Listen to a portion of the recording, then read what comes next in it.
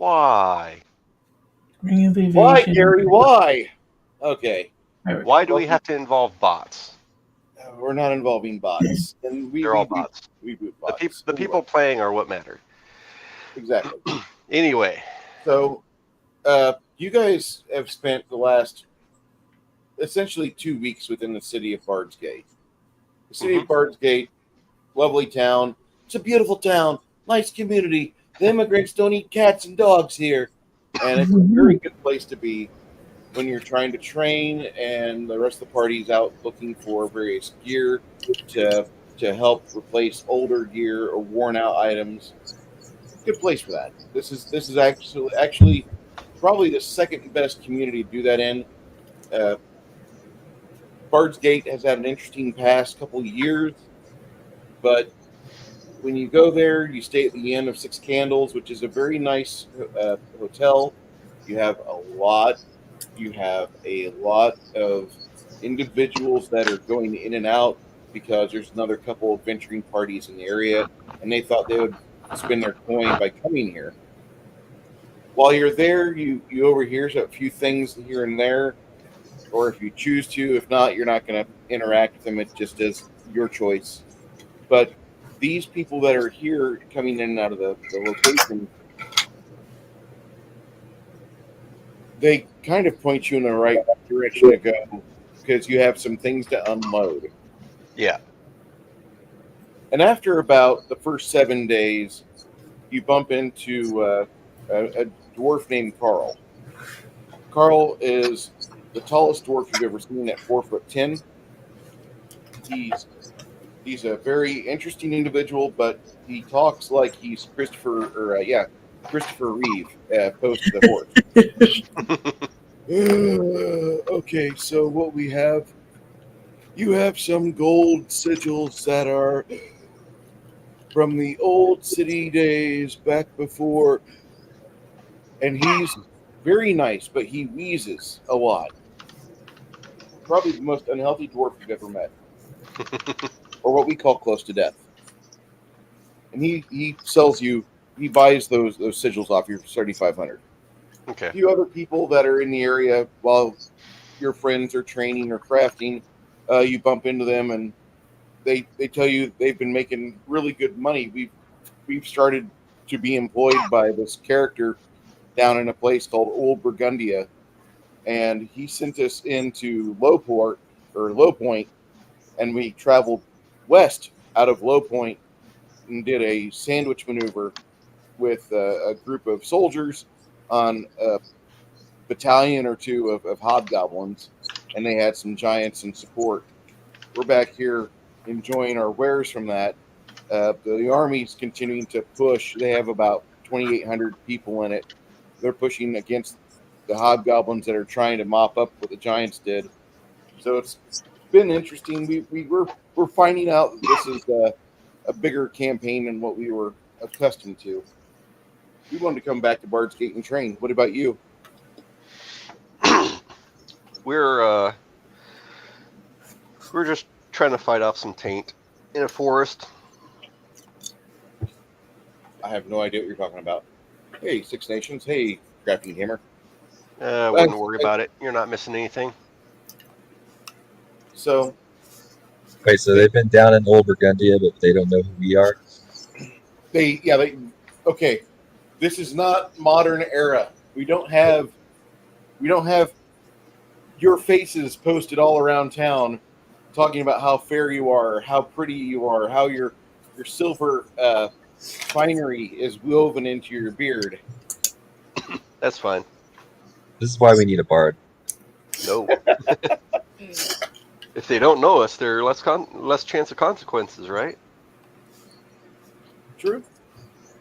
Although you do see that there is a couple bards in the Inn of Six Candles, and one of them looks like he tries to dress pretty nice. Although he's in early bard format, he's not really a bard for your level, but he's trying. You know, he's got some good accoutrements on him.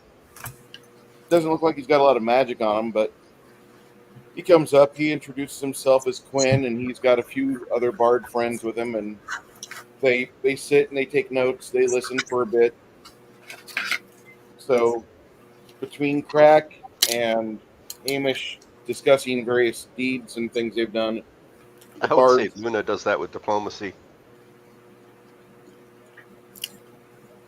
Luna starts talking to him, and you see like the bards start like trying to fight over who gets the seat closest to Luna.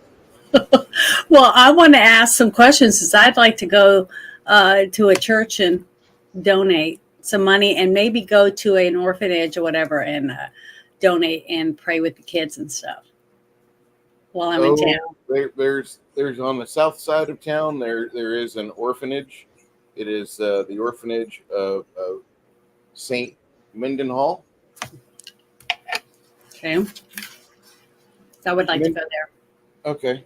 You head over towards there. I'll get back with you on the event that happens there, but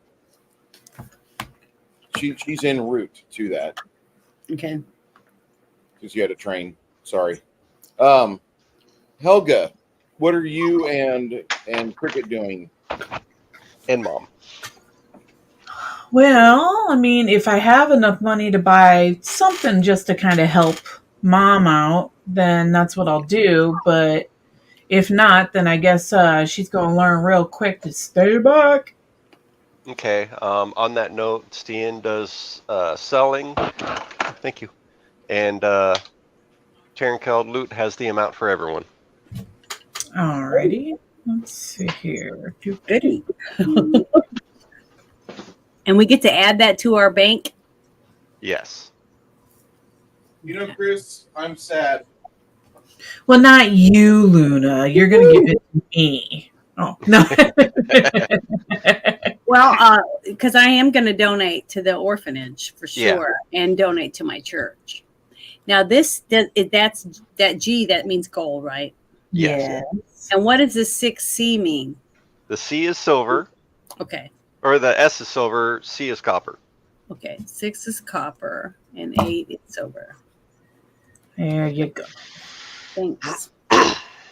Absolutely. You add that in my orphanage. Let's see. Journal. Hey, what's the name of today's episode? Today's episode name is called Sorting Out the Post-Dragon Fracas. Sorting out the post-dragons what? Fracas. Sorting out dragon cracks. Gotcha. Fracas. Fracas. It's a fight. The post-dragon fight. Post-dragon fight. Why didn't you just say that?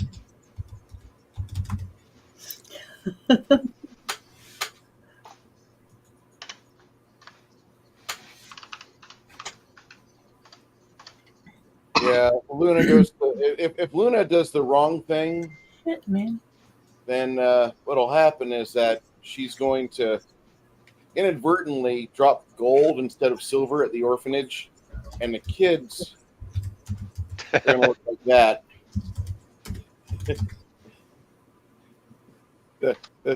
They don't really spend money good at the orphanage. They really don't. God bless them, but no. Well, I'll talk to them first. And if they need clothes, then maybe I'll just go somewhere and buy clothes for all the kids in different sizes instead of letting them have the money and buy food and whatever else and have it delivered. Thank you. I think my keyboard's disconnected. How'd my keyboard get disconnected? Well, If it's Bluetooth, the batteries or whatever, something might have went out because mine's got batteries in it and my batteries died on me. So it wasn't working. well. Where did I just post that? I heard a kitty. Does somebody No. have a kitty? Oh, that's not a cat. That was my son screaming. Oh, okay. I thought I heard a little meow or something. He was like, "No! Ah!" Kind of thing, you know?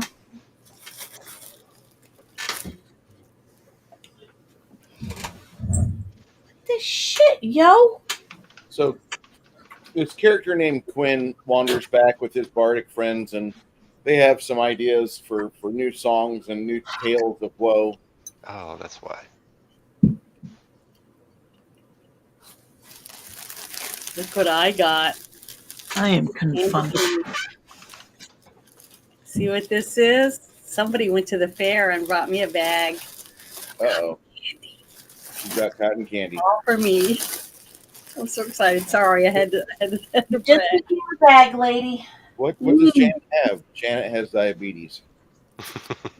I will now. No. I haven't had this in like a year.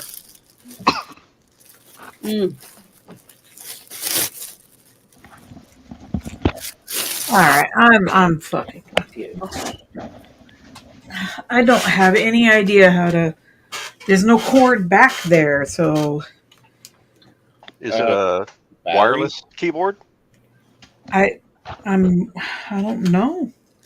I have never. It says it's on, but there's no lightage. There's a spot where I can hook in a cord, but I'm. Yeah, that's what you want to do. Because your battery has said goodbye. Yep. Is Greg there? Man. No, he is not. He's at work. Is there a USB cable running from the CPU to nothing? No, I was just looking for cables that are just dangling, and no, Is there one hooked up to the mouse? there is. Can you unplug it from the mouse? Okay, but then how? Okay, but then how am I going to?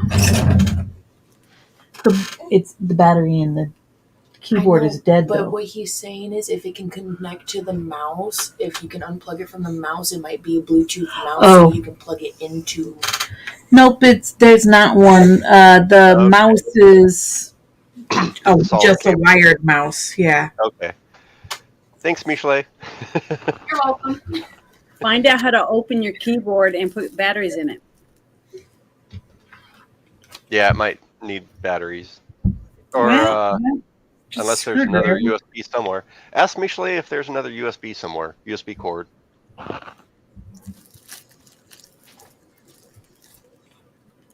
And where would I plug it into the tower? I know in the back of the tower, but you know. One that matters. Oh, man.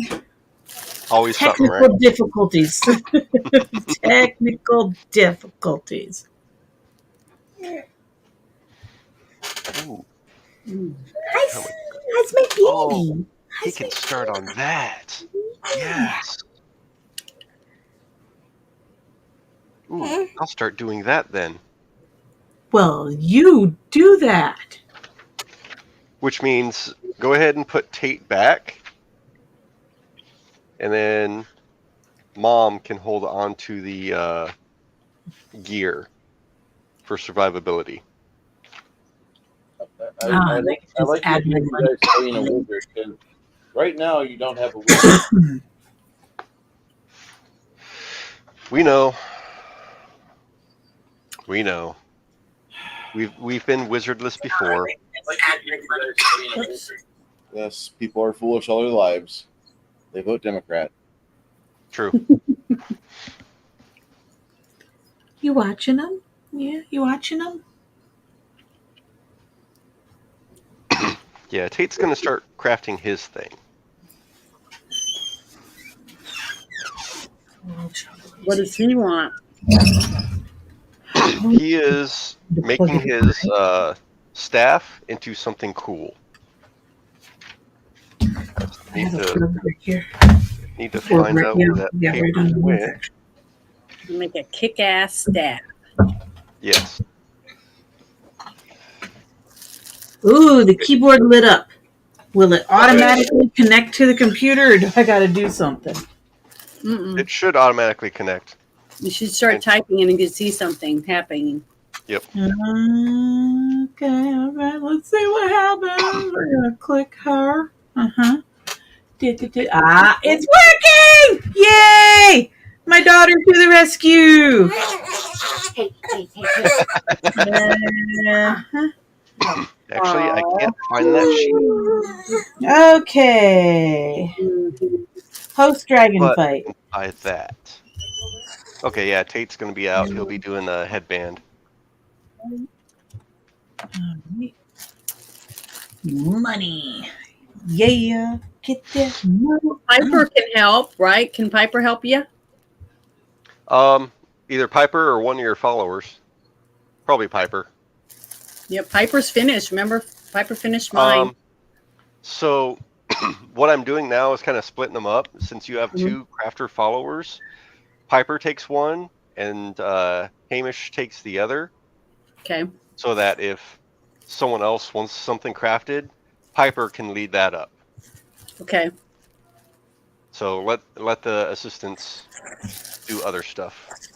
Okay, so Tate's not gonna need his stuff because he's not joining the battle, or or am I Go ahead. now that I have money, I'm buying shit. Go ahead and well, hold on.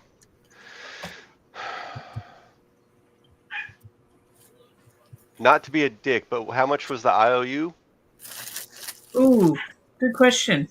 I don't remember. Okay. Um, How much do I owe you? You're supposed to keep track of that. actually, did I keep track of that somewhere? You probably should have.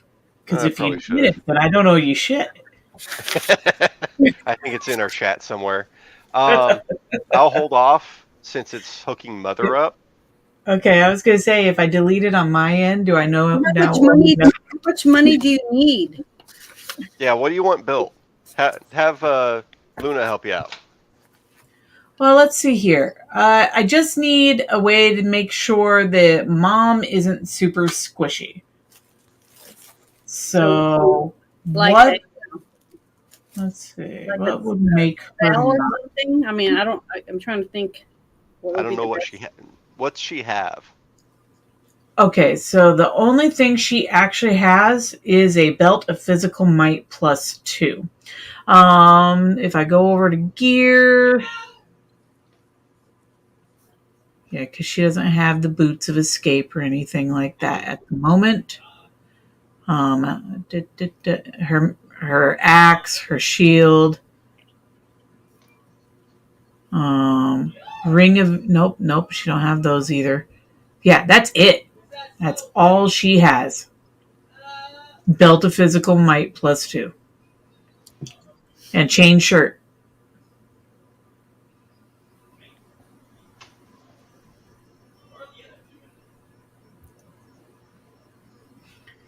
She's basically running around naked.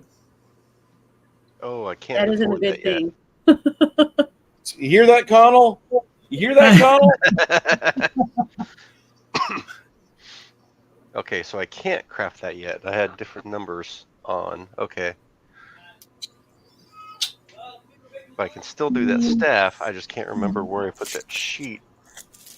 But I wanted spells on it. Motherfucker. Of course I threw it out, didn't I? Let me look for a notebook real quick. I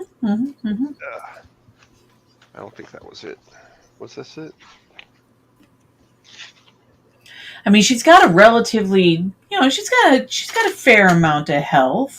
She's over 100, so that's good. I'd like to make her AC a little bit more robust. That way, less likely to get damaged, or at least the ability to evade quickly so that she doesn't get hit as much. Her acrobatics it's okay. It ain't cricket, but She's staying back anyway, right? yeah, she stands back anyway. I just want her to be, less noticeable. Maybe a cloak of invisibility or. Oh, those are shit. Compared to Oh, with what we have to deal with most of the time, those don't matter. okay. Most things can see past that. Okay.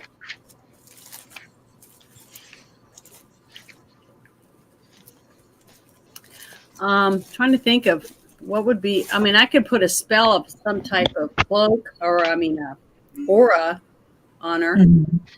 but it seems like you need some type of more, Crafting. yeah, something more of a uniform type of something to wear. You know what I mean? With protection. I just don't know what there is. I mean, Or just, let's see. Do I have enough to buy a ring? To buy, possibly. Okay.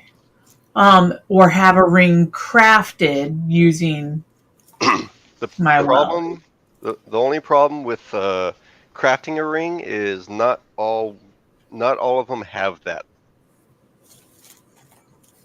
I don't have on hand in front of me who has what crafting skills. well, how do I look at Piper and see what Piper can? Look at a character sheet. Okay. Look at her feats.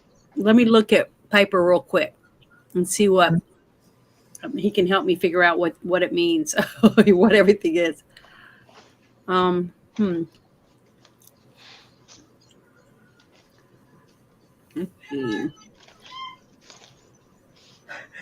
I don't know if you have the feat forge ring. Oh, that means both your Tiger and Piper need to get set up, upgraded as well. Okay. Yeah, because I haven't done anything with either one. Is that what the animal thing meant? It might have. Because it was still red. I didn't know what it meant. Hmm. But I'm looking at Piper right now.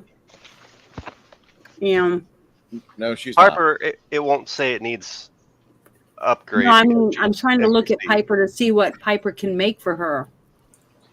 Where Yeah, do I at her look? feats. Under feats? Under feet. Should Okay, be so craft anything wondrous that's, item. yeah, it says I can craft magic arms and armor. I think it's green, Yep. right? If it works. Yeah, you got it. Okay, and then it says I can make scrolls and wizard weapon proficiencies. So, what can I do for her to help her out for mother? Morgan.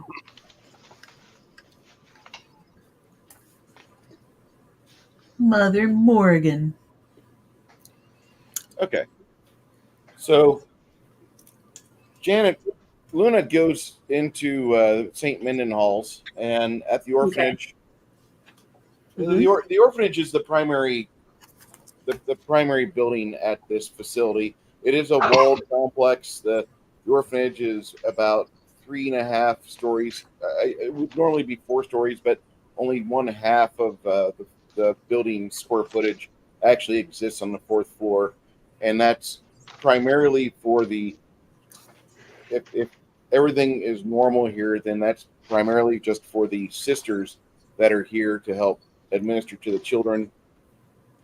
The facility is ran by a group of clerics and clerics and priests that work in the interest of the Church of Freya. On your arrival, there is a excited whoop from one of the people at the front gate, and they lead you back eagerly to a comfortable spot to be seated.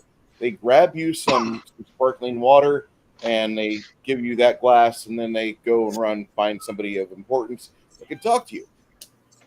Finally, Father Vanya comes out, and he is a rather large, I want to say he's a rotund man. When you see him, you think immediately that the budget would probably increase quite a bit if he was taken off of the food, if his requirements for food were not part of the budget. This guy's corpulent. He's like 450, 500 pounds. He's big. He's a big boy. Whenever he talks, by the way, his jowls move so much, it reminds you of watching J-Lo's ass. He's got so much movement in his skin and his face. It's great. Mm-hmm. Father Vanya says to you, "So, I understand that Mrs. Luna, one of our own, heroes of the church has decided to stop by today and see us. We are deeply humbled. Luna, is this your tiger as well? Yes, that's Sasha, You my notice cohort. that as he's got you in the main congregational area of their small chapel, there's some kids that are up on the balcony area watching the discussion below. A lot of the kids look like they're in pretty good shape. They're clean. Well, I mean, except for their hands and their knees on their pants. Those look dirty, but they're kids. And he says, Miss Luna, what can I assist with you today? There's a lot of things that are going on here at the orphanage. We do have tomorrow, which I don't know if you've checked your canon or not, but we do have the actual All Saints Day celebration.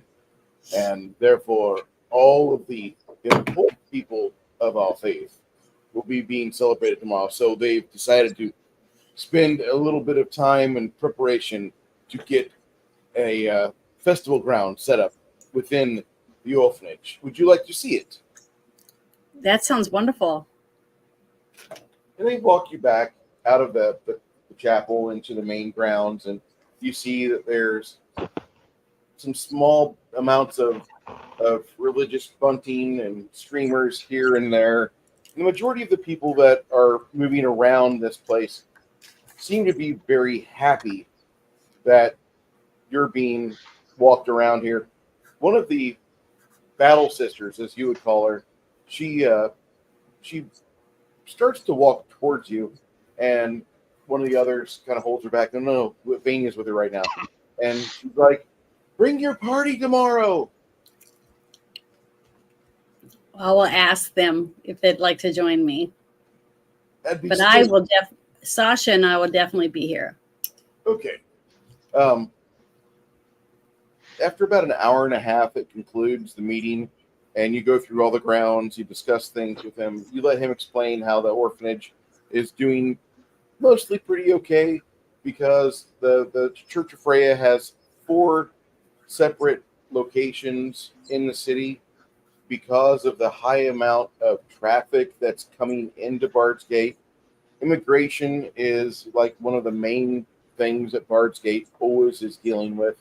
You have people that are coming from other parts of the country or the other parts of the countryside, other provinces coming to here, and they want to start a new life. For some odd reason, Bard's Gate is the center of, I want to start things anew. Like if you ever meet a single woman who's just tired of being known as a town doorknob, she goes to Bard's Gate and she tries to start things anew.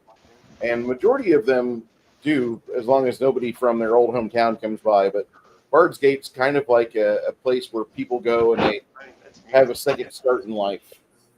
And that's the one thing you've noticed about here is that these people, while there may be some workers within the church you might not personally agree with or appreciate, they will do their best to keep working at that self-improvement. They've been to the bottom. They know what they got to do not to repeat mistakes again, to get in a bad situation once more. Mm-hmm. That's one thing. Before you leave, a lot of the kids want to pet Sasha or at least see the big kitty. And Sasha lays down. There's only a couple kids that Sasha doesn't really like too well, but she doesn't do anything of a hostile nature like growl or eat one of the children like a Haitian. I mean, she's okay. The tail pullers. Yeah, the tail pullers, like they get like that friendly back foot kick that knocks them back 10 feet. She's a strong Well, kid. I tell the children that she really loves to be scratched right under here, under her neck, and behind her ears. Two of the children come back with a very large box, and Sasha immediately gets in the box. Like if I fits, I sits, and that's what she does. And then she just kind of lays there and lets the kids pet and pet and pet and pet. And before about 5 minutes before you decide to leave, the purring from Sasha is so loud. It's probably about a good 55 decibels. Like anybody that's in the playground area or in the commons area, you can hear the tiger purring. Oh. But while they're petting Sasha, I want to talk to the person who's running the orphanage and ask them what I can do to help with like clothing, food, and medicine, or bandages, things like that they would need, for the next maybe 3 or 4 months at least.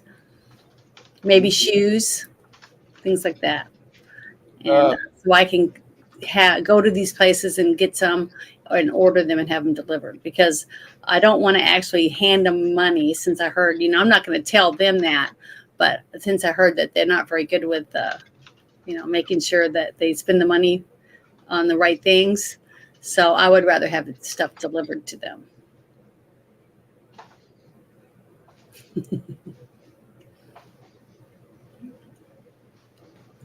They show you the budget. They show you Vania shows you the budget, which is his ledger for that's really small. He has a small book he uses.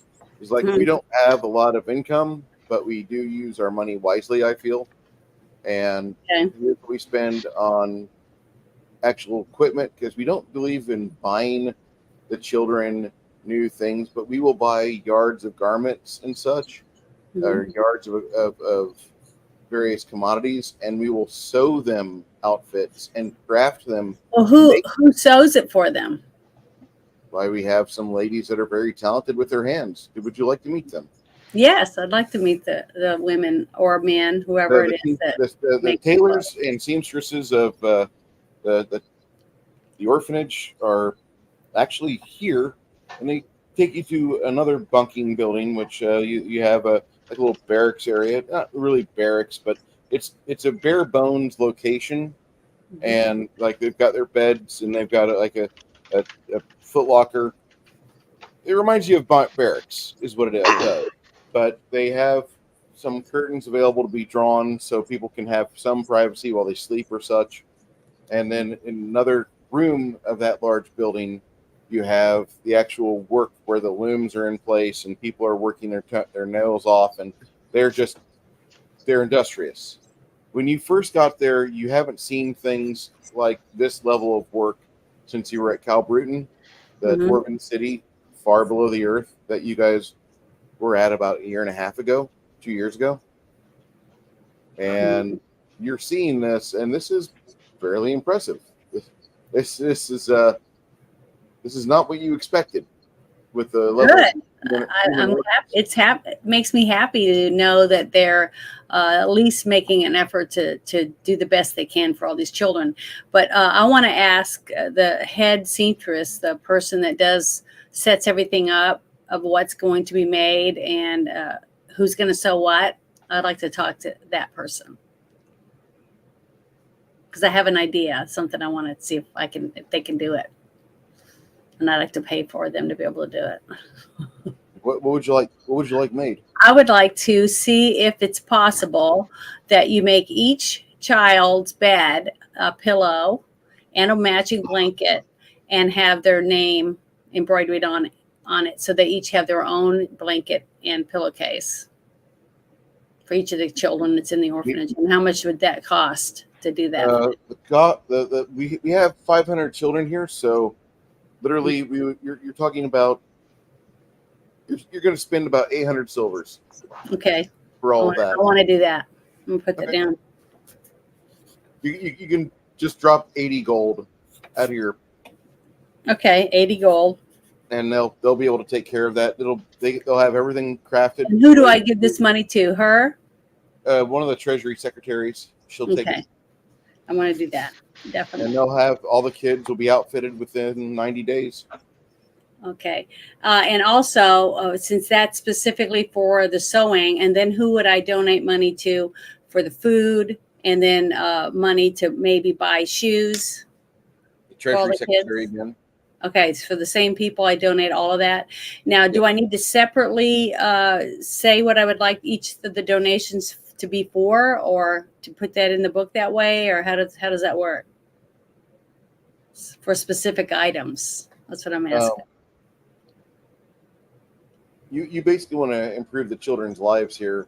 So the amount that you'd want to do in order to get this place better equipment and to Mhm. actually foster a better standard of living for the orphans themselves, to where they would at least be seen as like the children of, like, say, low income families. Mhm. You're gonna spend a grand total of probably 600 gold. Okay, that's on top of the 800. That's on top of the 80 gold for the blankets and Okay, bed. or I mean 800 silver is what I meant. So 600 gold. Okay, I have that. And that'll get them each 2 pairs of shoes. That'll get them new outfits that they won't have to swap out during the middle of the week. Okay, that's good. Like they can wash. They'll have 5 separate outfits. The children are not taskless. They help in the menial things like cleaning, raking, picking up sticks. They help in Mhm. laundry. They do the non-dangerous shit. Like, you're not going to see kids fucking with Y. You're going to see kids like helping push baskets of dirty laundry, though. You're going to see them pushing carts and doing stuff, but not doing like egregious. They're Like, helping. yeah, The they're kids helping. are all involved in helping themselves. They're helping With their life. and assisting in their betterment, and they Mhm. do quite a bit for the people of the orphanage. This is one of the places that if Vanya had just a few more points of charisma, he would actually be really good at this. But he's an administrator and he's a bean counter, so that's one of the things. And he's also a fat fuck, but he needs somebody above him to actually be like, you're a bad face for the orphanage. We need to have a non-obese, corpulent piece of shit as a person that's the face of the public. But nobody said that. Good. They shouldn't. Well, good. I appreciate you guys letting me help in my way that I'm able to help these children, and for them to have a sense of self when they get in bed every night and see their name, something that belongs to them. You know, I think that's important for a child's development. So I'm happy that I can help, and I'm thankful they have you guys to do this for them. Bless Freya. They before you leave, you and Sasha are treated to have the same supper that the kids have, and they had on the menu potatoes and broccoli, some variant of soft cheese, which you find out later is like a Havarti, but it just has a little bit of a smell to it. Tastes good. It's got a little bit of smell. And then for the drink, they had some sort of orange flavored drink. It is late fall, by the way, and so the children are getting a chance to follow the seasonal pickings from the markets. These it's nice supper. They do a good job in the kitchen. The one thing they ask, if people are hungry, the second helping of food is some sort of ham product. It looks like a piece of a hawk, the rump of the. And most of the kids they eat enough. They don't need seconds. There's a few kids that are getting into puberty, and so they go for the added protein. The final thing that happens before you leave for the night is one of the other younger priests asks you some questions about activity levels and wants to know what you would suggest the children do if they wish to be an adventuring priest like yourself. And you give them just like a few small things. Just, you want to be active. You want to stretch. You want to participate in games here because getting good at games gets you actually in practice for moving fast and thinking on your feet when you're an adult. Spend about a good 8 hours there, Luna. Okay, great. Thank you. It was enjoyable. I mean, I'd like to, sit with the kids and maybe just talk to them and, just have a little bit of a personal one-on-one time as with many of them as I can. Also, if that's possible before I leave.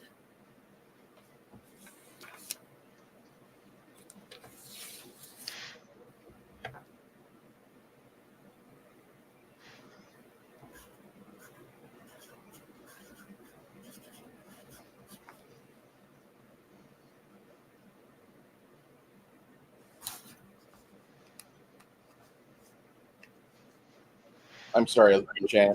My internet cut out. What did you say? I said I'd like to sit with as many of the kids as I can, and just sit and talk to them and hug them, and tell them that Freya loves them, and for them to be good to each other and try to help each other out, things like that. It's little bits of encouragement, and it's very important for them to work hard at trying to learn so they can better educate themselves, so they can get a good job when they get older, things like that. I'd like to do that with them before I leave. They allow you to have time with them, and the other priests and priestesses kind of at first they find it alarming that like someone's so handsy with the orphans, because they're really guarding, they're really protective of the children. But after a few minutes of things and just the human contact, a lot of the orphans really don't get that a lot. Like they're the priesthood here. After a while, like you notice that some of the people are kind of, they look like, I think I probably have been doing this dealing with children wrong thing, but you start showing them, or just the levels of happiness that seem to improve with the transfer of oxytocin. And after about an hour of spending time with the kids, with some of the priestesses and priests present, they send the kids off to the bed, and you talk with them about like the need for contact, the need for people to have their hands on each other. It's nothing more than just some beneficial touch. The benefits of human touch cannot be understated. And you don't want these people to grow up abhorrent thought of human touch because they didn't have a family. You want them to be well-adjusted little people, and you want them to grow into decent adults. So you give almost a full sermon for 30 minutes just talking about the need for human touch. Yeah. Luna's inner monologue. Yes, make them love me so that they can be my fodder for the war ahead. Oh. But good. I just want them to feel like they have a sense of self, and that they'll want to improve themselves so they can better themselves, and they won't end up with children in an orphanage. You know what I mean? That type of thing. At least that's what I'm hoping.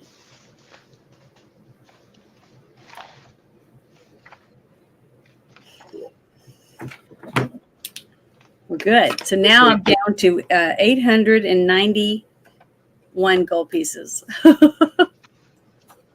So I spent some of my money. That's awesome. I've got to go with Helga. Helga, what are you doing while you're in town? You didn't level up, did you? No, I didn't level up. While I'm in town, I am. What are you doing? What am I doing? Well, I'm not drinking my woes away. I'm borrowing more money from Steen so that I can get a belt crafted, and it's a whole to-do. And basically, I'm just, wallowing in my self-pity and brokenness at the moment. But we're getting Mom hooked up. I want to interrupt for one. Getting Mom hooked up. I got to ask, how do I minus gold out of my money on my... Just put minus in front of the number. Oh, and that's it? Yeah. That works? Okay, because I've never spent any money. So that's what I'm asking. Luna loaded. Well, not anymore. I just spent a lot of gold. So that's good. But thank you. I'm sorry. Go ahead. It's all good. Let's see. But yeah, at this particular moment, my whole crew is like, "Yay, Mom's getting a really cool belt," and at the same time, we're fucking broke. Mm-hmm. So that's what I'm doing.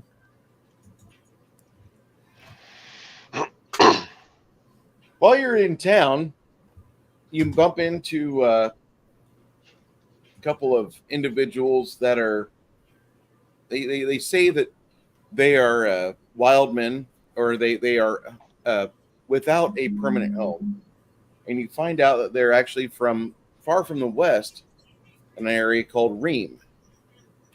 And you just kind of listen to them talk, and they tell you about their time, spent alive, and they are primarily horsemen that they follow around their cattle herds, and they do a lot of work for their tribe, but they were sent with other members of their tribe to take some of the cattle across country on this huge run to Bard's Gate. And now they're sitting in an inn, and you're not at the Inn of Six Candles, Helga. You're just kind of at this dive bar about maybe 7 blocks down, where they're sitting there and they're sipping beer with you, and they tell you how like they've never seen more money in their life after they did this cattle run that took them 2 years to send 70 head of cattle across the plains. And they tell you that, well, we had 30 guys, 30 men and women associated with us at first, and we lost a couple to a bandit attack. We managed to make our way through that. We sought help on our way over here. We actually paid a large group of mercenaries to help get us to the next guarded area or protected area. And it's just been an interesting life for the past 2 years, going across the continent, and the things we've seen. I deserve this alcohol, and kind of like the people that you're hanging out with. Gotcha. Okay. Yeah. And of course, I'll, sympathize with their plight, and I guess, and maybe go over and grab a drink next to them and start going, "I know how you feel," and then start telling my stories of, all the shit we've been through.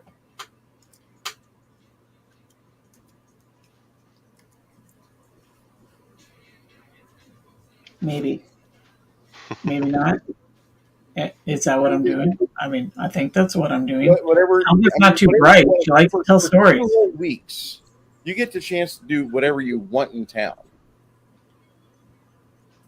Like, majority of the time, you'd be like sitting back or like just watching people, or maybe you and Cricket would be there with Mom as at a sidewalk cafe, or maybe doing some light shopping for food, just because your stomach's growling a little bit. And you go all over the town of Bard's Gate. In fact, Cricket gets a +2 miscellaneous bonus for any local knowledge check for anything in Bard's Gate. Okay. Okay, so say that again. I'm walking around, I'm checking things out. I get a +2 local knowledge for anything in Bard's Gate. Miscellaneous bonus for any knowledge check pertaining to Bard's Gate for Cricket. Okay. Do I see anything cool? Anything of any particular interest? You see a lot of cool things here in town.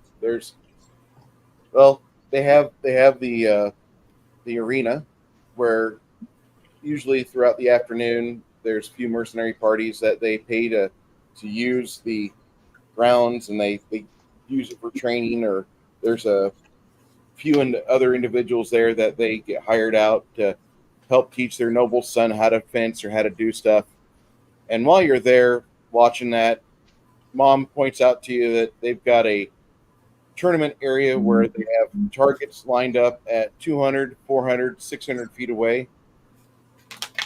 Mm-hmm. Sizes. And there's a lot. I mean, there's a lot of repair that's gone on those targets. So you can see that there's a healthy community of people that believe that marshals have the right to rule, because a lot of the people that are walking around here seem to have this attitude like, I'm a very skilled swordsman. Try me, yeah. And there's others that have more of a warrior's mindset. They're pretty humble about things. They're like, I use this just to pay for my services and my family, and I provide for those that I love. And they're more capable of worldly thought, but they don't go advertise what skills they have. And Hmm. as you're sitting there for a few days, like the parade grounds are pretty interesting to watch, because you see a lot of different types of fighting styles that you're not familiar with. And one of the things that you really get interested in is one character is using looks like a chain and a sword, chain in one hand, a sword in the other, and he's using it like a trip attack and then a stab on a felled opponent. And Oh, he's pretty fucking good at that. One of the things that you'd really never thought of before you saw this. This is a interesting way to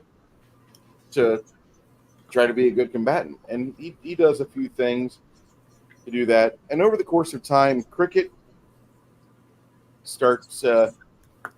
She finds one of the groundskeepers that's here at the parade grounds, and she pays him a few copper because she wants to start practicing her 2-weapon charge. She's not okay. really good at it, but that's the one thing. Like, you'll have that option to get for her at next level, Mm-hmm. weapon pounce. And if you allow her to do that, she's pretty good. She's got a good natural agility. She's got a good way to good mindset on how to spring and how to almost emulate what she sees with Stian whenever he shapeshifts into a tiger. Nice.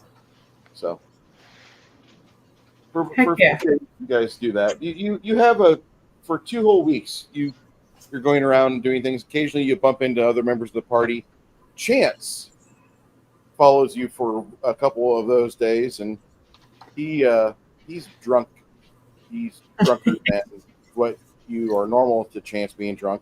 Uh, Eventually, Mom helps steady him in the last 6 hours, getting back to where he's supposed to be deposited in bed. And as you're trying to shut the door, he says, "Mom, you're pretty too."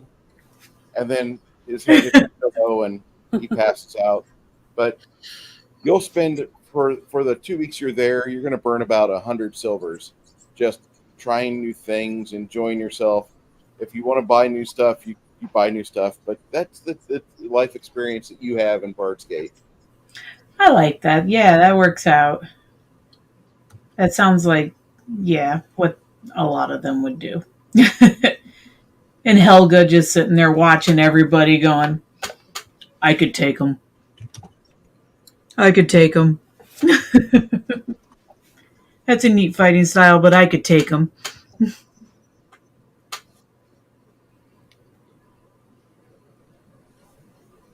Yeah, you have a pretty enjoyable time doing that. I would say that the majority of your 2 weeks is spent outdoors. Being inside just isn't really nice. It's not one of those things you fancy. But the town's got a lot of really nice scenes and views, landscape. One thing you really get a good respect for is the groundskeepers in what you would call the Halfling Enclave. The Halflings, probably among all the other races, we're going to be racist for a second. The Halflings are the ones most concerned with keeping their areas tidy and in order. And whether it be just sweeping the sidewalk or manicuring their flower beds, the Halflings just kind of really impress you, because that's something that you didn't think that would be seen. But they're there before noon every day. If they've got a storefront or a home, that's just something that the Halflings do. They they are more obsessed about having a curb appeal than a Hispanic male in a small Texas community.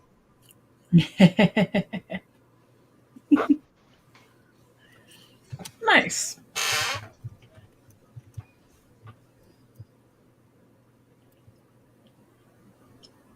Well, alrighty then. Travis.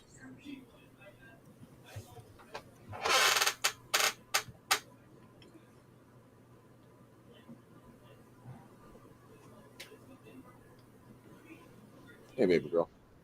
Hey, T-Virus Terrence, how you doing? Hopefully you're doing well. Waiting on Travis to get back. Okay. Not that we really need to go through the various things that happened over the course of 2 weeks, but while other people are training and leveling up, other players are having their characters adventure and go around and do various things or bump into people, find themselves really just a way to take a break from the grind of the adventuring individual, because there's a lot. Mm-hmm. The one thing you guys note is that communication or talk about what happened 2 years ago when the city was besieged by an evil group of individuals, and they put a lot of money into trying to hold the community, and you could have tried to dislodge them with force, but it was actually smarter to let the town figure out how it wanted to go and do it in the most bloodless attempt possible, although it didn't really work as well as they wanted, because lawfare became such a nasty thing. So the courts, half the courts are now tied up with getting laws off the books. And a lot of the community is okay with the laws being on the books because it doesn't affect them right now. The other half of the community being mindful of what could come down the pike, they're trying to get rid of volumes of law books that were written over the course of 6 months. Travis, are you there? Travis, you're currently muted.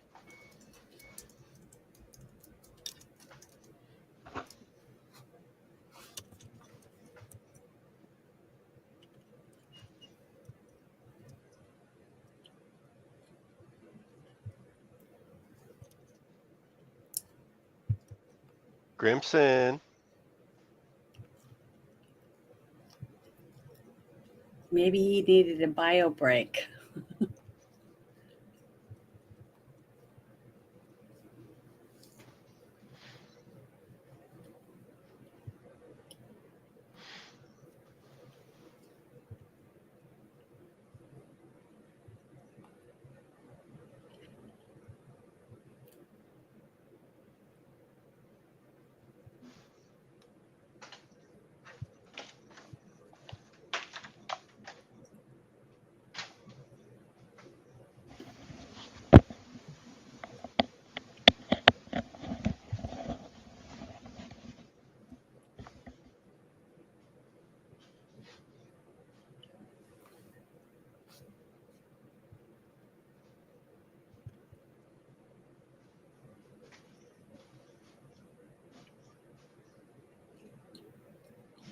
All right. Well, we're going to move on. After 2 weeks, you guys get Luna back, and the rest of you have done various things and adventures. Stian largely takes to himself because he hates interacting with NPCs. Hamish, on the other hand, What is Hamish Well- doing? he will go to various areas, kind of cloaked up a little bit, but randomly test out. Well, first doing his heal skill, and then doing cure curse, and then cure disease on random people that might have one, and then just fucking run.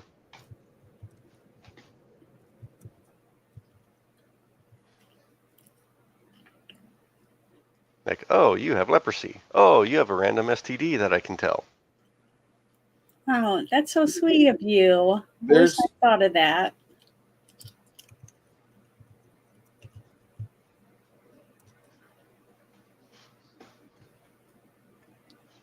There's a lot of people in town that will be more than happy to entertain Hamish for days. Just for a small, 6-second parlor trick, you can cure my leprosy. You can cure my STD. Yeah, he's not talking to anyone in the process. He's just, oh, you have a thing. Okay, taking care of it.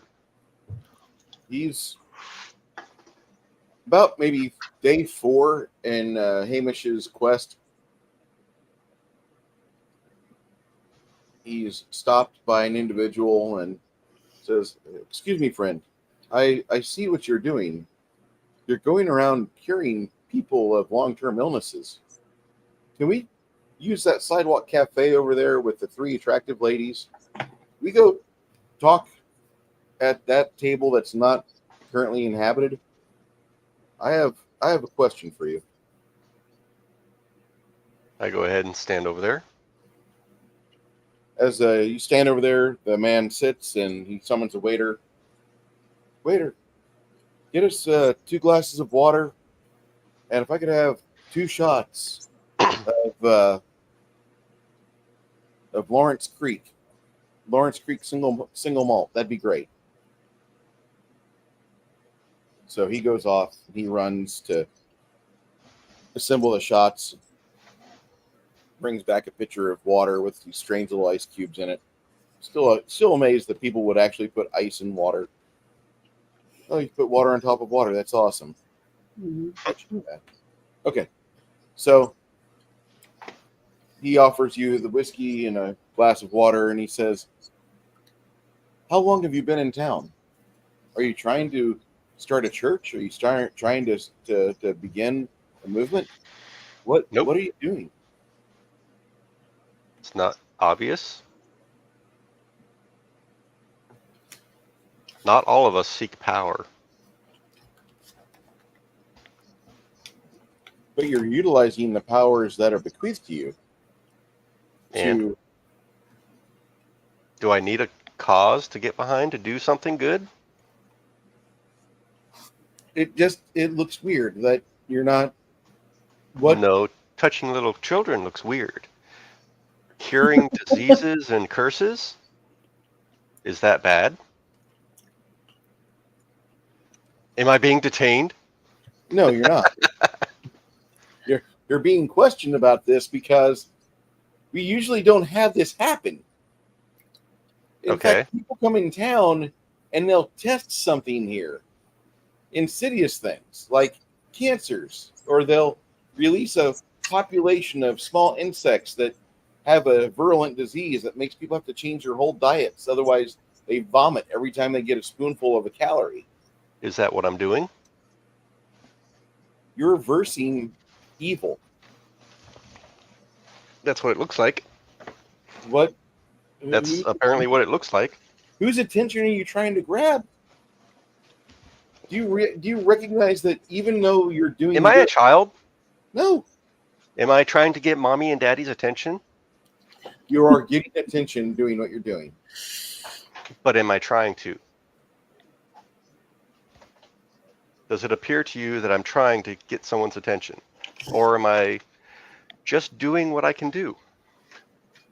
A local fop hears what's going on at the table, and he kind of staggers up. He's like, "If I may say something, I know this man's face. And I know when he gets done with the house, or whenever he leaves one of the hospices of the Temple of Mir, I know when he's left, there's a lot of excitement going on. So he's not doing anything bad. Why are you questioning him?" "I'm questioning him because I'm wanting to know, what is he trying to do? Is he trying to develop a religion? Is he..." I told you no.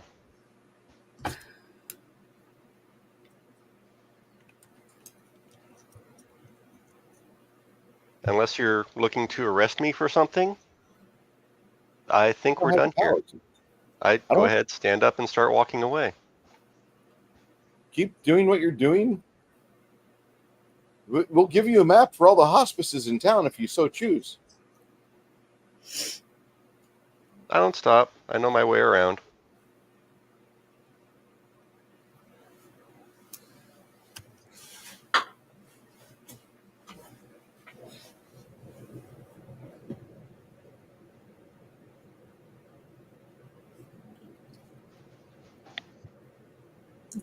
I'm curious if he actually gets to ever understand what I'm actually fucking doing.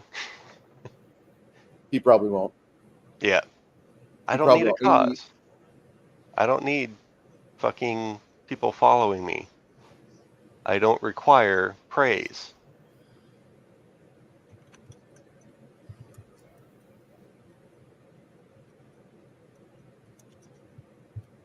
If my deity, if Freyr doesn't like what I'm doing, he'll tell me to stop. This dude's not Freyr.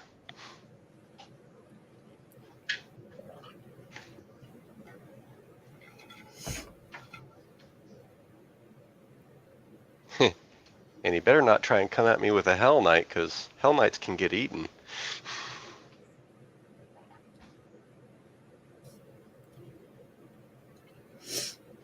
Well, there are no Hell Knights in this world. I mean, there might be, but this is a big world, and there's a lot worse that are out there. The final thing that Hamish hears after he gets done curing one of the long-term sufferers at a hospice at the dawn of that, or at the sunset of that day, as he's getting ready to leave, one of the priests that was ministering to the individual before you arrived. He says, "You actually have the ability to do this." Yes. And so he says, "Have you ever heard of Casterhage? Have you heard of the city of Casterhage? You have not? Before you apostatize into the lower level deity that you should be, you should go to Casterhage. There's a whole virulent strain of diseases running amok down there. That city would benefit from you and your friends." We may look into it.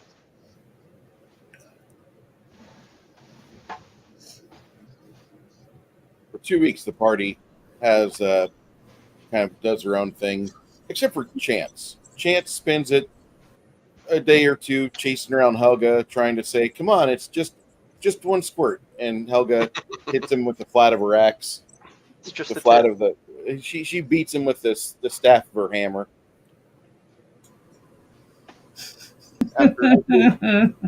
After a few times being rebuffed, he's like, "No, I'm good."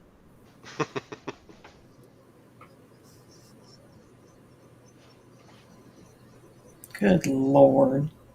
Well, for 2 weeks, you guys have run of the town, and finally, after about the 13th, 14th day, you guys really don't know, because the last few days end with you guys having supper together, except for Helga. Helga usually arrives with Mom and Cricket after the supper dessert is being served. You guys are like, "Oh, we missed another one. Oh, well. I had really good chicken on a stick today." I went out and killed something. But before we leave, I definitely want to go by my church and make a donation. Also, Okay. Which church? You gonna go to St. Mindenhall's? You gonna go to St. Orthy? You gonna I go don't to? know. Is there a way for me to tell which one is in the most need of a donation? Yeah, yeah. I You figure actually the one that's in St. Benjamin's is the one that's always like destitute, needing money, needing help, and so when you wouldn't make a donation to them directly, you would actually go to they have an office that is the outreach for like the location for all four to get their external funding donated through. And when you get to their office and you start talking with the lady behind the desk, Dolly, she says that she's really happy that you've arrived, and they were wondering if they were going to see you on your trip into town or if they were going to be bypassed. It's been a while. So as you and her talk about things, she's pretty pleasant, but she gaslights quite a bit because she's got an agenda. She's trying to get something out of you. You realize about maybe 3 questions in, Mhm. and she's like, "Oh, that'd be awful nice if you would, give us a little bit more of a notice and a helping hand whenever you're in town. We could definitely use you." Oh, I didn't realize that you were training for yourself and your personal capabilities there, Luna. Oh, I thought you were just in town just to take a vacation like the rest of your bandit friends. I mean, oh, dear Lord, you know how we are. I'm so sorry about that. And this lady casually backhand compliments every fucking thing that might cross her mind. Mhm. Like she has not a single polite, nice thing to say 100% about anything, any subject. She could be talking about Saint Paladin Bob, the guy that went and cured the masses, Mhm. and like she would find some negative and have it the first thing that comes out of her mouth when she's talking about him. Oh, I remember he was the son of a poor destitute hooker, and she was such a nasty woman. I'm surprised she gave birth to a paladin. And I mean, just the she's a secretary. Mhm. And as you're listening to her talk, you kind of have a few thoughts, but she says, "Well, um, Luna, now that I've said my piece with things, what can we do for you here today at the order?" Well, I'd like to donate. I guess this time. I'll donate 300 gold pieces to the church, the one that's in the most need, and I'm going to pray for you. That's what I'm going to tell her, and that I've enjoyed my vacation. I get more enjoyment by helping others than I do helping myself. But that does not mean the Temple of Orcus, right? No, the church, my church, Freya churches. Okay. Oh, Freya's churches. Okay. Yeah, that's who I want to donate to. Okay. Because I already donated to the orphanage, which is the children, and that's, to me, that's the most need. But I want to help the church. We heard if you donated directly to the orphanage. Next time you'd like it if you donate directly to us. That way we can educate the money and directly divide it between the needs, the highest needs first. But you went above our heads and you just thought with your sweet little heart that you could just directly impact the lives of those children. And we heard that you've got their seamstress department all flush with silver, and they're going to be putting together some very nice outfits for the young kids. And everybody's getting a blanket, and everybody's getting their own pillowcase, and some people are getting brand new pillows if pillows were worn out. And the kids are even going to have up to 5 separate outfits. That's crazy. I mean, these are orphans. And they are in need. And I want them to feel like we care about them, and that maybe one day they'll go out of their way to make sure they don't leave an orphan. That's what I want. And I think Freya would want the same. Okay. Don't you? Correct. Yes. Okay. Well, thank you. And you have a wonderful day. So Dolly, I got to go minus my gold again. Dolly is not happy that Luna exists. Dolly is upset. Oh, well. Too bad, lady. You spoke to the wrong person. I'm not going to kiss her butt.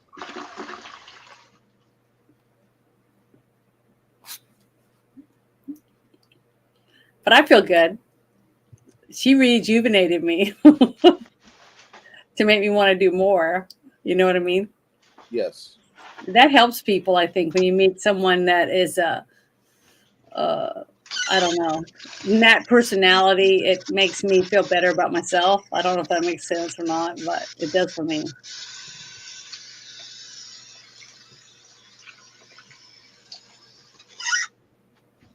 But now I'm ready to go out and kick some ass. You know what I mean?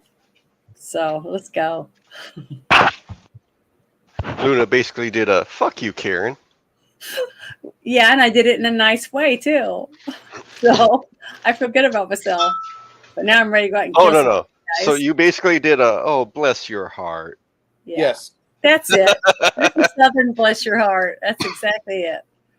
Yeah, I feel good. I had a great trip.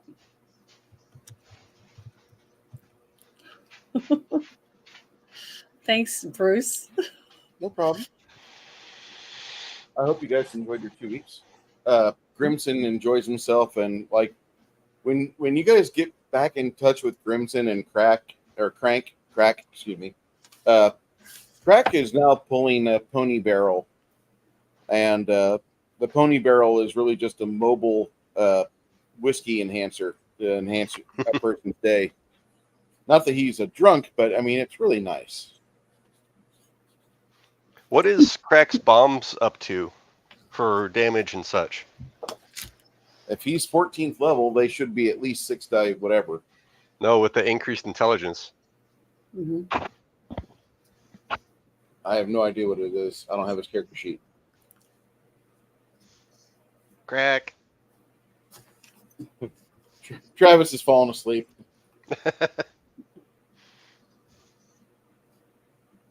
Maybe get a phone call. Yeah, he's living with his girlfriend, so I mean, might have been more than just a phone call. Yeah. Can't blame him for that. No, Nope. Not at all. no, not at all. She's a sweetheart.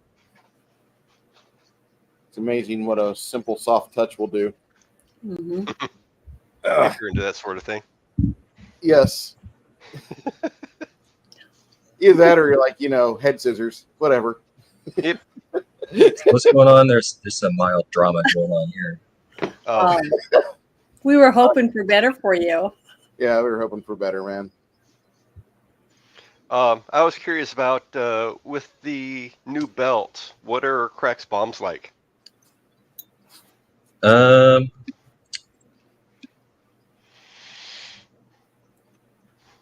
I think the plus is just based off he's got an intelligence of 25 now. Fuck. So his base bomb damage is 66 plus 8. And he can throw 21 bombs a day or something. Mm-hmm. You haven't grabbed. It's just one bomb at a time, right? You didn't do mini bombs yet. I don't think so. I thought I had fast bombs, but I didn't pick that up yet. Okay. I hope soon, because that is gonna be fucking badass. Just a bomb chucker. Doo, doo, doo, doo. Start calling you Mark 19.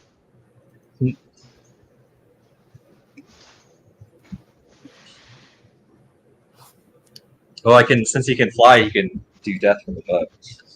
Sweet.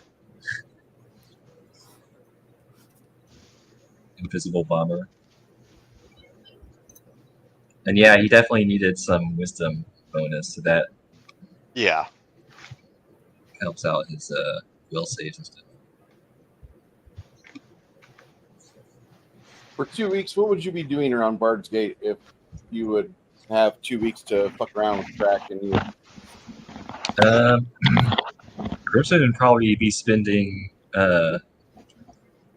if there's like a spa resort, scrubbing off the blight out of his pores.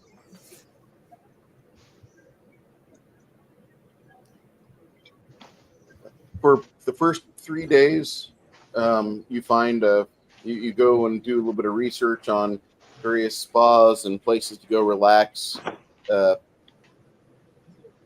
Hamish, on one of your return trips to the Inn of Six Candles, he does another cure disease on you after you have about 3 hours spent at the spa. One of those hours was actually within a spring of.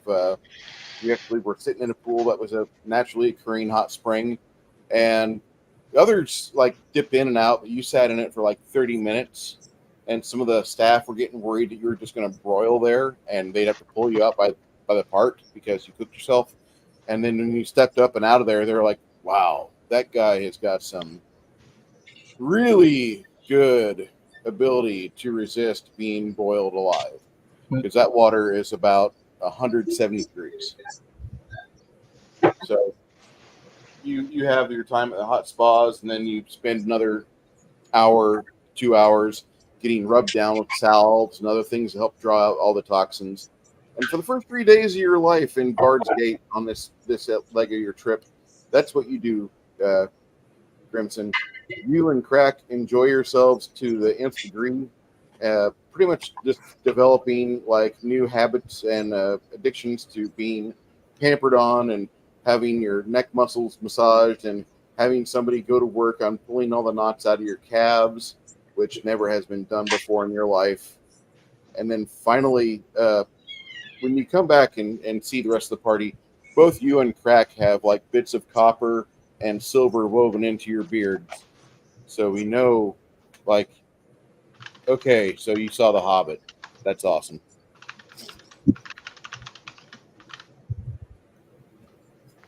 A bit of mithril rubbed into the skin. Gotten Ministries, this is not the Paladin character. This is actually our druid. But We can't find Stian. Yeah, I can't find the figure that I had for Stian. He's somewhere. I know. He's somewhere over there. But normally that would be my Magus, which would be fun. I have his stuff right here. So I think I did. I had. Yeah. Do you have a white tiger that could be him over there in your stash? No, my Magus was fun. I had a lot of fun with that Magus. Because of the improperly written rules. Whatever. Faisal can't write. That's all there is to it. Person's going to take a Crack around and see if I can find Crack a luckstone. A luckstone? Yeah. Let me see for that real quick. It's not too crazy. Grimson has one already. A stone of good luck? Yeah. Yeah. You actually do find one. And it's on sale for only 10,000 gold, if you so choose. Oh, sweet. Yes. The gnomish merchant looks at you and he's like, that's a really nice piece of agate, and I hope that you treasure this for all your life. Gives you a +1 luck bonus on saves, ability checks, and skill checks. Nice. Everybody should have one. Not wrong. At least that's the dwarven opinion. Yeah, the only thing it doesn't help out on is attack rolls. Other than that, it's like having a bard continuously play police for you.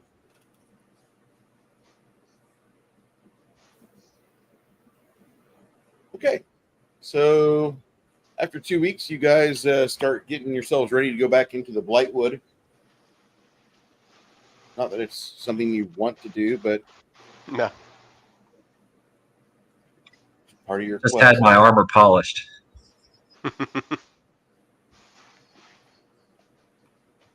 There is a second level spell.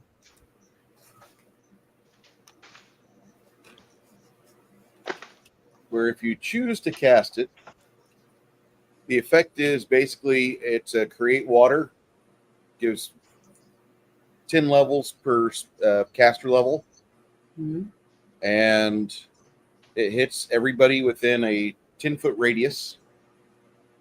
They get douched from above, and wherever the water hits is cleaned. But it takes a full minute to cast. During that time, you see stormclouds gather overhead. Not like a big storm cloud. It's just like a 20-foot by 20-foot storm cloud directly over. And then at the end of that, just rain comes out. Did we cast that? It's a second level spell. I don't know if it's actually an official spell, but we used it in 3.5 days. Well, I'm just saying, did somebody in our party cast that, or was somebody casting that on us? It used to be in I want to say spell compendium. It was, I believe, clean armor mass. Oh, okay. just a second level spell. 10 gallons of water per caster level, and so like for every 2 cast levels, one more medium-sized person could get their armor cleaned up and look like it had just been freshly polished. It's like going through the automatic car wash. Yeah, Mhm. yeah, and completely ruins your hair. Like straightens it out all the way. Unless you're in Atlanta, then your hair automatically gets a perm. Crimson's got a sheep's bladder to cover his beard.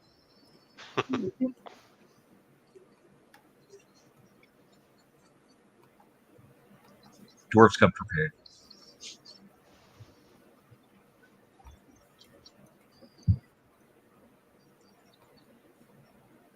I just got this thing braided.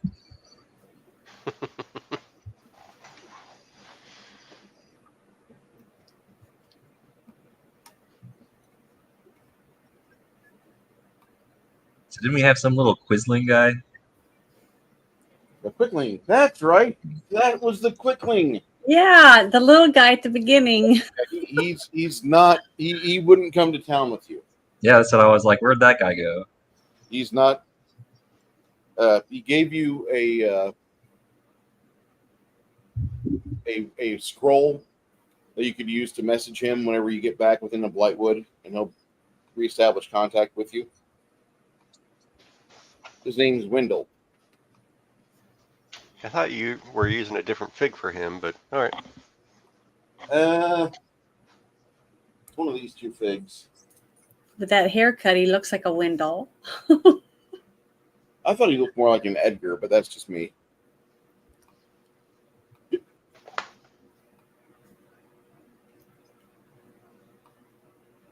Supposedly, that's supposed to be a Pugwampy. If I ever see you're fighting Pugwampy, it's just going to suck for you. Yeah. What do they do? They cause bad luck. Goblin. Type of goblin. A goblin with a bad luck aura around it, where your shoelaces will tie together, your buckles on your armor come unbuckled, your cape flutters to the ground, your luck stone falls down your pant leg and doesn't give you the luck bonus anymore. Like all sorts of shit. Like just things that go wrong. Murphy enters the chat and stays. Hmm.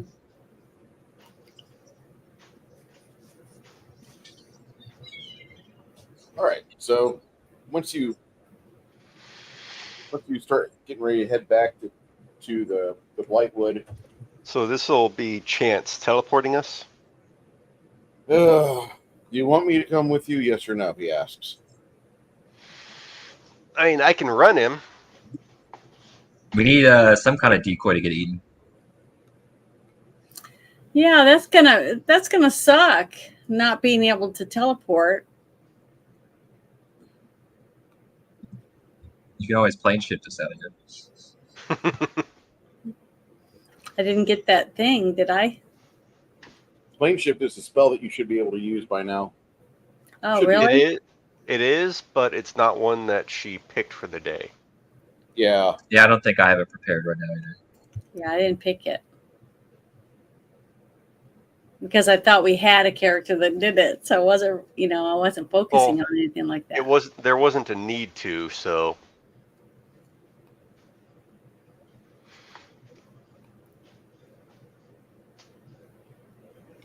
Aren't there like scrolls to teleport and shit? and if we want to buy them, You can buy them if you want. Well, that's something I could have. Couldn't Piper do that for me? Make us a couple of scrolls when she he's not could. busy. She's not doing he's not doing anything right now, right? Yeah, so unless he's making something for one of you that you needed, but I don't think so. I think that was a conversation between you and Melinda that's supposed to take place. Yeah, it hasn't yet. So as of right now, he's not doing anything. But I don't want to have him do that if she needs me for Melinda? Mother. Remember, is she making something for Mother or not? Yes, I believe a belt. Okay, all right. I'm making a belt. Let me write that on my paperwork real quick, so I'll know next time. Yeah. And that belt will take. Oh, let's see. What was it? It's going to be the same as the headbands that you just made, but it'll take 23 regular days, and I'll start a tracker for that. 3 days. I'll start a tracker for it. Okay, thanks. All right, we're good. That's what I'm saying. But when I'm done with that, I'll start having one of the people can start making us a scroll. We try to keep us at least one scroll. We would want it to be either Piper or Tate, Mm-hmm. because the higher level that it's cast means more people that can go, and the further we can go. Okay, I'm gonna write that down though. Make a. Is it called for transportation or Scroll of teleport. teleport? Okay. There. Okay. I have a note. That's a good idea. Thinking about that now.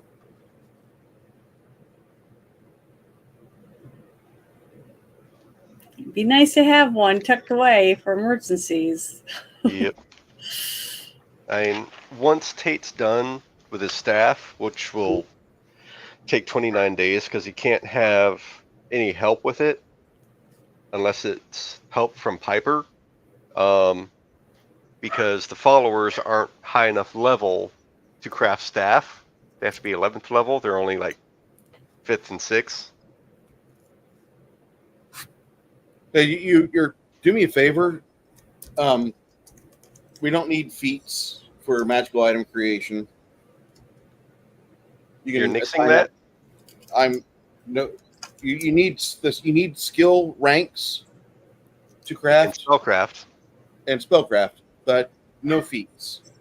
To me, the feats it just that doesn't make any sense. That really doesn't.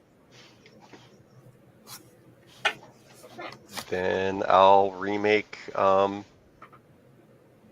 Tate a little bit. Well, I found out why it says priest domain animal, why it's red. Why? Because I clicked on it because while I was just sitting here, and it says on the little question mark, it says your deity does not offer this domain.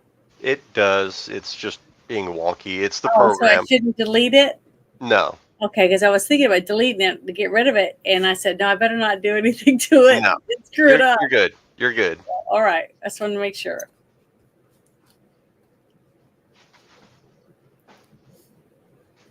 Okay, so we're doing away with the actual crafting feats.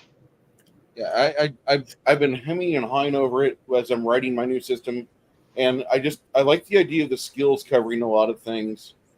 Skills either covering things or just actual fucking role play. Mm-hmm.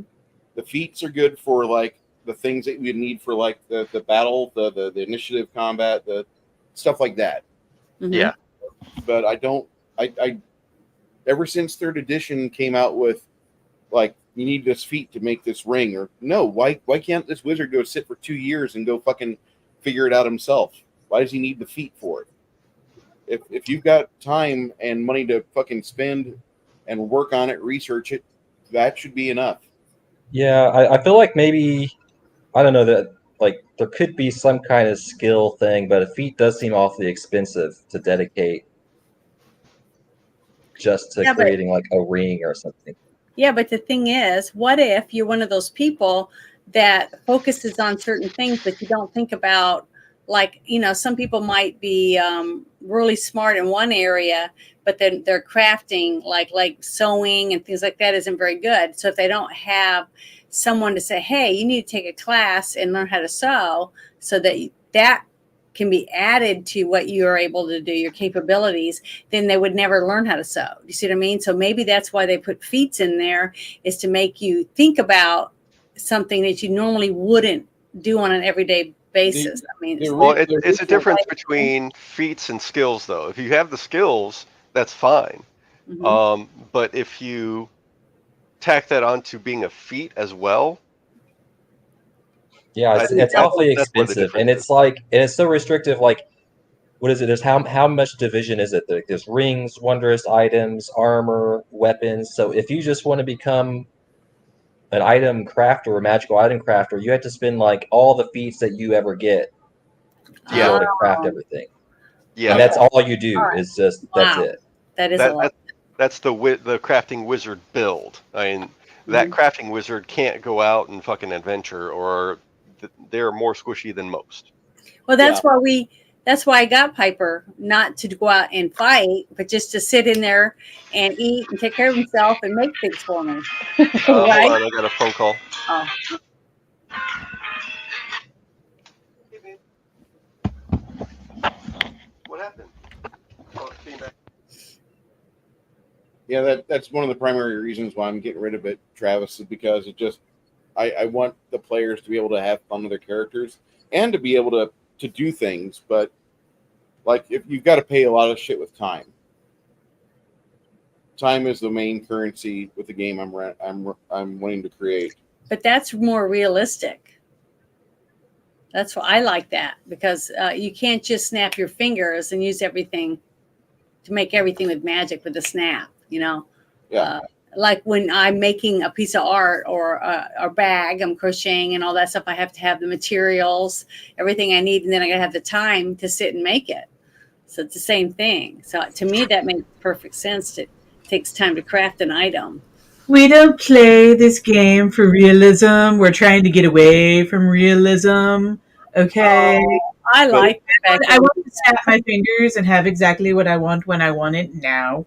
Because Hilda can smash. Okay. Thank so you. Helga's got a hint of brats in her. Those dolls.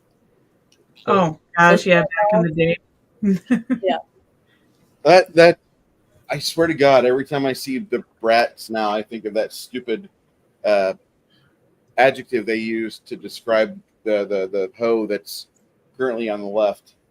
I'm sorry, I didn't mean to go to politics, but like I just hate the word brat now. I didn't like it anyway at the beginning, but Yippers. I just like you want to be the most brat organization out there. Why do I even want you to be any? I don't want you to be in charge of like being dog catcher, Yeah. much less That, anything. it's kind of a term that, like, I don't care how you spin it, there's nothing good about it. Being a brat is not a good thing. I mean, back in my day, when somebody was a brat, they got their ass whooped and put in a corner in timeout. You got grounded. Yeah. I'm glad you're working on a game, Bruce. Just because you've been gaming for so long, constraining yourself to one system seems like it would be frustrating. I like Pathfinder for some things, but some of the core concepts are good. I just don't like the way they implemented a lot of features later on, as they were trying to make something more out of it, and then they did a lot of cut and paste from 3.5, and it didn't work in 3.5, and it's not really working here, which is my problem with the Magus. Which, of course, Chris will disagree with you because his Magus was awesome. Just let him go in combat, and he'll wipe the floor with everything, And I still have all my spells. Blah blah blah blah blah. I only burned 3 points of arcane pool. Like, dude, that character class is. Well, yeah, a lot of those people that had those point pools, like I kind of dig that some of those investigator things, and they get weird points that they can spend, and the main things I was able to do that I took advantage of was being able to cast a staff or wand in place of a spell and utilize crafting. Crafting was like the main thing I was really using because I had a staff, I had the sword staff you allowed me to make, so that was like 2 staffs in one, and I maxed out what I could on use magic device, so I could cast heal from a staff with my attack. And we're fighting undead, so I'm like fucking tearing shit up. That's how I was fighting. Most of the stuff that the Magus is capable of doing isn't actually that great. I really disagree. Like around 12th level, most character classes that Pathfinder kind of go through this. They level up from 11th to 12th level, and like the entire kind of game changes at that point. If you thought you had a balanced game, up to about 5th level, the game is fairly like relatively, I would even say, balanced. Not really balanced, but it's regular, it's consistent. And from 5th to 11th level, there's some things that change really bigly. Clerics, druids, wizards, sorcerers go through a wonderful series of leveling up, and if they have a campaign that's really unmitigated on what they can access, they run the table. But around level 12, things happen in the extended game, like the Magus and the Oracle and the Unchained Summoner. Yes, of course, the original Summoner, too. But those classes turn into holy terrors on the battlefield because the Magus has enough arcane pool points to do things with where he wasn't really a primary contender for DPS, but now he can be as long as the DM doesn't allow to have 2 fights or more per day. Because the Magus's problem was always longevity in game. But if you can not have to worry about fights more than once a day, the Magus is a holy terror. The Oracle has a handicap at the start, but at level 12, their handicap turns into a superpower for all the oracles. That's every fucking oracle, like whatever handicap they have, turns into a superpower. And it's like the most game-breaking shit, in my opinion, for the game. So no oracles. That's gay. Get that out of here. The summoner has their pet, which at level 12, they have enough evolution points to where their pet is taking over a lot of the fighter's primary role of being the damage dealer and damage absorber. And around level 12, that's really the mitigating point. Not many people play past level 10 anyway with this game. So Paizo would just write new classes. And so there's a lot of classes for the game. And there's not a lot of balance after 10th level. There's not a lot of thought put into character design after 10th. And that's just how I feel about it.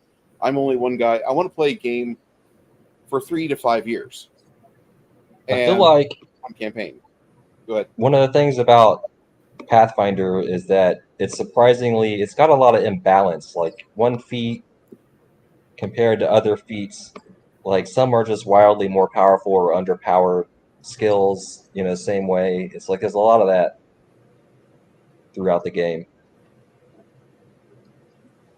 I think spell focus should give a +2 to DC, not a +1. At least. That was something I was debating on as well because, Chris, you've DM'd Pathfinder before, and I don't know if anybody else here has, but with the game, like if you've got an extenuating circumstance where there's some favor behind something, you add a +2 to it. The +2 is your DM's best friend, written in the core rulebook. It literally says DM's best friend +2.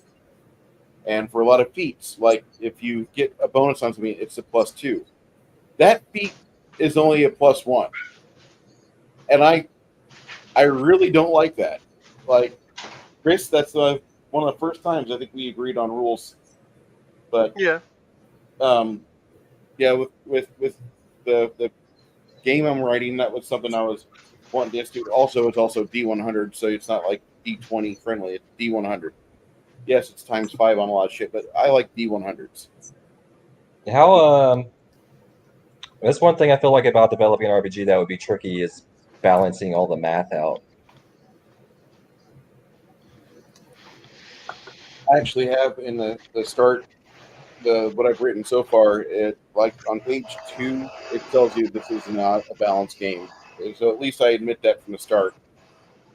Like you have wizards, clerics, druids, you have fighters. It's going to be a game where there's going to be some imbalances, and I proudly embrace them, but I don't offer a lot of options to try to imbalance it. It's just that it's one of those things where the imbalances should be corrected just through narrative play style, because everything in the game is supposed to be facing the dungeon master, not the players. Like there's actually armor damage that is hinted at strongly that I've written in the GM's guide, where like if you keep getting your ass handed to you, like eventually that armor, you have a point system for how you can figure out if the armor's fucked up, and if we have players don't practice on like repairing the armor or giving it to somebody to fix every time they go into a new town, it's not going to last for the whole year. It's going to Yeah. be like you If a dragon deals 100 damage to your paladin, it's like, how exactly did he do that damage? It's probably because he cleaved right through his fucking plate mail and into his chest. It's like, what happened to the plate mail after that? Yeah. Okay.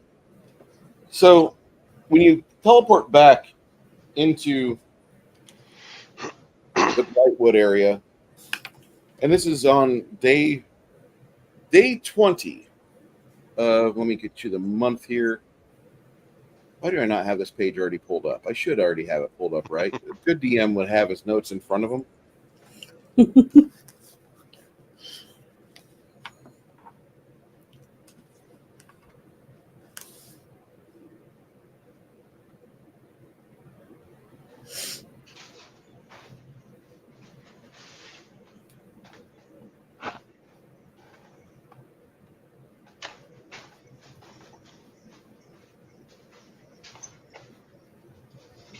So into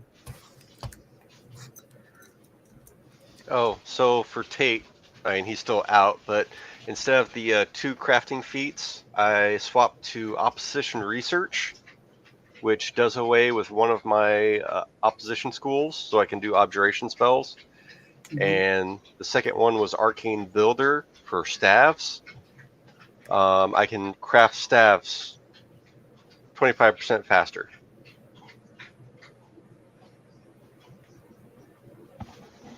okay, so we are in the last week of Blotzmund, which is typically the 10th month of the year. It's not exactly a cheery time. A lot of the trees losing their luster as the leaves fall to the ground. But here in the Blightwood, the lush colors of fall are more muted. It's like somebody took all the 2020 car colors of dreariness and let the leaves be painted with that and let them fall to the ground. So on the 27th of Blotmund, you guys teleport back into the Blightwood, into the old lair of the Jub Jub bird, which was the last creature you fought that miserable day. After you cast the summon spell or the message spell to Wendell appears. Oh boy, so good to see you. I've not seen you guys in days. Hey, Kai. So, are we ready to continue? Because I think I have an idea of where we need to go next. I think that there's The problem of this, and he holds up that strange artifact Dryad song. Oh, I thought I tagged that. You did, but it was on your hip. And before you know it, the little shit's got it in his hands. we have this. We have this. And he holds up the oversized ring. There's 3 more of these that we need to get for this. This is the classical tale of a hunt for a magic item, and you have to assemble it, much like a rod, a 7-piece rod. I know. This ring says Princess of the Blasted Heath. And on the inside, it's inscribed, Long may she reign. Stepping over the corpse of Quizinzal, the ancient Jub Jub bird, which you slaughtered. You move past that corpse and into the large womb of the earth, because you've now found Arlantia's tree. This was the place where you fought the Jub Jub bird, and this was also the descent within the bowels of the earth into the diseased portion of it where Arlantia had dwelled. Into the pestilent palace you go. Woohoo! Sending it into the earth, Wendell gives you a story exposition. As a dryad, Alantia began her life bound to the tree of the Fang One, and even now that she's freed from the connection, instead of being bound to the dark light itself, she still views the guarded ash as her home. This is a very scary place to be, because the Equestrial Palace, Alantia sought to find refuge back at this location, but because she severed her connection herself, the tree withered with the rest of the landscape. She turned her magic and new slaves towards digging a sprawling realm among the roots of the tree. And in the centuries since, this palace has evolved and grown. It's a grim parody of a noble estate. Indeed, as you follow the tunnel into the roots of the earth, some places are very narrow. Some of the small chambers you find are spreading out to an impressive 60 foot in most areas with fungal growth hanging like stalactites. Some of the floors have like an interconnected thread-like cilia that forms floors and walls.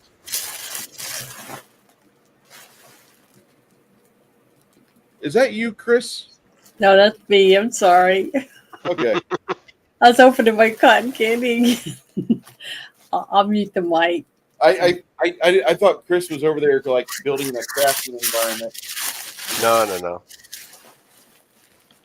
I'm kind of done organizing stuff for now. I just have to like figure out where to put bins and stuff because we redid the carpet and the floors. So I moved my whole table and printer setup. So I'm trying to figure out this mess. I was planning on doing it tomorrow, but yeah, I had to do this today, at least to some extent. Hey, Blue Dragon. I've been working on Beautiful. Turned out great. this. Yeah, that's really pretty. Wow. Very bright. It's almost violet. I think that's just the camera, because the camera, it isn't that bright. Not this bright. Like, I'm looking at the footage. Wow, that's violet as hell. Yeah, it's very vibrant. But he's mainly ultraviolet blue and ultraviolet shadow.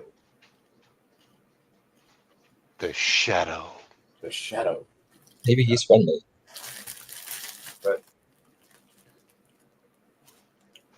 that was the majority of my work over the last week, working on him. I haven't Next been video. painting shit. I really need to. I need to Dude. finish Luna's. Luna's what? Her miniature and her on the wolf that I started on. If only you had a mounted tiger. Nah, I'm good. Okay. Because I'm trying to stretch out to going into other animals too. Kind of on the Allosaurus kick right now. It's kind of fun. Okay. Speaking of which, how high are the ceilings that we're going into some like tunnel or something? We're going into a series of tunnels underneath the tree that used to be the location that this miserable fae was tied to. You know how some dryads are like, most dryads are bound to a tree? Yeah.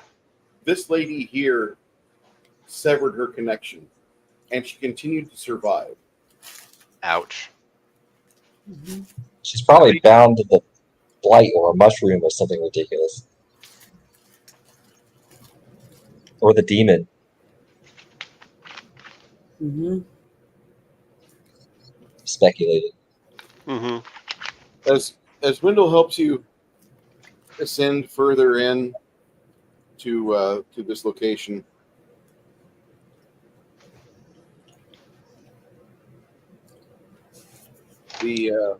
So you said this is like a palace?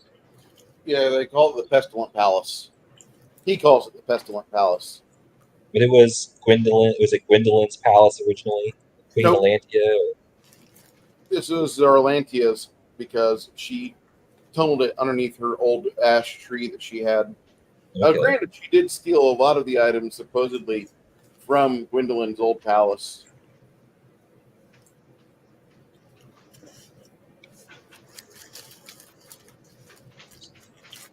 So is it like we're underground in the roots, or is it like Yes. You're following the tunnels underneath her tree. And I guess this isn't so bad, but I usually like to be beneath the roots. you like to what? This isn't so bad, but I prefer to be a little bit further beneath the roots. We're getting there. You can't have roots growing through all your fine stuff.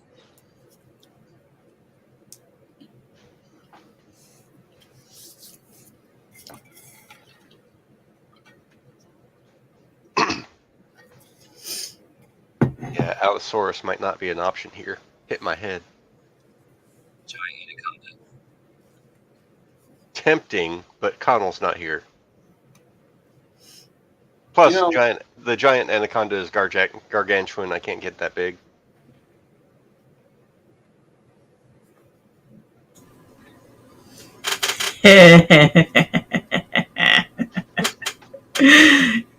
That's funny.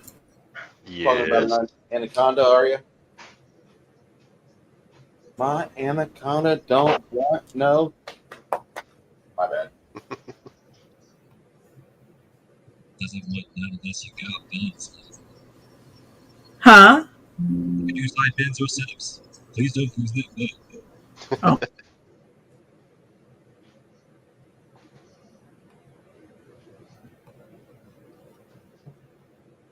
A master location to get into. This room smells like it's got a bunch of Newports and the back of a PlayStation 1. It's been on for too long. It smells really bad here.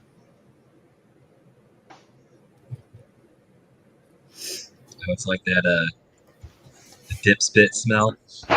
Yeah.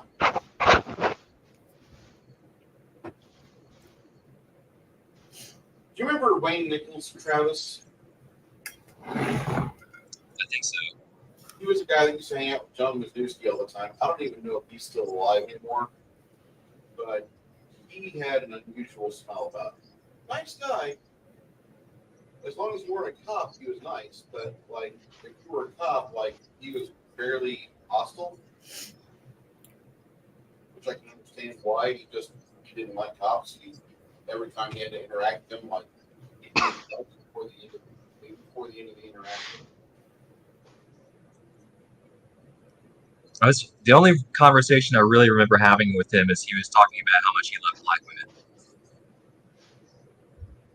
You like what? He was really into black ladies. Yeah, I remember he had this girlfriend named Chauncey. I used to work with her when she worked with me at Rack's Roast Beef. She was a sweet lady, to be sure, but she was a bit of a miscreant, if you understand what I'm saying. She just had her own way of doing things, and a lot of people just didn't like her because they thought she was less than they were. She wasn't a bad person, but she came off as misunderstood.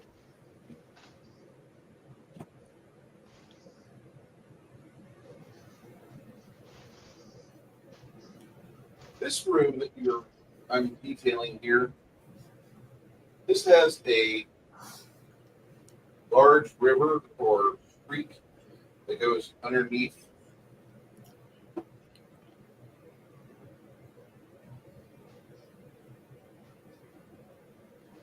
You have this huge tree which has been toppled.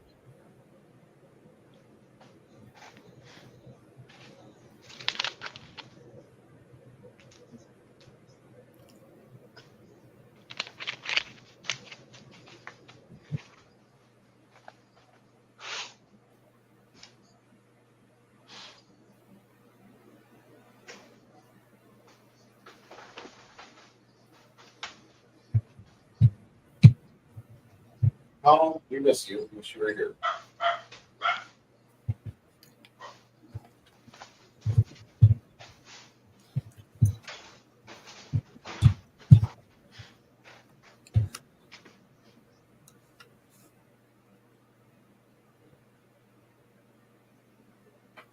You guys coming here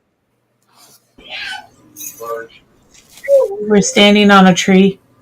You're standing in this area.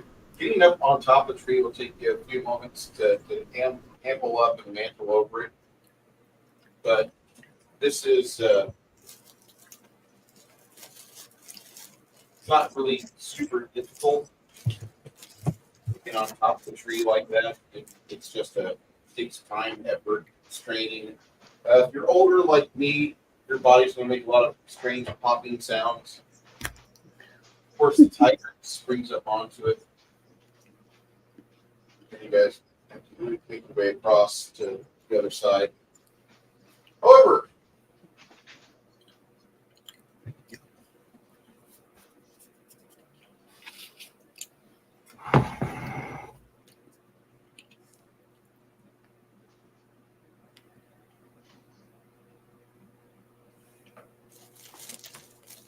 shimmering out of its invisibility shroud,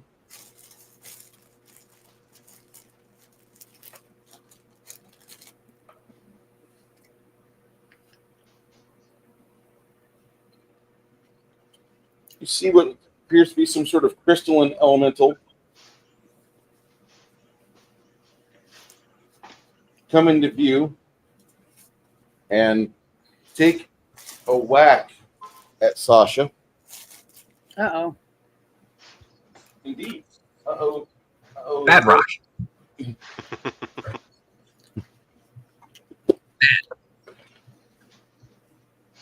Where the fuck's that big ass orange dye at? Where did Chris hide that thing? Mm. I see a tiger over there over by that tape measure. Yeah, but this is Sasha. I know, but is that Stan over there? That's no. This is Stan right here when he's a human. Oh, When okay. When he's a tiger, he's that one. Oh, Yeah. okay. That's what I thought you guys were talking about earlier, and I was like, didn't he see that one over? Sorry. It's all right. Sasha, armor class 25 on the tiger. Hold on. Let me click it open. Make sure.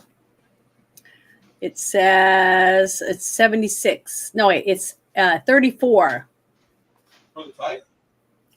on the tiger. Wow. AC, right? Yes. Yeah. All right. And my hit points are at 70. It should be 100%. I didn't adjust them from last time, I guess. You should adjust them. She's had 2 weeks of licking her paw. She should be fine.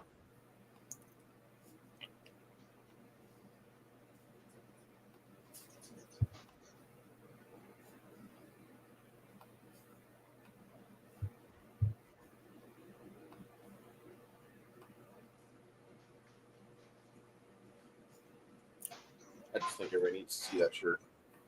He's still our president. And I didn't look at her color, but does she move up too? Because she's got some red spots Who? under classes and skills for Sasha. Well, we'll do that after combat. Okay. Yeah. I didn't know. Sorry. All right. For some reason, they weren't red before. It's weird. But I hadn't opened her. I opened Piper. That's right. Never mind. I should put things on camera more often. That is a really brilliant blue. Fuck me. Yeah, it's beautiful. It's almost purple. Okay. Very pretty. I need an initiative roll for you guys.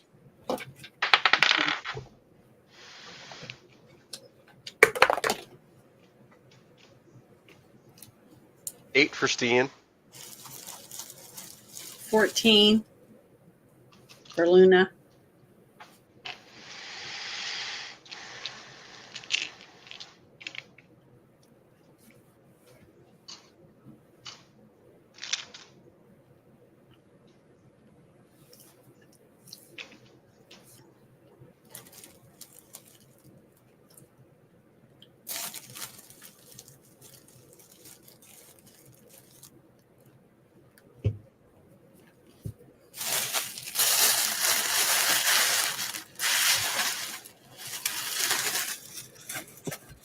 I got a 12.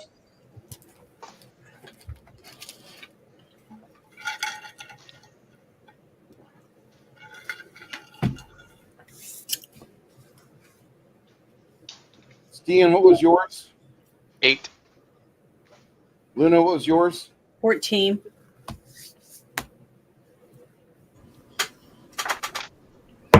12 for Grimson. Helga.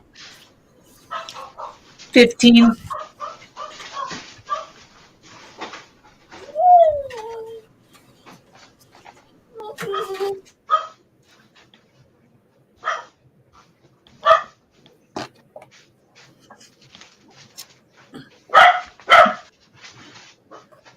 Ruff, ruff.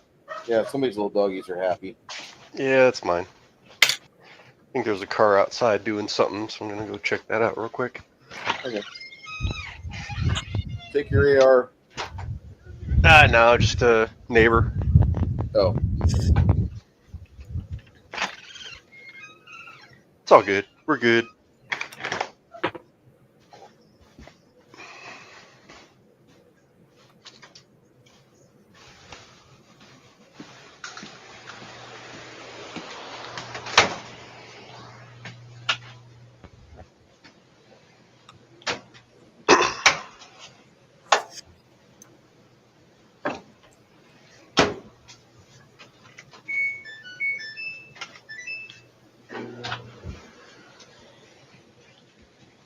What are you doing, Goblin?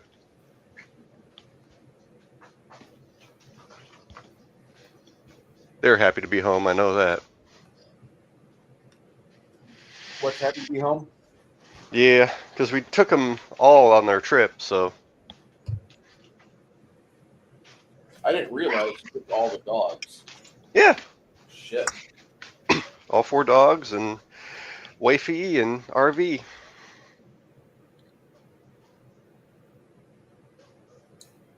Okay. Helga, you see this huge rock attack your friend's tiger? What are you doing? Well, I mean, if the rock needs to be smashed, it needs to be smashed. Okay. Clearly, the rock is in the way. All right. As you get up towards it, it will take a swipe at you. Of course, it will. All right. Does a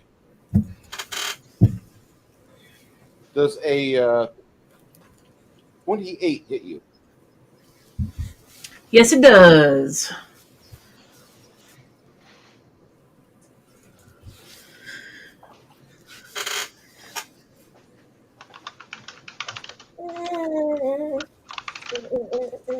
Large bludgeoning object smacks into you.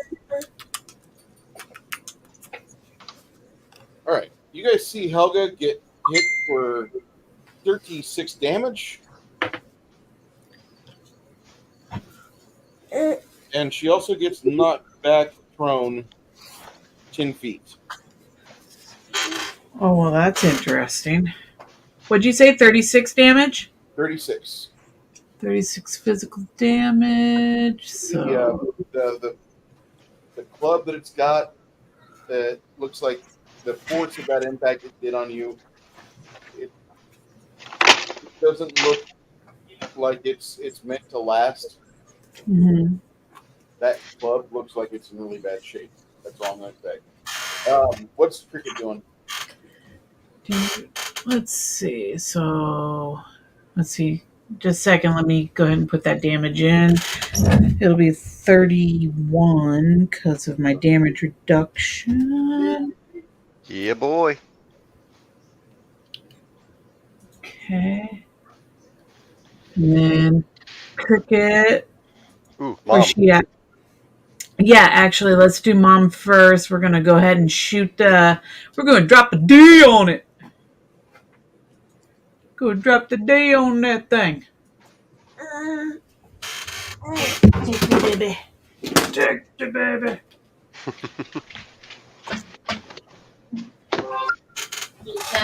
Hey, Connor, look. We're dropping a T on it because the T means that your friends get my damage. What happens when my friends get my damage? That means it's physical damage. That's so much better. What the shit?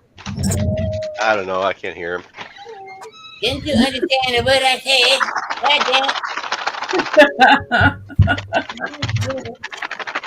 Okay. That's, So we've that's got a not voice me. changer That's not me this time. this time. Yeah. So I It's said, All right, let's give this a good roll. Let's load dice. And no fucking way. First roll of the day, other than my initiative, is a 20. So I am hurting it with the bow. confirm critical. Confirm critical. Confirm the critical. And Sit. huh? Not you. Talking to the dog, Oh. trying to get her to sit. 7, 8. 28 Sit. Coming. Sit. 28. to confirm. It does confirm on the dot. Ooh, I got lucky. Okay. So now. So that's times 3. Yes. Okay. Nice. It'll be time 3. And you hit it in the bottom portion. Looks like where the foot would connect to the leg.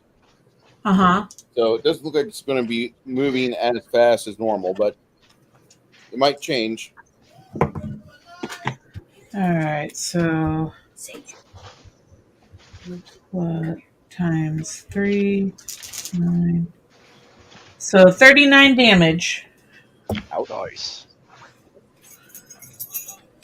Heck yeah. Now it's got the D on it. Is there anything else on the field that I need to shoot right now? You hear a low buzzing sound. Perception check? Yeah. Yeah. Well, I mean, you don't need to check to hear it. You definitely hear that there's something not too far away.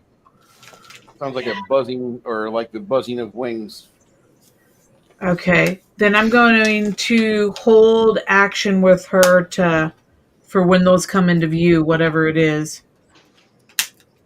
Okay. Or you gotta take your attacks. Huh? You have to take your attacks. You already Oh, I started have to. attacking. Yeah, you already started Oh, your okay. attack. So Well, then I guess I'll just continue to shoot at it. Get the rest of my shots off. Let me get that taken care of. Okay, there we go. All right, let's roll again and hope I roll good. Oh, that's not good. That's a 25. I'm assuming that don't hit. Correct. That's not it. Okay, and then what about Mother Fudger? Is that a 9 or a 6? That's a 9. Okay, so it's 9, 10, 11, 12, 13, 14, 15, 16, 26? It's not either, if I remember correctly. Nope, it does not. All right, so she missed with her other 2 arrows. And then Cricket is going to try to get behind it using acrobatics to get behind it.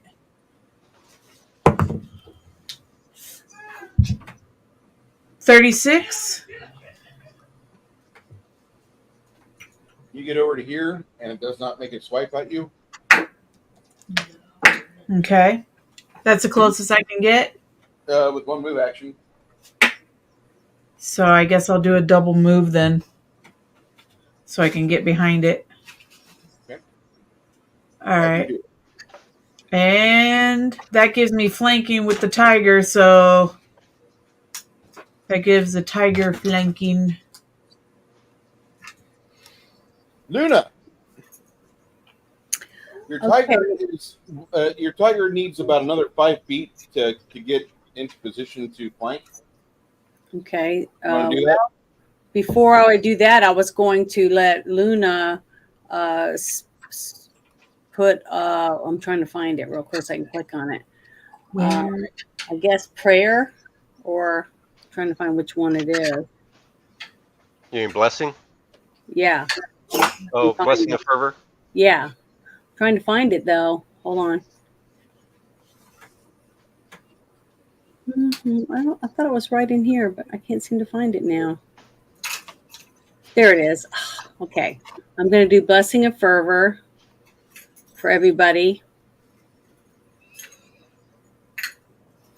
Okay. Somebody click it or whatever you have to do Nice. for that. And I'm going, then now to Sasha. Click on her. And let's see what do I want to do with her. How far can she go to attack? If she wants to do a 5-foot shift, she'll be able to swipe, do her full round. Okay. Yeah. So that would be bite and 2 claws.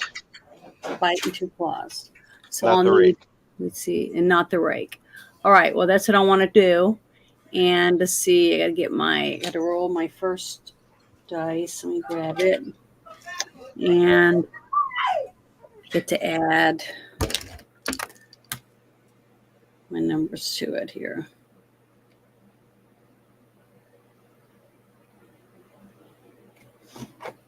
Okay, to add 24 to it. So 34, is that high enough? That hits. With Okay. a bite. Okay, so now the bite, it says +1 for a bite. So that means I add +1 to what? To any of the scores I roll? Why did you say +1? I don't know. It just says +1 bite. Then it says underneath that +24, 2d6.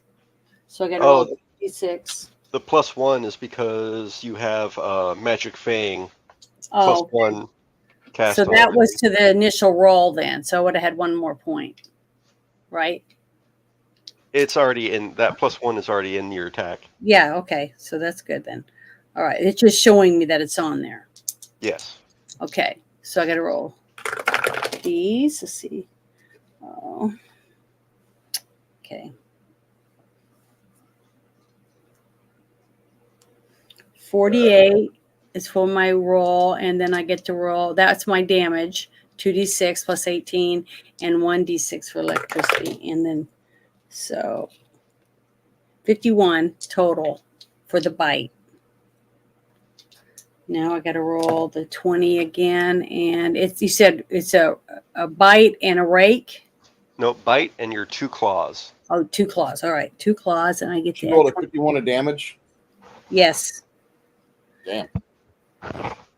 Let's see. Okay, 23, and then I got to roll this one. See what I get. 40. That's high enough. Yes. Okay, so I got to roll 1d8. Hold on, I'm going to grab that one. And what do I add to it? 18. Come on. And you only have Blessing of Fervor on your tiger, right? Yep, that's it. No, I also have Heroes Feast. Okay, and Hero's Feast. Yeah, And the that's it. Magic Fangs. Okay. Okay, well, I just want to make sure if I went any farther. Okay, I just rolled 25, and then I'm going to do a +1/6, and I got a 1. So it's 26 damage for the first claw. I'm going to do another one. Let's see, it's 23. And you said blessing of fervor earlier, correct? Yes. Mm-hmm. Thank you. Your first claw hit. What was Okay. your second claw to hit? Second claw is I roll a 29. Is that high enough? That's barely over it. Yep. Okay, great. Thank goodness I got one more. And I got to roll 1d8. Oh, it didn't come out. Oh, it's a 6. And I got to roll a d6. And I get a for my electricity plus 4. So I rolled a 28 damage. All right. Okay, that's it. Did you want to try to grapple? I don't know. I mean, it's a rock. Can I grapple a rock? Feasibly, yeah. It's Okay, so well, what do I yeah. have to do for that? Roll another 20? So you connected on both your bite and both your claws, or Mhm. primarily your second claw. Yeah. So you basically have 2 chances to grapple. So you roll a d20 plus your grapple bonus, which is on the basics column. Yeah, that's what I'm looking for right now. Basics, my grapple is it the plus 28 or is it the slash 38? Plus 28. Okay, so I got to roll my d20, see what I get. I rolled a 6. I don't think it's high enough. 34. That high enough? 34 is not enough for that. Okay. All right. Okay. Well, I tried. Make another roll because you have 2 attempts to grapple. Oh, I get one more roll. Okay, I'm gonna move these Yeah. back over again. So the same thing all over again. Yep. So I get it was 28, and I Oh, got and turn off your power attack, turn off power attack. because that negative doesn't Okay. apply. All right, so I'm gonna roll my d20. Let's see what I get. A 17. So I get 45. Is that high enough? That is. Okay, now I get to roll Great. That's it. That's it. Yep. So You're. I just wait now. It's grappled now. Okay, I'm done then. You turned on flanking for her too, right? I don't know. Let me look. That's would be underneath this area I'm on right now for temporary. No, Condition. because Under conditions. yeah, because you're flanking with Yes, cricket. I have flanking. Oh, and Flanking did you add the damage for the D? For the D. I don't think 6 points so. per attack. It's No. 4 to hit plus 6 damage. No, I didn't add any of that. Sorry. That's all right. So those 3 hits give a total of an extra 18 damage, Bruce. Now, where do I want to write that down? So what is it again? When you see that tile for the D, that green D, Oh, That that's right. Okay, green D. I'm gonna that circle it. means plus 4 to melee attack, Melee. Okay. plus 6 melee damage. Damage. Okay. Damage. All right. Thanks. No, I forgot all about it. Compliments, Mom. Awesome. I'll take anything. Okay, well, I'm finished. Thank you. All right. After Luna goes, that's when you guys see some swarms at the edges of your vision. They're huge swarms of insects. Gibbering chorus. Hundreds of toothy insects are swarming together. Knowledge nature. Go for more knowledge arcane because they're knowledge planar. Oh, planar? Ooh. Yep. Okay, 17. 25 from Hamish. Vescivores. The fuck are those? They're a planar insect that seeks to pretty much chew through everything. Okay. Like termites. Almost, I guess. Okay. Who's up? Hold on. Let me get you a picture of this. I don't know. Whose turn is it? Oh, those. I've seen those. I've never seen them. They're gross. Get a better look at the picture, Bruce. Language ears. Don't move the camera. Just move They the have book. wings for the explicit purpose of moving the mouth everywhere. They're like octopuses with They're ugly. sharp claws. So There's with an octopus that kind of looks like that. I can't remember what it's called. that roll, do I know if they're susceptible to any element? You know that they're immune to poison, Okay. and you know that they do resist magic to a degree. Oh, spell resistance. Yep. But 25 doesn't give you everything. Yeah. Need a little bit more than that. You see 2 huge swarms of them coming out right now. And then there's behind them 2 more swarms.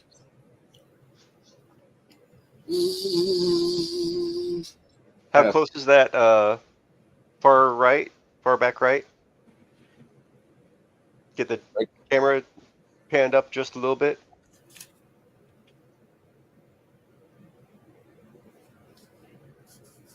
Okay, so they're just kind of sitting like that. All right. Yeah, that's at the edge of your vision because you guys are not native born underground.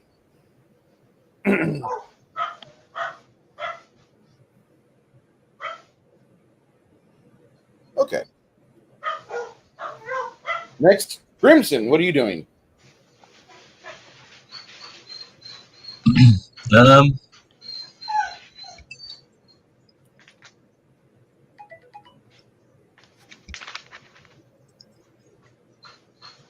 Kind of like the get all those swarms with the banishment smell, but they might be too far away right now.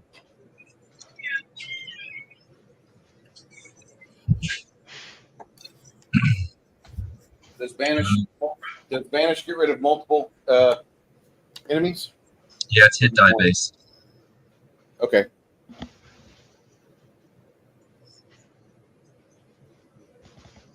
So it looks And- like it's 25 plus 5 foot.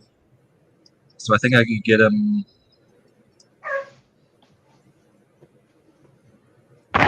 They're close range. I think I could get him at 60 feet. Yeah, but it's 25 plus 5 divided by every 2 levels. They're out of range right now. If it's only 60 feet that you got, they're I can look at the battle board and tell you they're out of range. Is that a rock guy and elemental?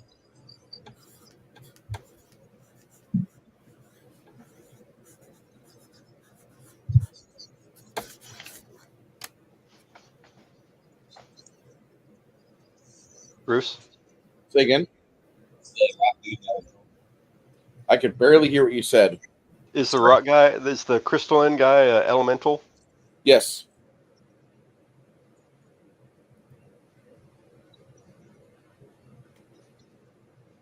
Hmm.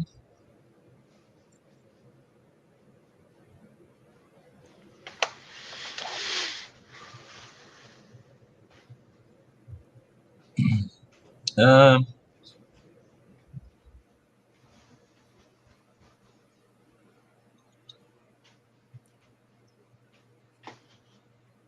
might just start summoning something. Just, I do have a shatter spell. Yes. Should be yeah.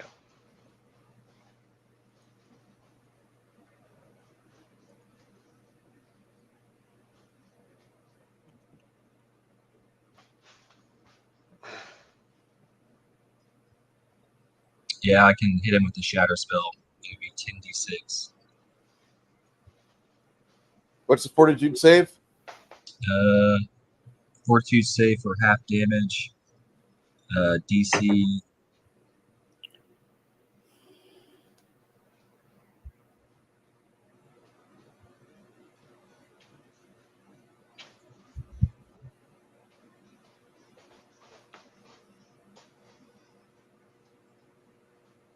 It says DC 20. I feel like it should be higher than that, but it is only a second level spell. Yeah. DC 20. Yeah. Yeah, I'll get half damage from that.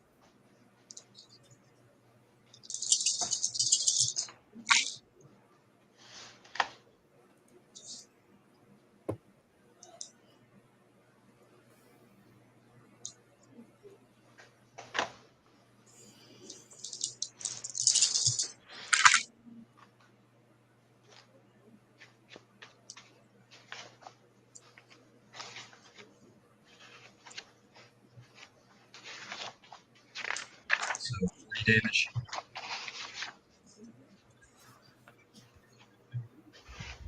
How much? The fuck is wrong with my It's not just you. It's tough to Okay. hear him sometimes. Oh, that's because I'm using this laptop. So yeah, that does 40 damage, and then crack. Something. Bombs, please. Those will do very well with the things.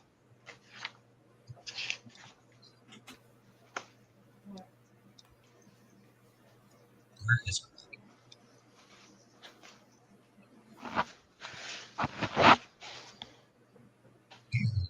Crack's not on table, is he?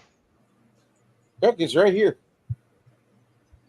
Oh, hidden with Hamish. That should be a podcast.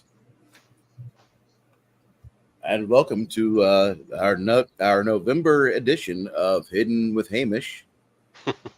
Today, hiding within the shadows is our friend Cricket. Cricket, can you see me? Yes, I can.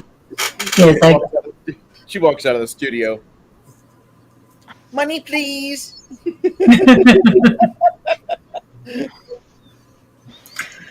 Okay. Well, Helga needs to stand up. No. It's No? still Grimson doing this for Crack. Oh, I see. Okay, We, my we, bad. we were talking about how Crack is disguised as just another randomer hanging out with Hamish.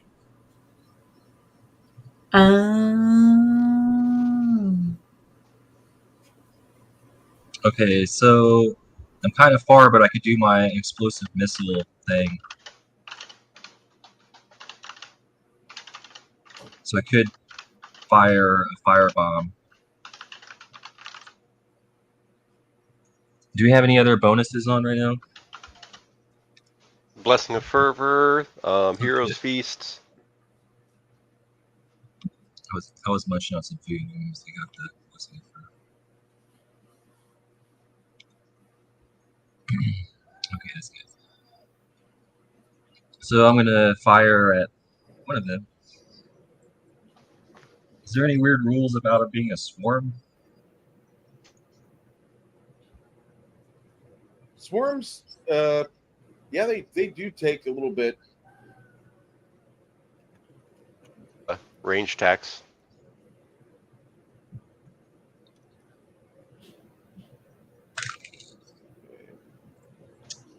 They don't suffer flanking.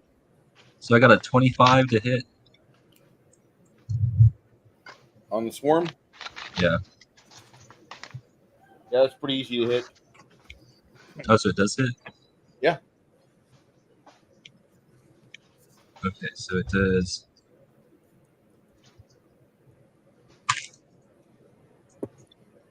14 damage initially, and then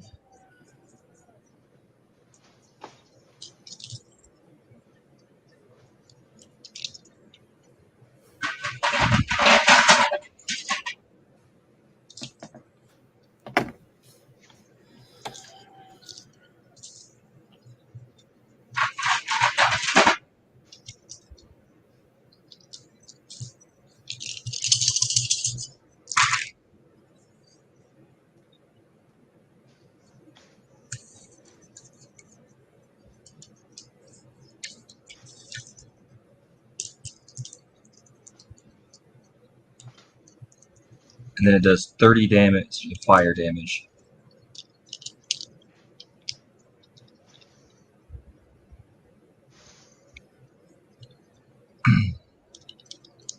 Is it subject to spell resistance or no? I don't know. I don't really think it's considered a spell. No, it's a Just like the bomb. bomb? Yeah, okay. Yeah. How much did you do? 14 damage with the crossbow, and then 30 damage with the bomb itself.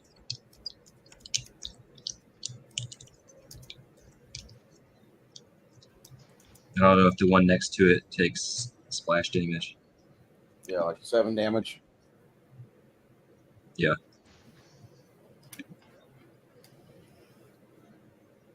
Okay. Now, Stian. Okay.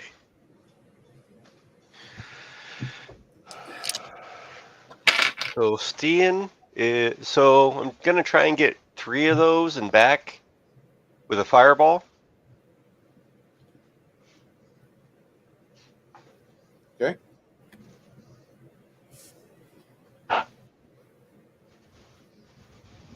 So doing Make an the SR check for all 3.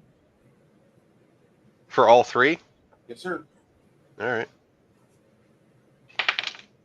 Actually, no. Make a 1 SR check, and that applies to all 3 of them. My bad. 20. All right. Roll damage. Okay. And again, this has to be 2 separate rolls. And how much for the damage?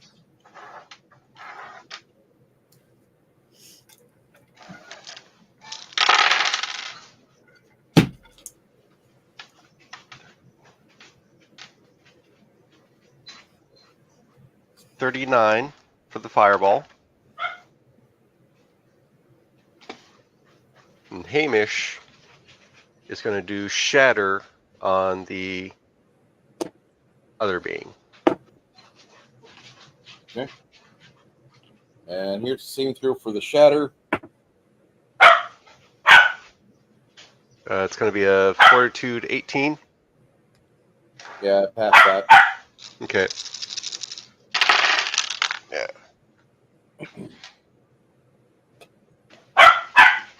Shh. Kaylee!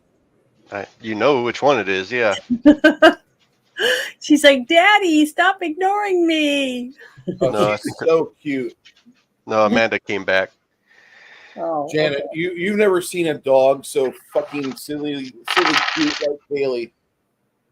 Oh. Have to share a picture with us in Discord. She's got the terrier face. Yeah. I don't know if she's still got the puppy look to her, but she's Oh, she does. So dogs that cute. halved is 17. Okay. One of them disappears. The one that was hit by the bomb earlier, it goes away. Okay. Did Stian do anything? Stian was the fireball. Hamish was the shatter. Okay. And are we doing anything with Tate or no?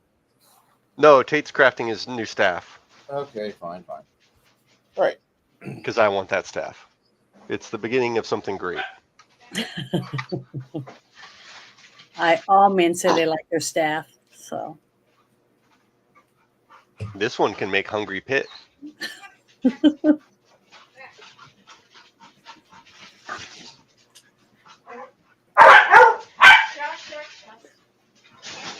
Rock goes to pummel with its tree trunk on Sasha, and he connects pretty viciously. oh, Sasha, okay. you'll take 37 damage. 37. Let me open Sasha real quick. Okay. 37. He kind of does this thing with his club where he just like almost brooms her off. There's a CMB check to see if he knocks her away. CMB check. Does your CMD, Sasha, is it better than a 40? My CMB is a plus Your 26. CMD. D. CMD Yes. is 38. Okay. Sasha is broomed off. She's no longer grappling the rock. Okay. You just So is it whose turn is it now? the rock. He clubs Oh, Sasha off, Mhm. and then with his open hand, he will punch Cricket. Cricket, is your armor class better than a 29?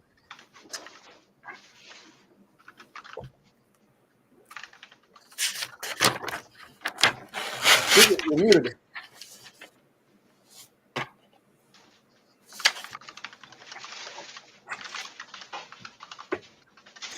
All right.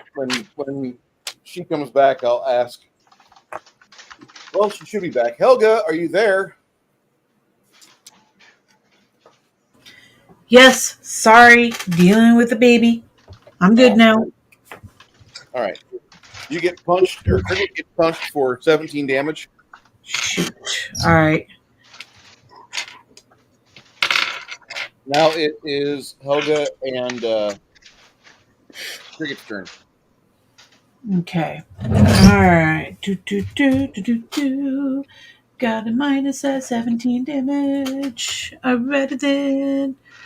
All right. So let's go ahead and first we're going to do Mom.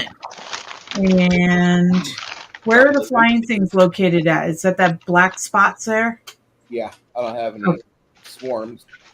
Okay. Oh, the swarms. Yeah, I wouldn't try and shoot those. Okay, well then I guess I'll continue to aim at the big rock guy. As far as damage goes, it wouldn't benefit you too much. Okay. All right. Drop Yeah, the so D- I'll use Mom and I'll go ahead and attack the rock thing again. Using the bow. All right. Give me a good number. Hey, that's a good number. 16. So 6, 7, 8. So 38 to hit. For 12 damage. I'm going to shoot at it again. So 9, 10, 11. So 30 to hit. 30 hits. For 14 damage.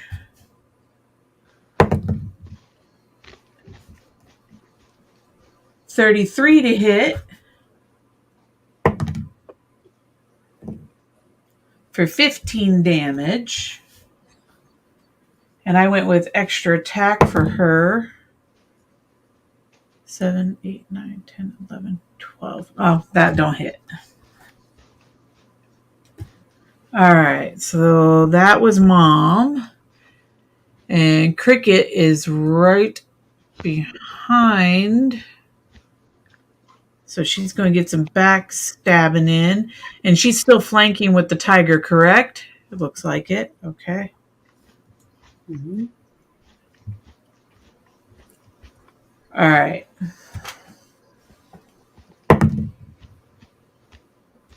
Four, 5, 6, 7, 8, 9. So 39 to hit. Backstab advantage. All right. Time to do math. So 8, 9, 10, 11, 12 plus 6. 18 plus.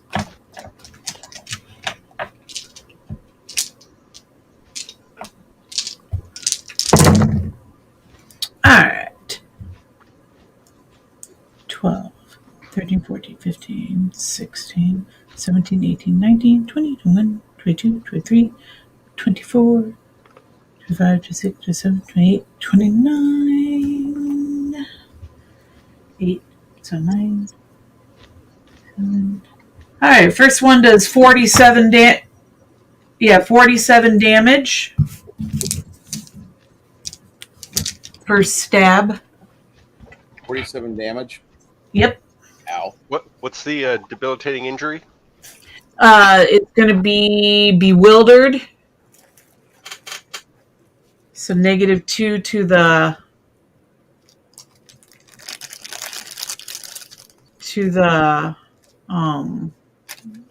I'm holding it over it. Why can't I find it? Debilitating injury, causing you to take a penalty round.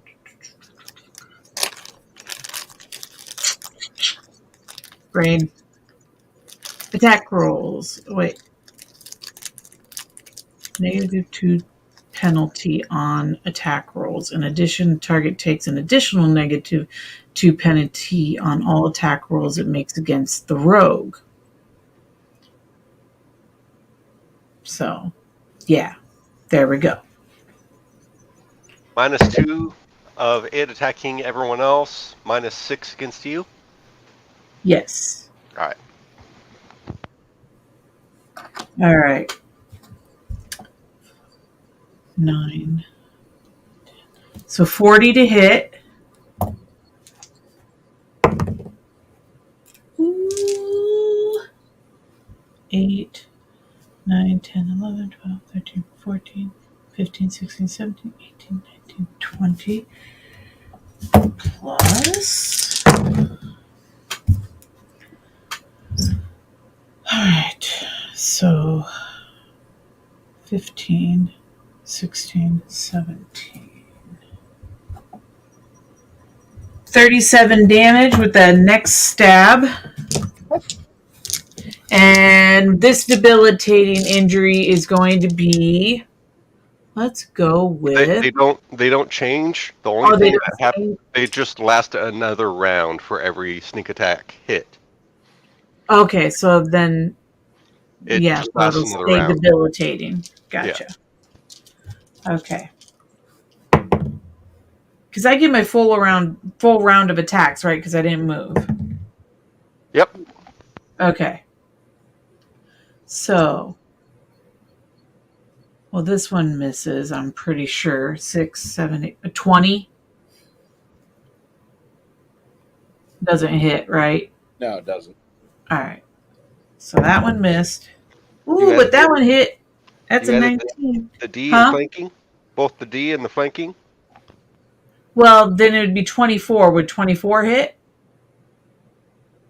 28 is a hit. Okay. You have to have a 28 or more. So Okay. with the D, yeah, considering a 24 would be what you need normally because of +4. Gotcha. Okay, well, I've got a threat because I rolled a 19 on the last hit. So, roll again to confirm. And I rolled an 18. So, 8, 9, 10, 11, 12, 13, 14, 15, 16, 17, 18. So, 38 to hit. So times 2 damage on this one. Hold on. Since it was a threat.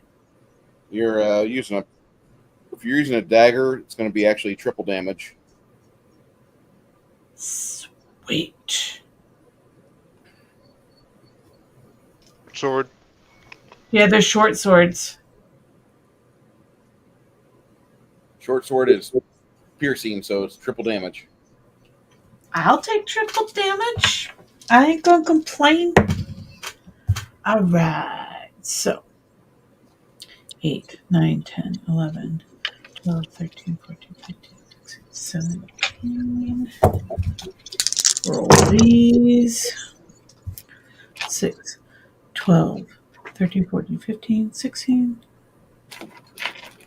21, 25, 7, 12, 42 times 3. You're not multiplying critical hit, right? Or not your sneak attack? Never mind. Multiplying only the 17. Yeah. Times That's what we need. Thank you. 7. Okay, so Math. Okay. 1, 2, 3, 4, 5. 51 plus the 25, 5, 6, 5, 6, 7. 76 damage for that bad boy. Awesome. As you I'm drag, sorry. or you drag your dagger out of the elemental, and you see like the crystalline bits just fall all around between you and the tiger.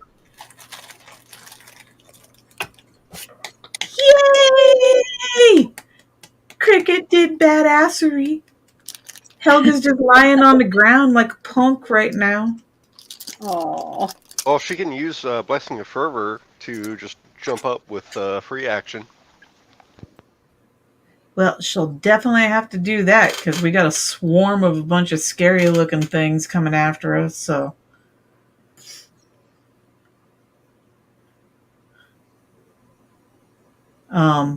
at this point, she's going to move up next to Cricket, but that's all she's going to do until the flying things get closer. Okay.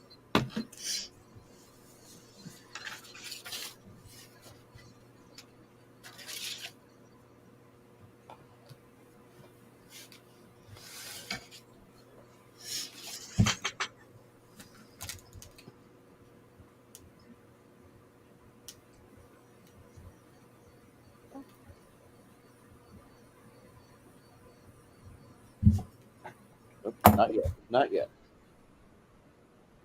Oh wait, yes. These guys move.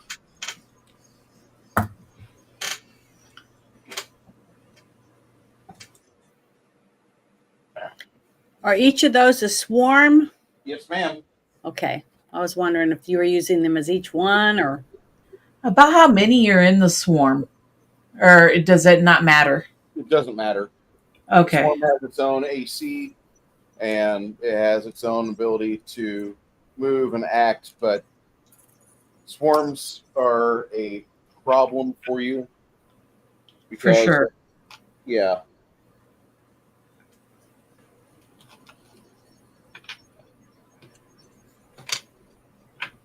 One of the swarms charges and envelops her. Hey, Melinda, Yeah. what helm do you have? My well, I have a wait on Cricket or on Helga? Cricket. On You know the Cricket? one I'm asking. Oh, on Cricket. Wait. Well, Helga would have it, not Cricket.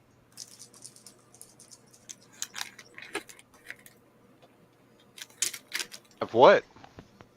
The helm. You said a helm, like a helmet, right? Yep. Well, one of the swarms envelops Cricket and does 14 damage to her. And Cricket, you need to make a save. Will 19. Otherwise, you're completely confused. Give me a second, because I'm trying to see what it is he's trying to get me to. Yeah.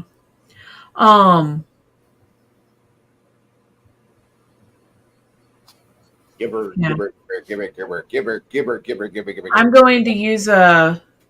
Can I use my decoy ring? Use your helmet. That's Helga.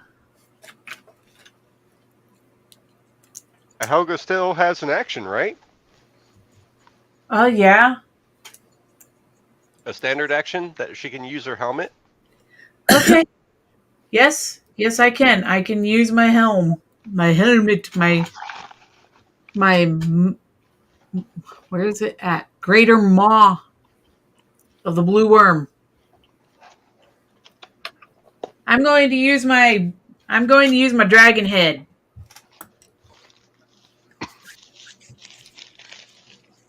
Okay.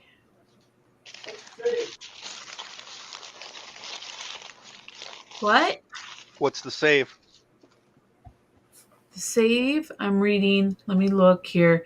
There's some helm. Sorry, I had. Oh, reflex DC 20. So it's a 60-foot line. Oh wait. Where are you gonna attack with? Or Oh what? my gosh. I gotta. All right, so I'm going to. Can we switch to the other camera so that I can, or Or move move the this camera a little bit. Uh-oh, we got something nasty on its way, too. There we go. All right.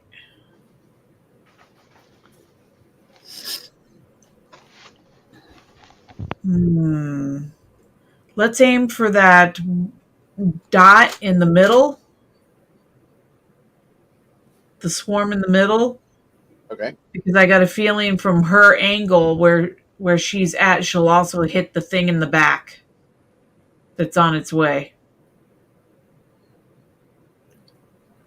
That'd be a line straight to it, correct? Whenever, yeah. How far does your line go out? 60? foot. 60 foot. Okay. You are going to miss the big thing in back, but you can hit this one here. Okay.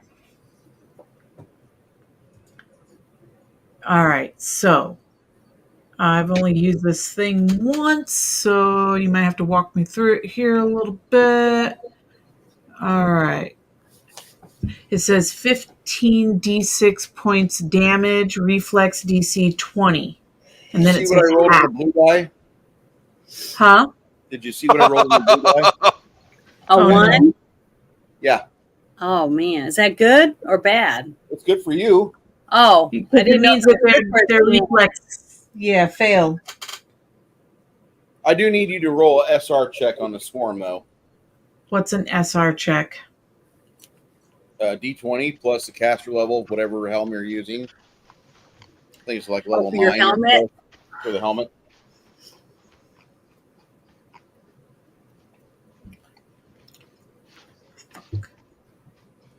Chris, help. I don't know what it should- I've only used it once. I'm So- looking. I got the cursor hovering over it. One of the first things on the top should be CL, Yeah, so it says 15. D20 plus 15. Okay, thank you.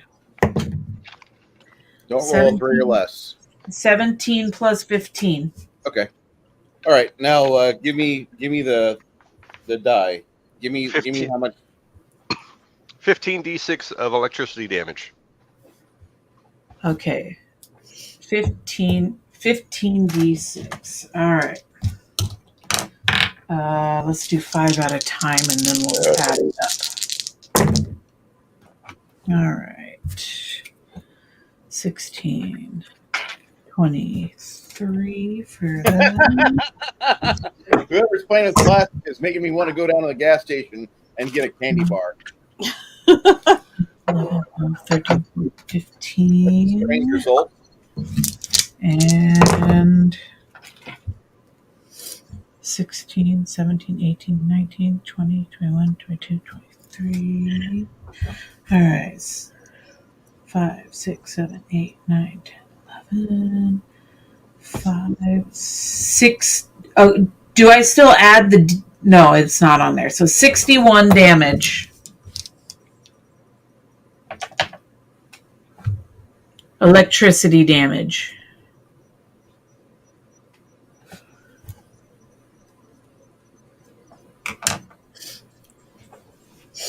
You blow my nose. That goes away. And One normally, down. Yay! normally they're resistant.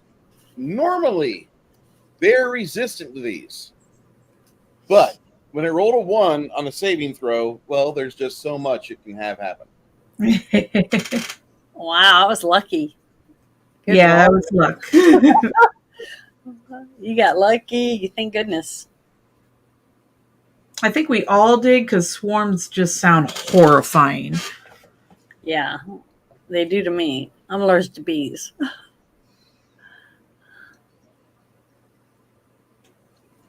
I'm a fan. That's all I'm going to say. I'm a fan of like I don't like the bees dying, but when I see a swarm of angry stinging insects, I don't want to be part of that. And Cricket, you need to make a saving throw. Will save 19. Otherwise, you are completely distracted and not going to be able to do much. Will save. Will save 19. Okay. I make it. 17 plus 9. Good roll. Yes. I don't feel like adding it up. I just know I'm making it. Yeah, I like that green dye. It's way better than the white and red one. That white and red one kind of fucks me from time to time. It's like, nope, not rolling you anymore.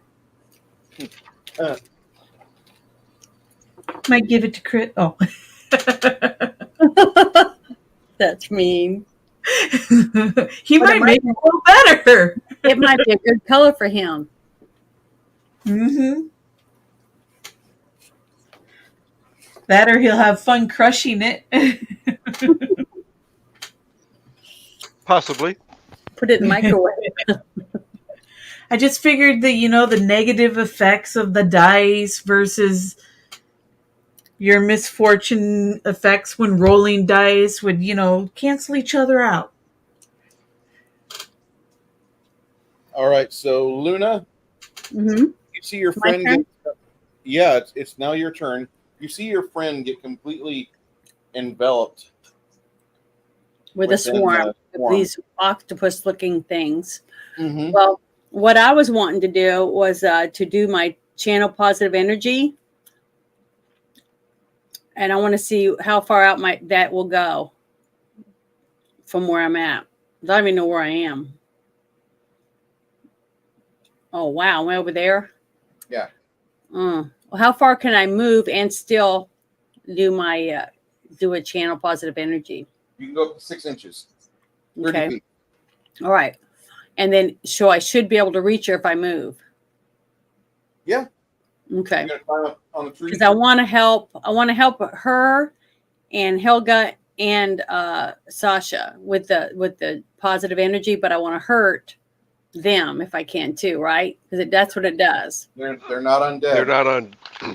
Oh, it doesn't hurt them? No. Oh, will it help them? No. Okay. I mean, it will heal up those that are still damaged. Okay. Well, how much damage does everybody have? Should I use it now or use something different? That's what I'm asking. I'd use an area of effect if you have one where Cricket is. Okay, because I have the other spell that I was going to use was a holy smite. And I should be able to, if I move where I'm at now, I should be able to hit both swarms with a smite, right? So I wouldn't do Holy Smite Oh, because that would be a will save. If you have something that requires a reflex save, Cricket can probably get out of that. okay. Well, let me see what I've got real quick. Just give me 1 minute.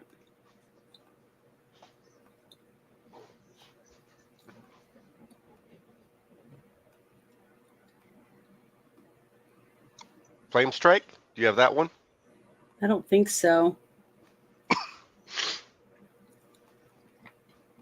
So I'm reading all of these.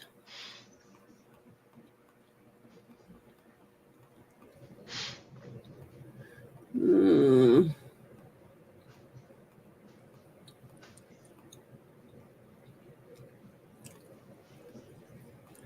Let's see, I have prayer. I have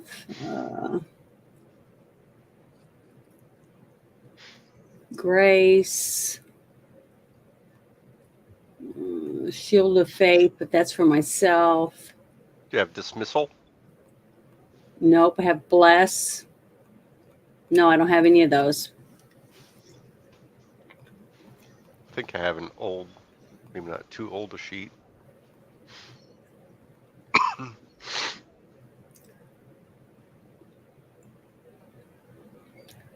I mean, see, I could do like protection from evil, but they're not evil, right? They're just creatures. Oh, they're evil. They're evil as fuck. Yeah, but would that work for her? Would that help? Yeah. Yes. Okay, well then I can do that one. I'll do protection from evil, communal. So, and it says it goes. I'm trying to read all this It has stuff. to be creature touched. Oh, I have to touch her. Mm-hmm. Oh, I can't use that one then. Okay, let me go with another one. Can she do a knowledge planes real quick? Yes. Roll a d20. Okay, hold on, let me grab it. I rolled a 5. Fuck. I know, that's what I'm saying. I suck. I don't get to add anything to that either, do I? Your knowledge planes, which I think is plus 19. Okay, hold on. The Let me skill. look under my- It's It's just under- above knowledge religion.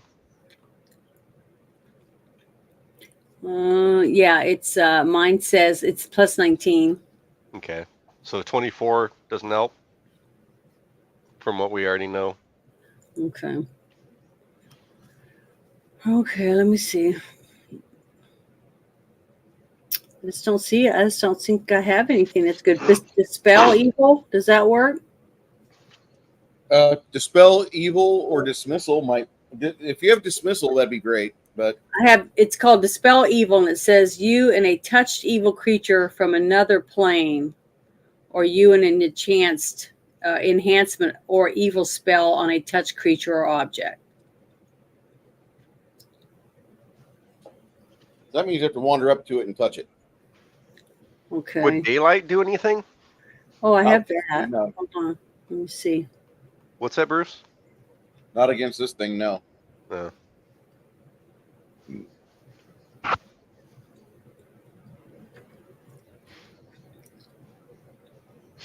What about destruction?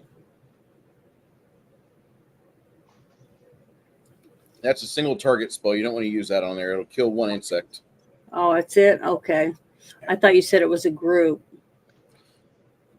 It's a swarm. A swarm is a conglomeration of thousands of these little tiny and diminutive things.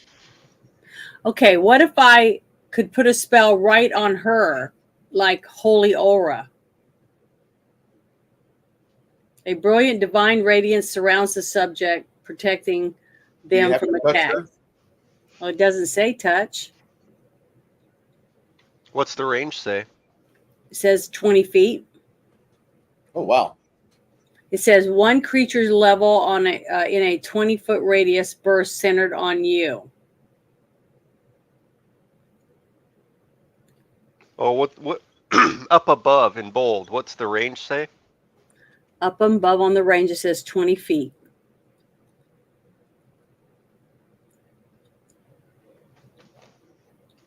So she's within 20 feet of me, right? Mhm. It just says a brilliant divine radiance surrounds the subject and protects them from attacks, granting them resistance to spells cast by evil creatures and causing evil creatures to become blinded when they strike the subject. It says it has 4 effects. First, each warded creature gains a +4 deflection bonus to AC and a plus resistance bonus on saves. Unlike protection from evil, this benefit applies against all attacks, not just against attacks by evil creatures. Second, each warded creature gains spell resistance 25, whatever that means, against evil spells cast by evil creatures. Third, the arbitration protects the recipient from possession and mental influence, just as a protection from evil does. Finally, if an evil creature succeeds on a melee attack against a creature warded by Holy Aura, the offending attacker is blinded. Fortitude save negates as blindness, deafness, but against Holy Aura. That save DC. Okay. Does that sound like it might help her? Yeah. Okay, well, I'm going to try that on her, but it doesn't say, I can't see it on here about me rolling dice. You don't have to. It Okay, says so- range. You just cast it. Okay, I'm casting this on Cricket, my Holy Aura. It's now cast on her. So whatever you have to do to put it on her, and see what happens. Because you can look at it. I don't know if Bruce can look at it, but you can. Can't you? Yeah. Or Hey, Bruce. Cricket, go ahead and put this in your adjustments. See if it even shows up, because it's kind of a weird one.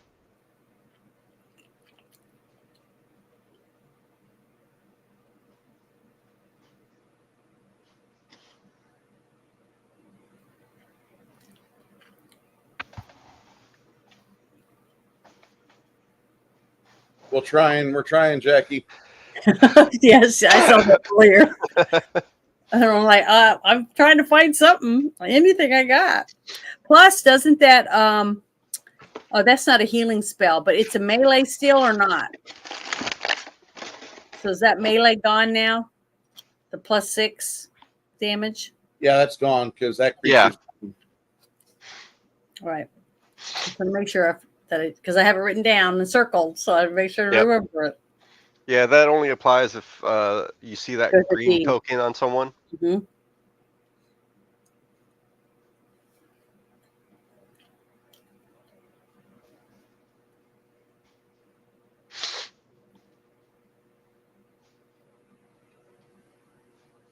Say again, Chris. None. Just talking about the dropping the D.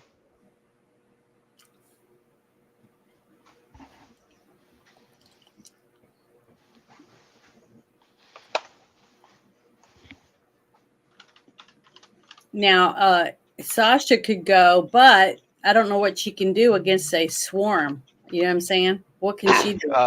Staying away. Okay. Well, then I'll just have her stay right where she's at for right now. Yeah, this is something definitely better for those that can do area spell magic. Like if you had Flame Strike, that would have been great. Well, I'll have to write that down so that next time I can get a spell, I can Hmm. do that. What's it called? Plain strike? Flame, like fire, flame. Oh, Strike. flame. Okay. To remember that. And that picture you sent me with the purple numbers, that means you have more spells to pick. Okay, that's what I thought. I was like, why does that still look like that? You have a lot more spells to pick, like one for almost every level. Okay, so when we're finished, that's what I'm going to sit and go through. Yeah. Or I could do it right now when it's not my turn. But I just wanted to make sure. That's why I took a picture and sent it to you. Yeah, I'd say after the fight, we'll sit down and do that real quick. Okay. You sound as bad as I do. I stopped taking allergy meds again. I need to. Yeah, and the ragweed is just horrendous this year. Mm-hmm. Or at least where I'm at. My eyes are just killing me. And I've been using drops all day. I think it's pretty bad in Omaha right now, too. Oh, it's terrible. Yeah, people who don't have allergies just don't understand what it's like. I swear. I think Grimson's up. Yeah. Come on, Grimson. So, Like I said, it sounds like you're not really happy. So- Kick some booty.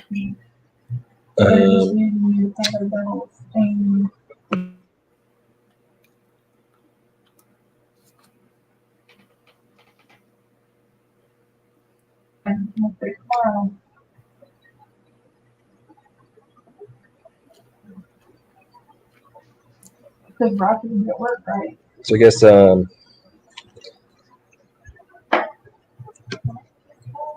Crack is going to shoot or throw a bomb. I could probably throw a bomb at the ones closest to me. Okay.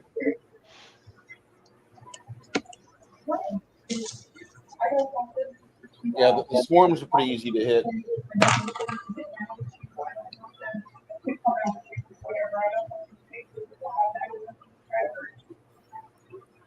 Yeah, I think I got a 23 on a touch attack. That'll hit.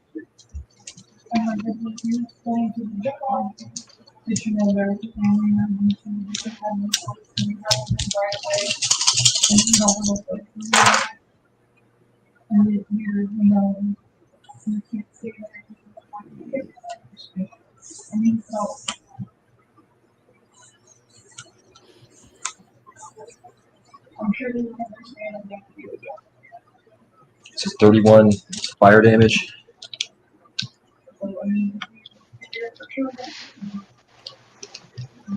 Yep.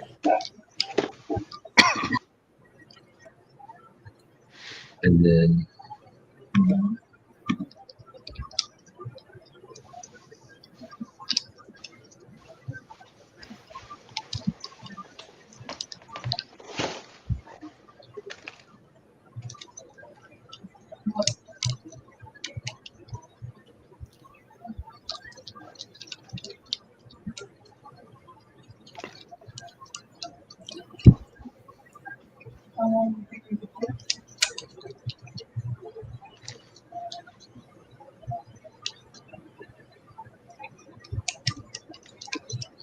so did somebody else try holy smiting these things? No, we haven't tried that yet. Just not the one that Cricket's in. Yeah. Destroyed. This cricket not good. Well, if it's something that has a reflex save, go for it, but not if it's just a will save.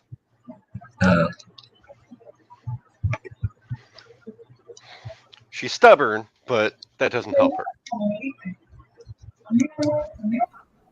I mean, sometimes. In roleplay, yes.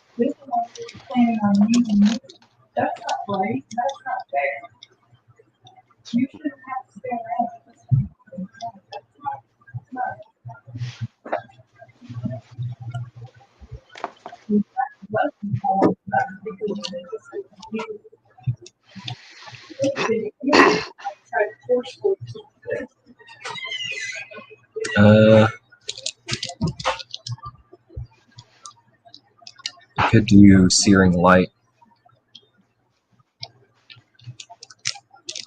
A searing light's a range touch. Yeah. Yeah, we want area attacks for Oh swarms. yeah. So if you have flame strike, that'd be great. Oh shit, do I? I don't think I have it. Normally you do, if I remember right, unless you swapped it out. Yeah, area effect spells for the win on this shit. Oh wait, I do have it on right now. Nice. Excellent. And Syrian Light would work against the big mama over there. Yeah. We're trying to get Cricket out though, I think mainly, or at least I will be. This almost sounds like overkill, like 15d6. Worth it. Is it? Isn't it, you said there's a big mama out there somewhere? Out there, yeah. Because I feel like the other swarm went down with like 50 hit points or something like that.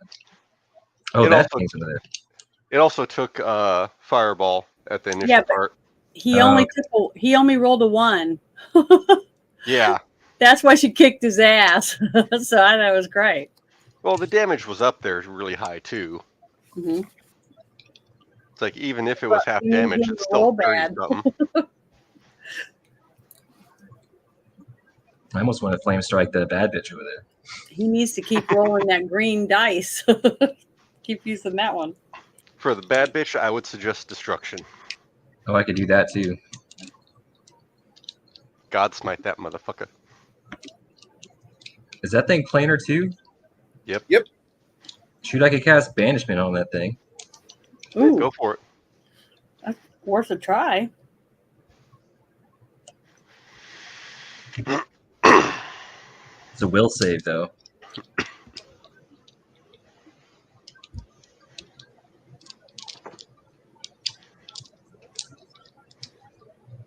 Is the DC pretty high for that for you? So I'm checking right now.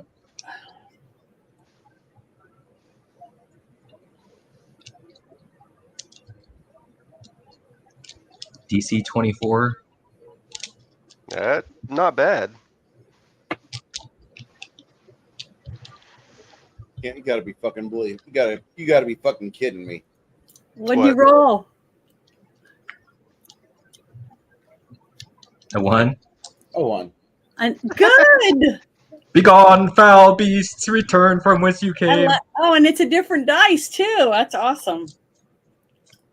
Maybe luck is blowing a little bit in our direction. I'm a big fan of banishment. Begone! Oh, it banished all of them? What? So we got rid of it? Yeah. Yes. Sweet. Awesome. Banishment. That's a nice one. Hang on to that one.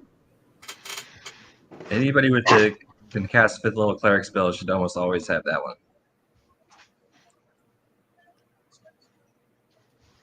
Maybe I don't wanna. Well, I said almost. I guess there's always another situation.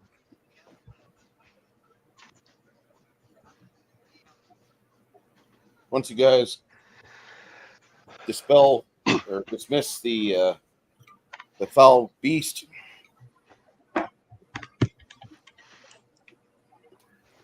Wendell darts forward in the gloom. Blessing of Fervor shuts off. Yeah, he just bounces off. He goes off by the tree. Well. I've tried to share every detail of the quest, but how am I supposed to know that you are so strong? One cannot blame me. It's about my big sister. It's about poor Meryl.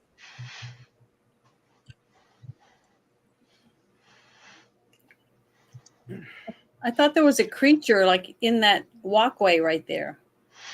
The big tree that you knocked over, that's been knocked over. No, she means the little creature that was behind the 3 blobs. That was Dismissed. the thing you dismissed. Oh, okay. I want to do something on I'm going to cast True Seeing and look at this little quickling. So I'm kind of curious about something. Sure. You look at the little quickling, and he looks in the arcane sight that you've got. He's got a few magic items on his person. Something about his weapon's a little bit magical, but his True aura Seeing. doesn't change. Yeah, True Seeing, not Arcane Sight. His aura doesn't change. He's actually a quickling. Okay.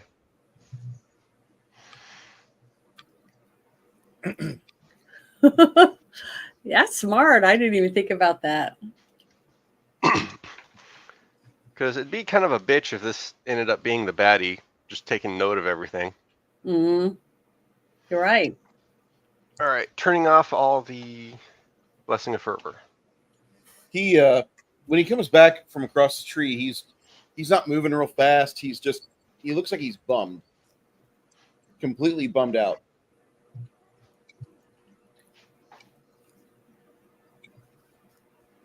Why is he sad?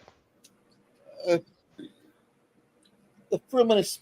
It was after the Fruminous beast murdered Wendell's family. Wendell woke up, and there were bodies of Wendell's family.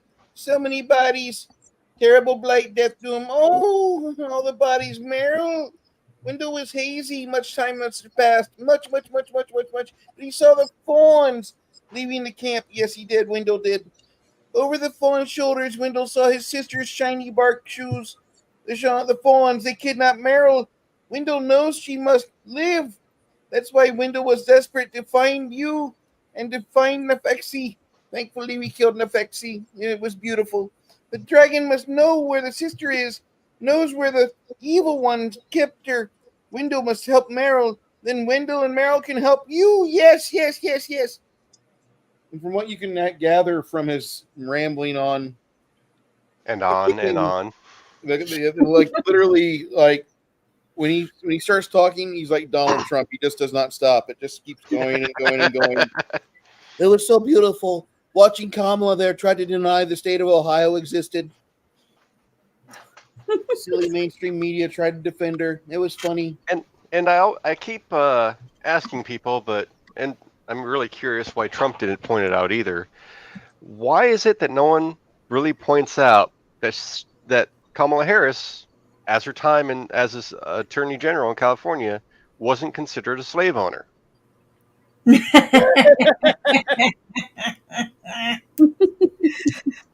What I want to know is why he didn't ask her, what happened to your accent? Nah. That's another one. Where'd it go? Where'd your accent go, Kamala? You mean her French Canadian accent? No, that Yeah, funny southern black one she Southern gets one all of a he had. sudden. She had a For a black few scent. hours. Kamala had a black scent that night. Y'all better be thanking a union member. Mhm. That's Fucking- right. When they Al asked Gore. him the whole, oh, you made a comment about whether or not she's Indian or if she's black. Why do you say that? And he's like, I don't care. You know, the moment he said that, you should have said, I was just wondering, you know, what happened to her accent? Oh, hindsight in 2020 is awesome, but I wish we could have thought about it before. He must have like had some bad like sawdust or something happened during a debate. I don't know what he did, but he didn't. I fucking demand a refund because that is not the Trump I know. The Trump I know had like Has better 7 zingers. opportunities. Yeah, he missed about 7 fucking zingers to flatten that dumb cunt, and we Yep. got none of it. Like I wanted to see. We did get a few though. He did say, "Excuse me, I'm speaking." Yeah. That was good. That was Yeah. good. I just That think was he was worn out from the rally. You know, he stayed up too late and he's just been doing too many things. But He, and he was trying not to be the dick. You know what I mean? Because I don't. everybody's saying, I and he want was him to be 3 the dick. against 1. 3 against I 1. want. That's true, but I want mean tweets and $1.79 fucking fuel back, Me please. too. Yeah.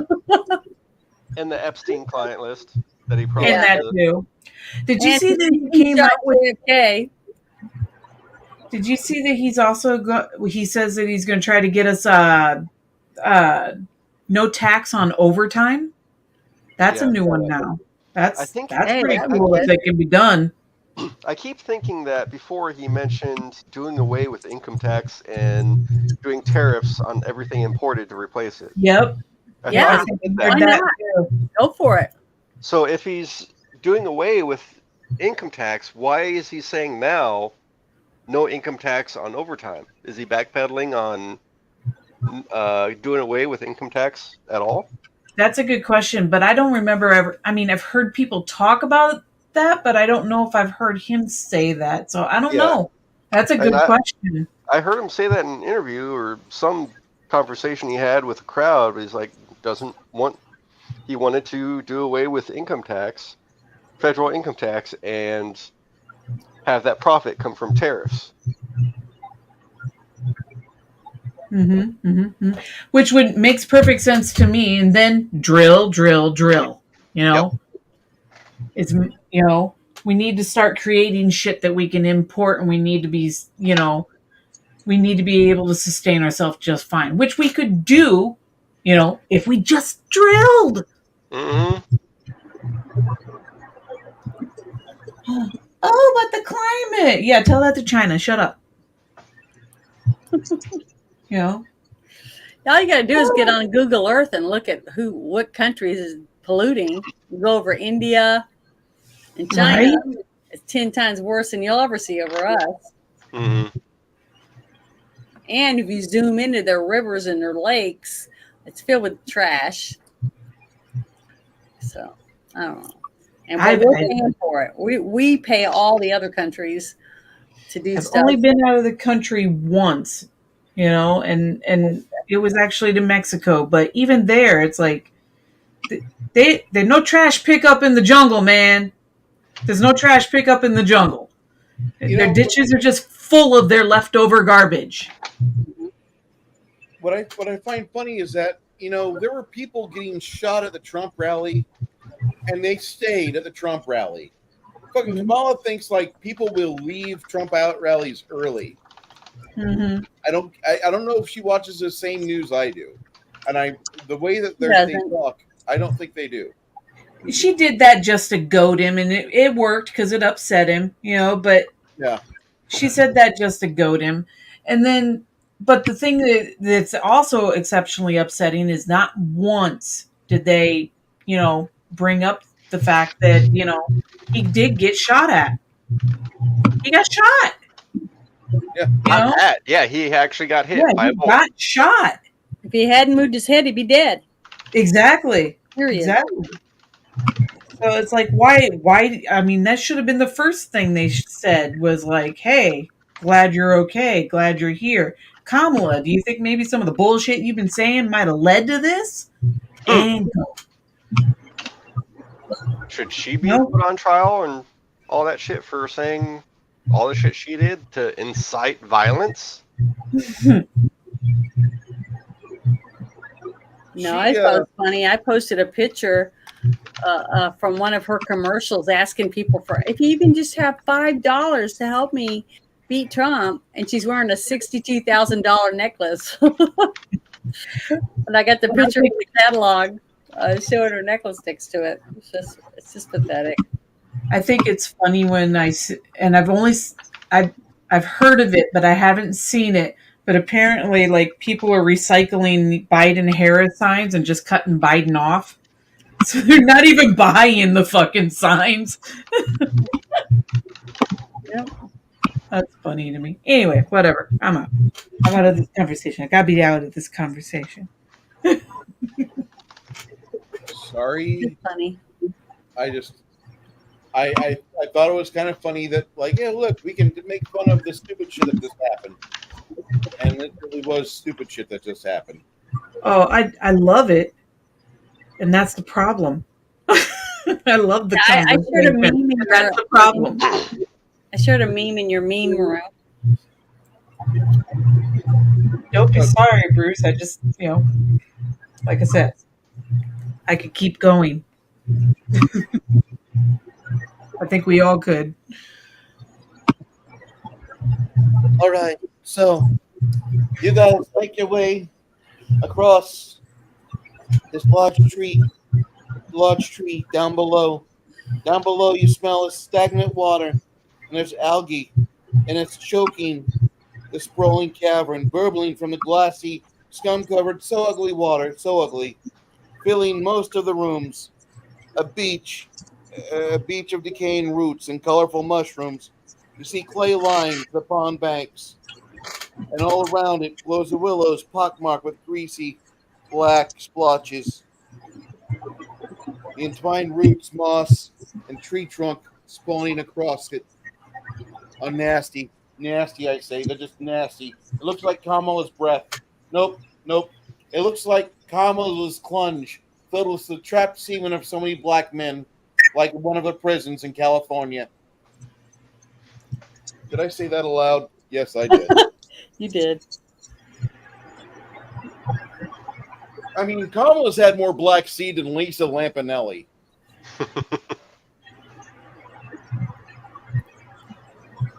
And in fact, I caution my black friends to not go near her. You may get entwined. It will not be good. It will not end well for you. It will not end well for you at all. You'll find out there's something called child support.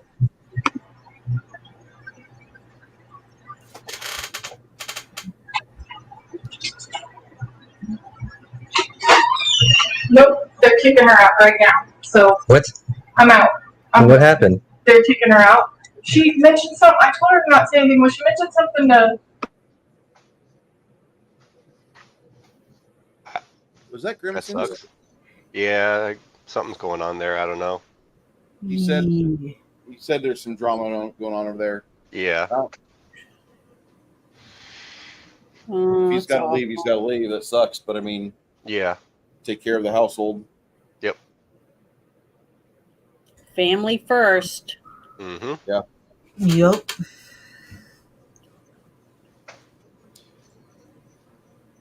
Hey, since we got a quick second, I'm going to run upstairs and check on my ropes. Oh no! What's that mean? Janet, That this can would be only mean- probably a good time to do those spells. Okay, I'll start working on that.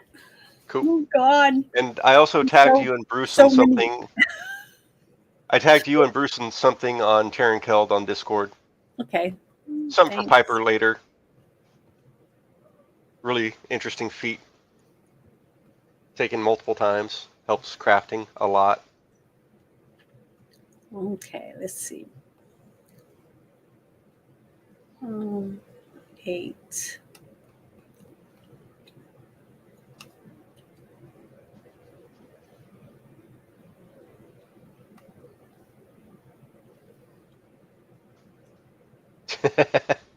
Your intermission commercial.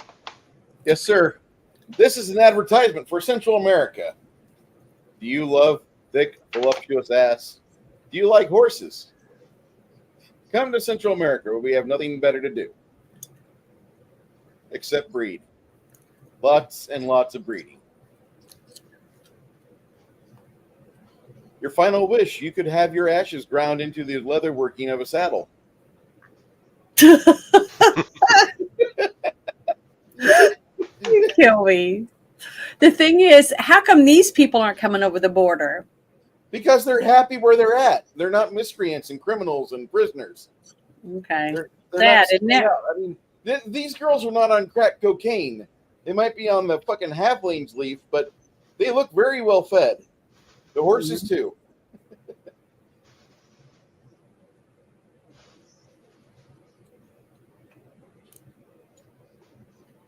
I guess now would be a good time for me to do my ad read.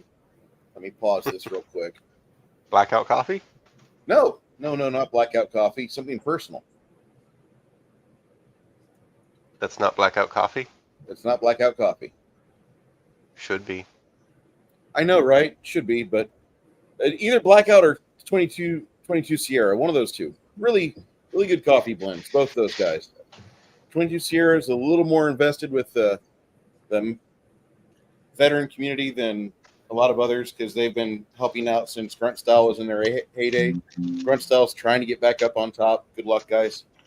All right, today's ad read. Thank you so much. This goes out to One More Food Fleet, One More Food Corporation. And with the closure of the John St. Wick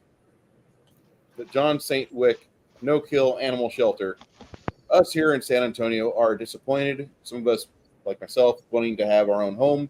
In the future, we're going to use John St. Wick no-kill animal shelter as our source for our furry friends and our furry family. But there is a small rescue going on, and what is going on is rather interesting. Because of the wild influx of some new immigrants into the country, One More Food Corporation is adding their 17th food truck to their fleet. Their 17th food truck is going to be a Taste of Haiti. A Taste of Haiti promises San Antonians and the like a variety of spins on common, amazing American cuisine. So a fusion of blends and spices and meats. Have you ever had genuine General Tso's chicken? Now you can. At One More Taste of Haiti food truck, you can have an amazing new General Tso's chicken. Yeah. Also, the spin for the One More Taste of Haiti hamburger is going to be quite interesting. I can't wait to try that. And they are planning on doing some various types of roast dishes as well. Their variant of pulled pork should be quite amazing. I can't wait to see what happens with this fire sale going on with the John St. Wick no-kill animal shelter. Here's to One More Food Truck in the fleet. Thank you so much, One More Food Corporation, for your ad read today. All right, that is the news on that. Let's go back to the Colombian girls. Well, I wanted to ask, what do you think about, for one of my spells, which is at level 1, a dancing lantern? What do you guys think of that one? That looks pretty good. It says that you can animate a lantern in order to follow, for it to follow you, and a lantern floats at shoulder height and remains at least 5 feet from you, no matter how fast you move. That way, you always have light. You don't have to carry a torch. You don't have to use your hand. It's just a lantern. A couple times we've been in a total darkness. So, what do you guys think of that one for a level 1? That's not a bad spell. I think it sounds. It can be made permanent with a permanency spell. Yeah, so I think I'm going to take that one for a 1 because that's something that every so often, it doesn't happen all the time, but we don't have a lantern. We don't have any way. And if I have my sword and it has to be lit up, then I have to hold my sword in my hand. See what I mean? Mm-hmm. To have it as a thing. But this one, it can just float around and nobody has to do anything. It just floats there. So I'm going to add that one. I like it. Founder of the channel, 6 Nation 31 Kings says, do you like horses? Ever want to live on a ranchero? Got a thing for nose candy? Book a flight to the jewel of South America, Colombia. Our other founder, Crafting Gamer, idea. Helga gets giant sized, has happened before, gets crow's nest backpack with a gnome or goblin alchemist, master blaster style, and to pour healing potions in her mouth and chuck bombs. Chris, can we do that? Can we get her the master blaster rig? It's plausible. I think we'd have to go another extra cohort, but yeah. I mean, we don't really need an extra cohort. We do have our friend, Crack. Well, I mean, if you want another cohort, yeah, that's fine. I mean, yeah. Connell, we are thinking of you when we talk about having your ashes ground into the leatherwork of a saddle.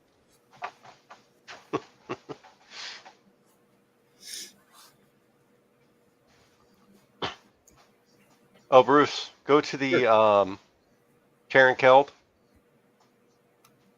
I tagged you on something. Arcane Builder would be rather helpful. Well, guys, I'm going to have to take off. There's like a kind of a family emergency thing going You're on. good. I got to go all the way to Dude, fucking you're Waco. fine. We heard part of it. We don't want you and Tiff to have problems. Go take care of business. Family first, man. God bless. Yeah, you. I mean, we're not like fighting or anything, but her oldest No. daughter is getting like, she was in a situation that was supposed to be good up in Waco, and then it turned out that the woman there is getting like evicted from the house, and they're like kicking her out. It's a long story, but now we've got to go all the way up to fucking Waco and get her. All right, dude, drive safe, man. Yeah. All right, guys. Please drive safe. Take 130 if you can. Yeah. Sorry to take off on you. Yeah, You're good. Shortcut yourself to Seguin and then get up to 130 to navigate around all the bullshit here. But you know what? Really, I think this is what burns me is we literally just did all this last weekend. We went up to Waco and went up to Six Flags in Dallas, and it was a good time. And we could have picked her up and brought her back then, but whatever. All right, guys, I'll catch you later. Be careful. All right, later, man. Thanks, everybody. See ya. Bye. Bye, bud. Okay, what about this one? Arrow of Law. You know what this one is? This is a level 2 spell. It says, if you fire a shimmering arrow of pure order from your holy symbol at any one target in range as a ranged touch attack, a chaotic creature struck by an arrow of law takes 1d8 damage points of damage per 2 caster levels. A chaotic outsider instead takes 1d6 points of damage per caster level. A successful will save reduces the damage to half to creatures that are neither chaotic nor lawful, and they are not dazed. The arrow has no effect on lawful creatures. And that's just a level 2. That's just interesting. I thought that was pretty neat. Even because I don't shoot arrows, but I'm shooting it from my symbol, my holy symbol that I have. Yeah, the only limitation, and this isn't horrible, is they have to be chaotic, right? Mm-hmm. So if they're not chaotic, if they're like neutral, whatever, it has no effect on them. If they're lawful, it has no effect. They could still be evil. Yeah. So it's just chaotic.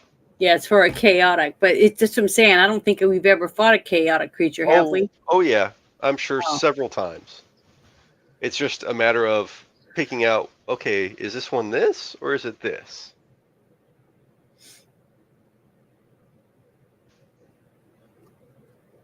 Not a bad one. Yeah, it's just different. You know what I mean? Yeah, I'd go for it. But I'm reading a couple other ones, but that one stuck out compared to this. So far, the number 2s that I've been reading. Mm-hmm.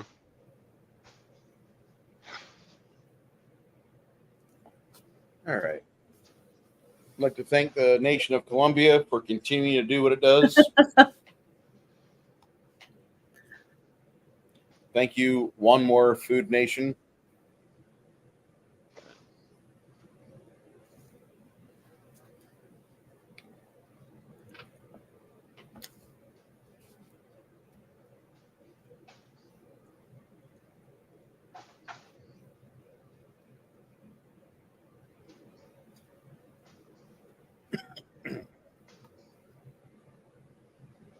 Ooh, for level 3, Discovery Torch wouldn't be bad if you're looking at light spells. Well, I just did the lantern one, which I thought was cool, where it floats around no matter where I go. Yeah. So I don't have to hold a torch, and I have free hands. I thought that was a good one. And that was just in level 1, so I thought that would be a good one for that. Ooh, level 3, a better level 3 would probably be Invisibility Purge. So that means no one around me can be invisible. Yeah. We'll have to look at that one. But this one here, it's called Boiling Blood. It's a transmutation. Am I allowed to use that? Second level? Yeah, it says the blood of the targeted creature begins to boil. If a target fails to save, it takes 1 point of fire damage per round. This spell has no effect on creatures that don't have blood. If a target has the orc subtype, it doesn't take a fire damage, instead gains a +2 morale bonus to strength. So I'd have to make sure it wasn't whatever an orc subtype. Yeah. I mean, not But bad. that's kind of different for a level 2. Yeah. That's definitely one for if there's a group close together. Mm-hmm. And it's low damage, but and it goes on for concentration plus 1 round per level. So basically concentration is you have to sit there and concentrate for it to keep working. Mm-hmm. Once you stop concentrating and like cast a spell or something, it goes on for another 15 rounds. Mm-hmm. What one's this one? That's Boiling Blood. Okay. Well, here's another one. It's Consecrate. The spell blesses an area with positive energy, and the DC to resist positive channeled energy within the area gains a +3 sacred bonus. Every undead creature entering this consecrated area suffers minor disruption, suffering a -1 penalty attack on rolls, damages, and saves. Undead cannot be created within or summoned in a consecrated area. So, like, let's say we get surrounded by the undead, I can consecrate the land around us and we can fight, shooting out our missiles or whatever we have, and they can't create anything in that area. Yeah. The one downside, just one downside, are the components you have to keep on hand. Yeah. It says silver dust and holy water, and I can make my own holy water now. Yeah. So a vial of holy water, which I believe is 25 gold, and silver dust worth 25 gold. Yeah. So that's the only thing. The silver, you just need to have those on hand. Yeah, but the holy water I can make. If I have water, I can make it into holy water. Yeah. Now I mean, I have the scroll for that, but that's the only thing. But that's not a too bad one. No.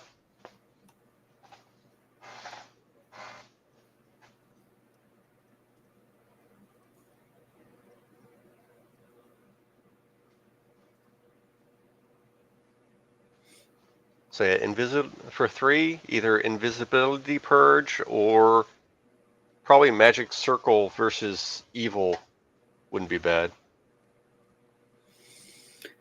Yeah, the invisible one is pretty good because I think a couple times we've had someone sneak up on us. So I think I will pick that one for my 3. Now I'm gonna go back to 2. So then a level 5. I think Flame Strike is the level 5.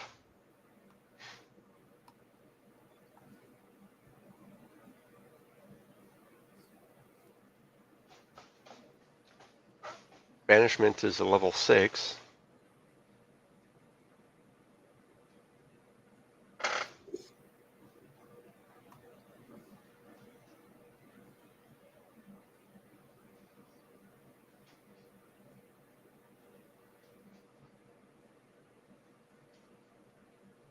Now, what's this? It says it's called an undetectable alignment. It says it conceals the alignment of an object or a creature from all forms of divination. What's that Divination. mean? Yeah. What does that mean? What good is this? So Spell. if something, say you have a lich Mhm. that does an illusion spell to look human, and Yeah. then casts undetectable alignment to make it so he has no alignment. So he can walk around town, albeit a little bit smelly, Yeah. but if someone does detect any detection spells on him, he won't detect as anything alignment wise. So if I put this spell on one of us, it would keep anybody from being able to detect you if you're like invisible. As far as alignment, but if someone detects magic, it'll still pop up. Oh, okay. It's just limited to alignment. Yeah. Okay. If you're trying to hide your alignment, you're probably not up to any good.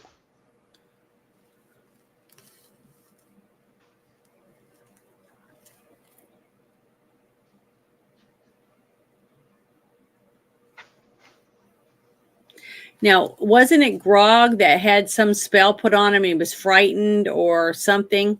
Remember?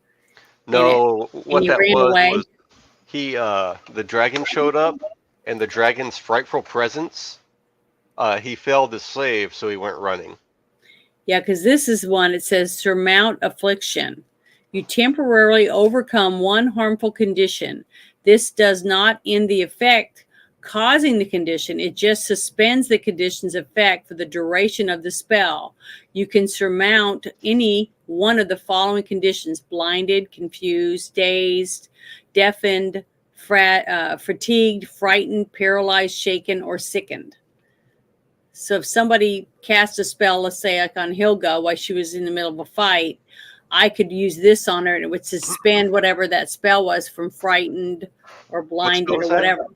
It's called surmount affliction. It just sounds like it might be useful one day, and it's only a level 2. So I'm It not only trying to works. find. It only works for you. Oh, it only works for me. It's a personal. Yep. Okay, damn it, that sucks. Okay, sorry, I didn't read that. I need to start reading that part of it. Me and the grandbaby are here. Yay! So I think I'm going to look for a Kittens for Trump 2024. Oh, and I found it. I found it. Are you kidding? There's tons of memes. Oh No, yeah. no, I found the shirt though. Are you kidding? You can make shirts. I could, but this is Some ducks for Trump. That's cute. yeah. I got to get that. That's $15. That's Worth it. yeah. Cat Lives Matter. That's another one. Love that one. How about this one, Chris? A weapon made of force appears and attacks foes at a distance as you direct it. Is that Healing. spiritual weapon? Yeah. I'd stick do you to a think? buff. Oh, okay. All right. I'm just trying to find a number 2. Yeah. A lot of them. Oh, I thought you figured out a number 2. No, I haven't added that. I went ahead and added the 3 that you said, so I wouldn't forget it. No, that number 2. I thought you were doing what was it? Arrow The of arrow Law. one? Yeah, I liked that one. I asked about it, but I said I didn't know it. But there's so many of them. Yeah, I'm go just that trying one. to read them It's all. not bad. The arrow one? Yeah, Because I did like that one. yeah, do it. Yeah, okay, here we go. The arrow of law. Yeah, I like this one. I'm going to do that one. And you don't get a level 4. You did a No, level I got 3. a 5. So I got to find a 5 now. I did 2. Go down to 5s. 5 had Flame Strike if you wanted to do that one. Okay, let me find that one.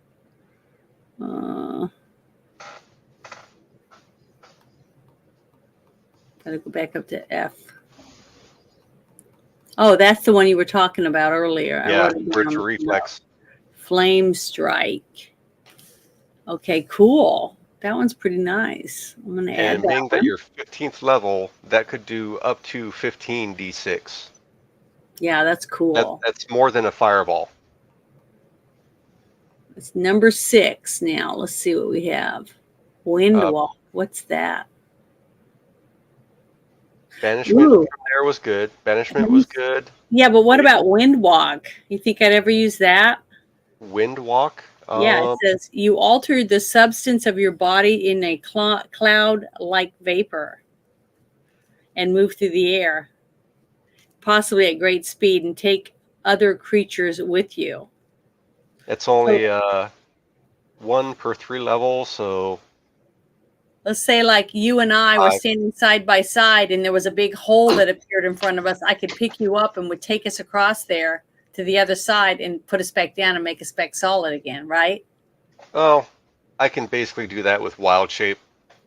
Yeah, but you have that. But what me and doing it to one of the other people in our group is what I'm saying. If I've done this before. If I change into something big that can fly and have all of you on my back, which I've done, Oh, okay. then not You're an right. issue. All right. All right. But that one was just cool. It just Yeah. was one of the ones that bumped up. And symbol of sealing.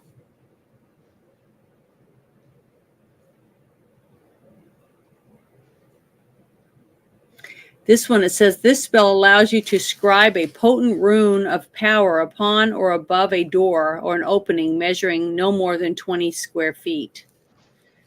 The casting is complete. The symbol immediately triggers, glowing visibly and sealing the door or opening with an invisible barrier or force equivalent to a wall of force. What spell is this? This is called symbol of sealing. It's just, I'm trying to find stuff that no one else has yet so that we can kind of cover as many bases as we possibly can. That's why I like you helping me. Yeah. I mean, to fill in gaps.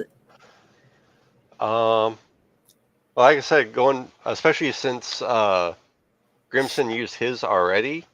Banishment isn't bad.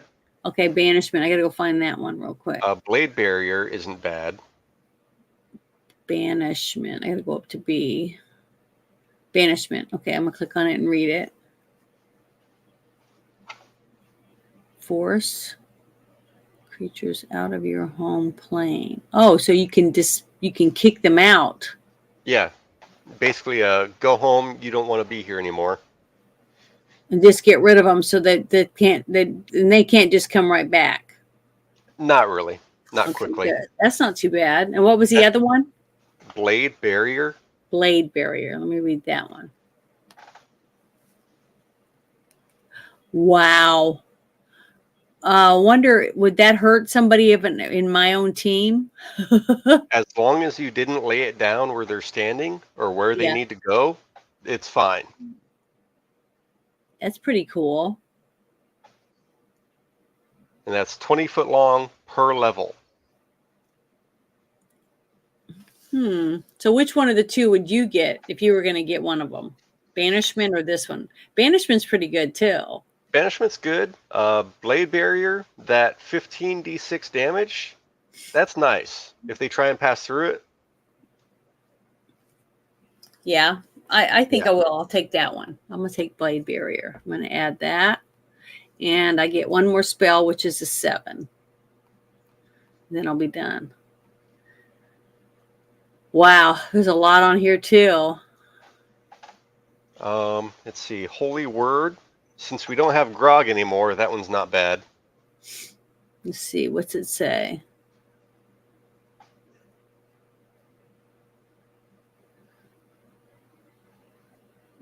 It says no non-good creatures in a 40-foot radius spread centered on you. What does it do? So it depends on how strong the bad guys are. Yeah. If they're 15th level, they have to make a save or else they're deaf. If they're 14th so it does level, different things. Okay. yeah, if they're 14th level and they fail their save, They're blinded, deafened. If they're 10th level or below, or 10 hit dice, they're paralyzed, blinded, and deaf. If they're 5th level and below, for hit dice, they're dead. So the worse they roll, the better it is for us. Oh yeah. Okay, that one's not too bad. I think I'll do that one. That one It looks doesn't. good. I mean, it doesn't work on undead because undead can't be blind or deaf or anything like that. Yeah. But if we're being attacked by a big group of stuff and we're surrounded, Mm-hmm. and their Yeah. hit dice are your level and lower, that's fine. That will help. Yeah, I'm gonna add that one. Okay. Okay, I'm that's it. looking at other ones I too. think I'm done. I think Okay. all the purple's gone from what I can see. I'm looking at it better this time. Okay. And you got the domain spells done too? I think so. Yep. Okay. Now it just says priest, domain, animal, and it's still red, but that's it. Nothing else. Everything else is done. Yeah. Okay, good. No purple on the left. Nope. And I'm going to save this. Yep. Save portfolio. There. So everything looks good except the red letters, which you said we don't know why it's red, so that's fine. Yeah. And then go to Luna, Go to Go to Sasha. Sasha, I'm gonna go to Yep. her. And it says classes on her. Okay. Original HD number 10. It says it's a 0. So I have Okay. to roll a D8. Yep. Roll a D8. Okay, let me find one real quick. Here we go. I rolled a 2. So that's going to be a 4 because that's the halfway point between 1 and 8. So I put a 4 in that box. Yeah, put a 4. Okay. What else is lit up? Skills. I'm clicking on that. And it says that, let's see, 9 of 10. So 1 left. I can add 1 skill. And there's a bunch of blue ones: a fly, swim, survival, stealth, perception, and acrobatics. And climb. So What do you climb. want to put it in? I don't know. Probably her. She doesn't really need to sneak up on anyone because she's with us all the time, most of the time. Mm-hmm. And she doesn't need to swim. So it would either be acrobatics or climb would be the two, I think. What about stealth? Nah. Survival? She's at a 13. She's got the highest on that one. The lowest is between climb is 11 and acrobatics is 7. So I don't know. I guess I'll pick acrobatics to make her a little more flexible. Okay. I'll do that one. So I do a plus on that. Okay, now it's even. Everything's black again. Save. All right, she's done. She's taken care of. Okay. No feats. Nope, I don't see any feats or Okay. anything. So Bruce, did you happen to see the feat I tagged you in? Oh, I got to go in there now. I got to go into my Discord and look at it. Look at Arcane Builder. Yeah. If you want to do that, you can. I don't recommend it. I mean, Go ahead. I don't think we're gonna take Piper into combat still. I think the goal is to keep Piper as a crafter unless Luna wants to add on running a wizard as well during combat. I don't know how much you want to do that.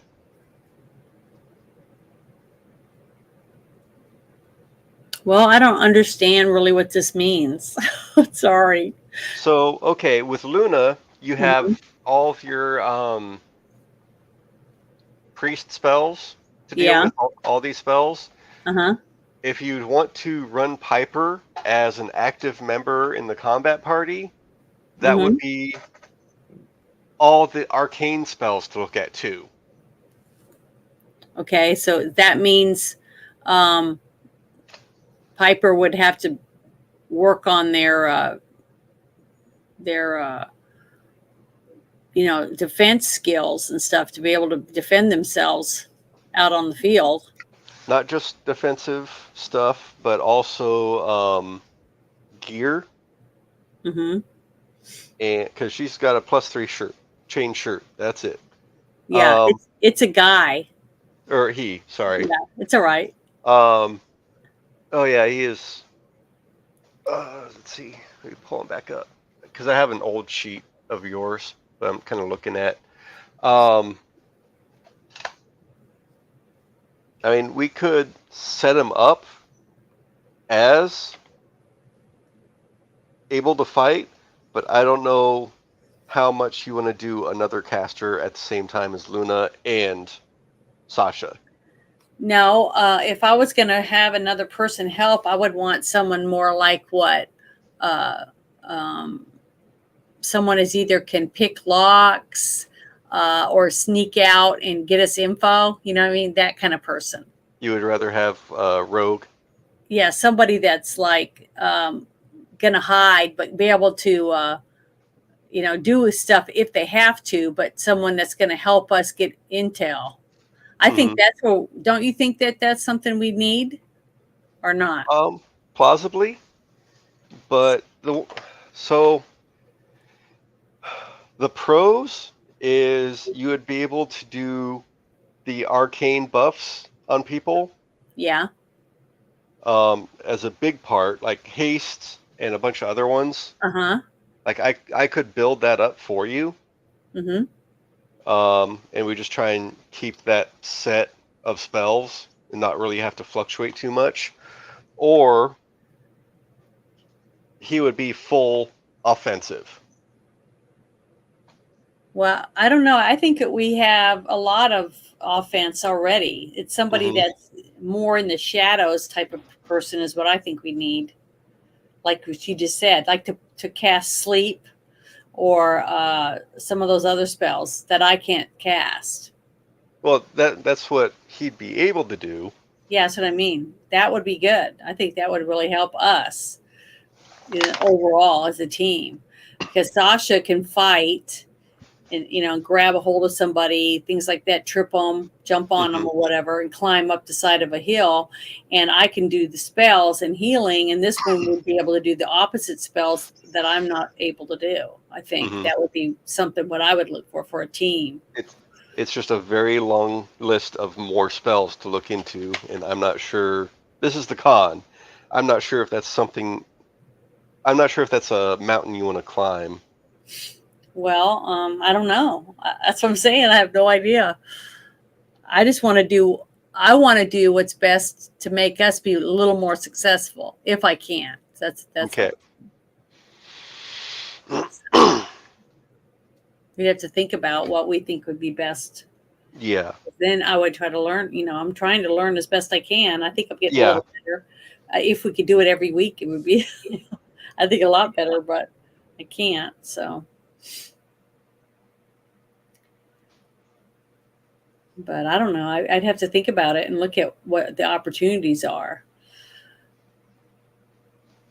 So I'm looking at these characters on the side over here on that thing I just clicked on. And I just don't know. I don't know what, what's the difference? What's a ranger? What do they do? Well, the thing is, Piper is a wizard. Oh, he is a wizard? See, Yeah. I can't remember exactly what he was. I just know I wanted somebody that was skilled, that I wasn't too worried about him having to fight people off because we were going to keep him in the little bag away from everyone. So he was safe and just use him as a useful tool, basically. That's what I was hoping. Yeah. I mean, he can learn all the wizard spells. You're 15th, so he'd be 13th level. So he can go up to 7th level spells. Mm-hmm. And I just want him to be able to do spells that I would never be able to do. Because that's a lot of them, because divination... That would balance me out, our team, you know what I mean?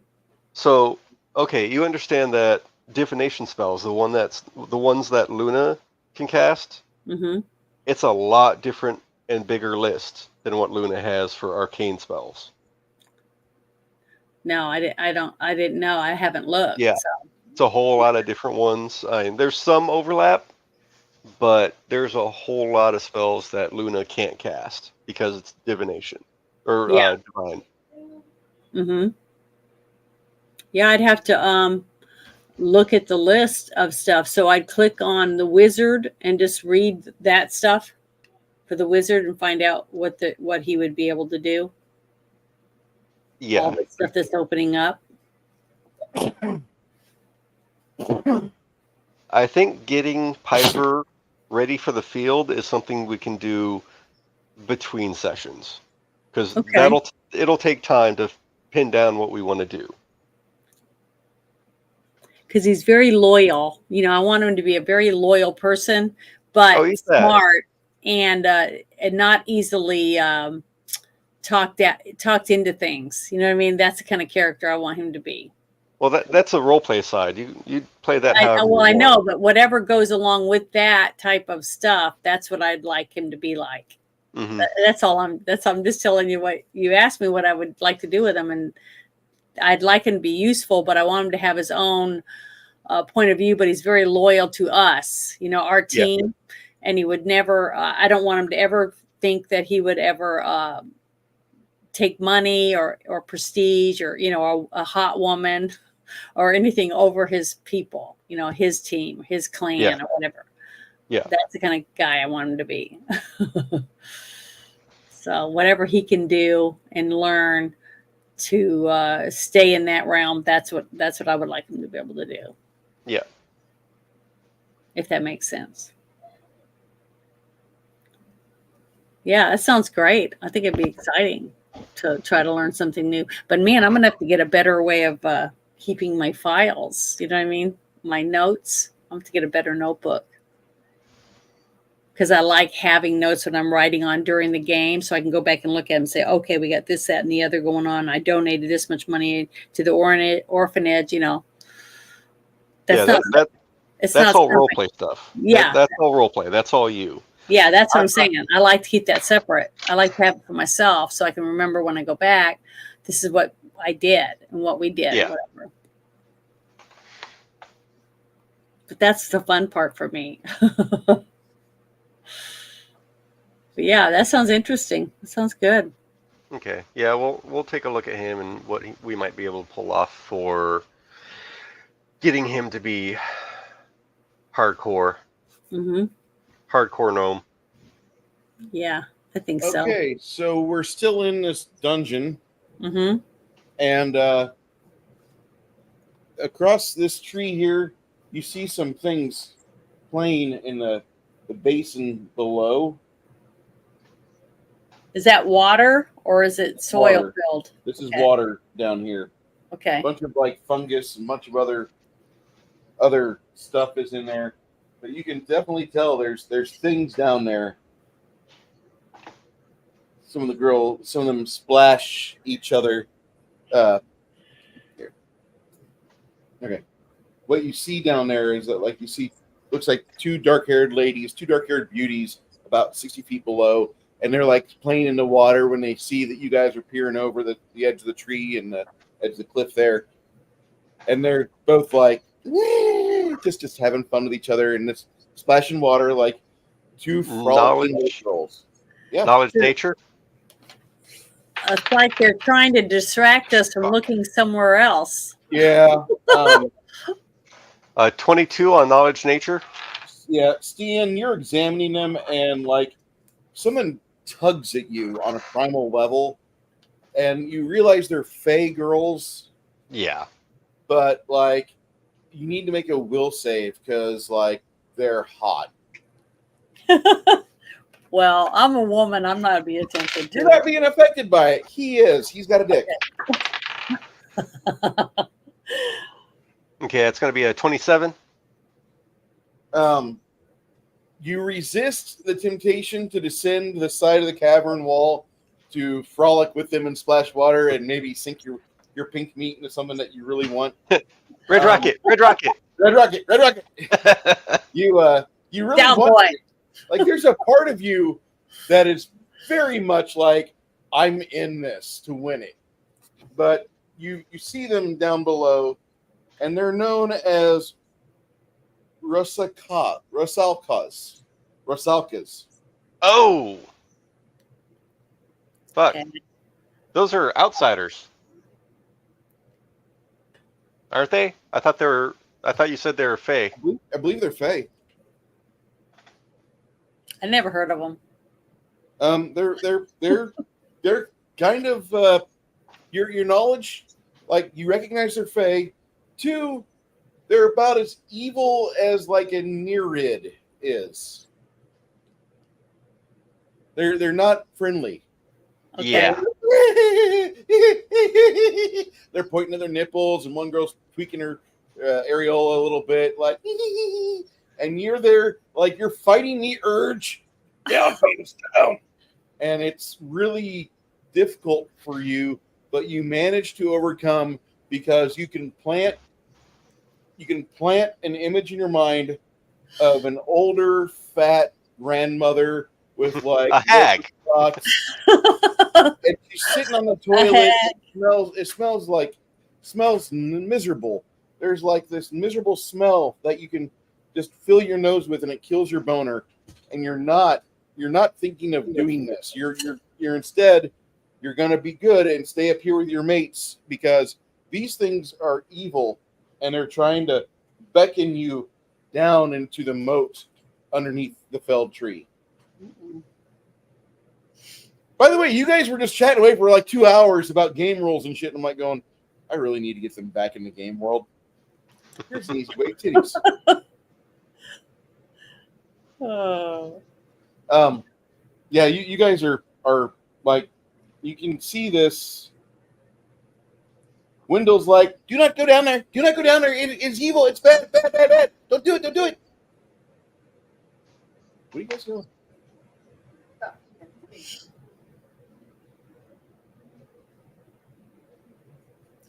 Well, I say let's go. Get over this tree. Let's get to the other side and don't look down. None of you guys look down there.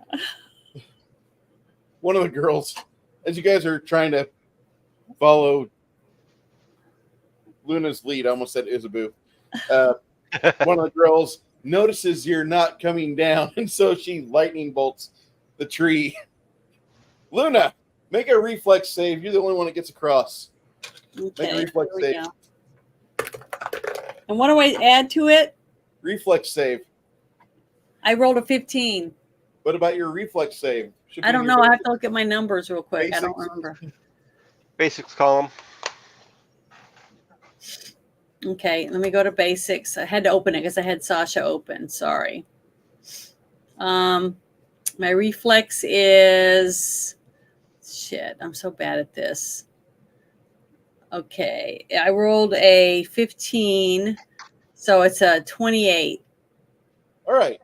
As you hear one of the girls say something of a magical nature, you decide to post haste book it across this tree, and it explodes as you make it across. And your friends are on the other side. You're over here, and you see like bits of wood drift down, and you hear one of the little slags say, "Come down here and play with me. I need to be seated." And you know that she's doing her best to perpetuate their vileness. She's trying to make more of herself. That could be bad for the rest of the world. These things are miserable and evil. Mm-hmm. So I'm able to cast a spell on this lady. I mean, if you want to, if your friends can just get across from that side to the other side, you could avoid this encounter altogether. But they're using their guile and their bewitchingness. And, like, you can tell, like, there's some magic to their words themselves. Like, they're fucking bards. They're fucking bards. Bards, I say. Let's see. What can I use on them? Those women. I wish I could make them mute. Helga hears this shit and, like, she just feels her anger start to ramp up. Cone of silence? Is there something like that? Cone of silence? Silence, 15-foot radius would be great on these things. Yeah, I wish I had that, but see, that's Oh. not one of the spells I just got. Damn it. Earplugs? I mean, nobody else in the party is being targeted because they have the wrong parts or the wrong race. Yeah, none of us girls. The girls, the dwarf, Awesome. they don't have beards. Like, how is Grimson supposed to fuck something he can clearly see the sex organs of? Yeah. They shouldn't shave. They shouldn't. They should stop. And maybe in 70 years, when they've got like a appreciable jungle gym bush, maybe they'll be worthwhile, but not right now. Oh my god, that's so funny. I mean, that's the truth. That's what Damn dwarves it. like. They want to know how much copper you have braided into your body hair, and what exactly do they gain by marrying you and giving you possibly children, which are a rarity in dwarven culture. It seems like every fucking fantasy world I open up, the dwarves are a dying race.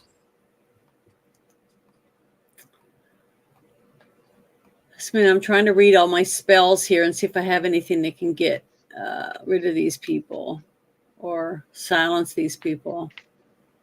Silence! I kill you.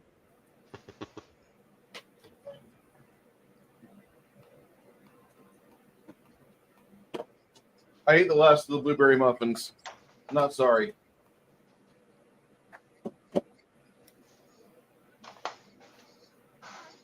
It was delicious. Almost as good as the General Tso's chicken from Von Moore Taste of Haiti food truck.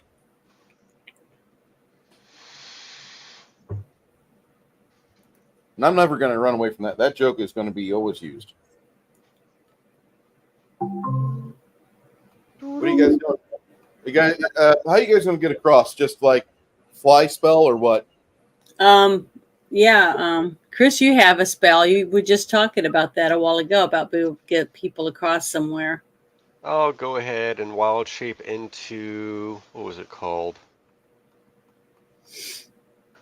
It was one of the dinosaurs. No, bigger. The Quetzalcoatlus. Coodle? Okay. And then me being huge, they can mostly just chill on my back. You ferry your friends across. The girls are upset.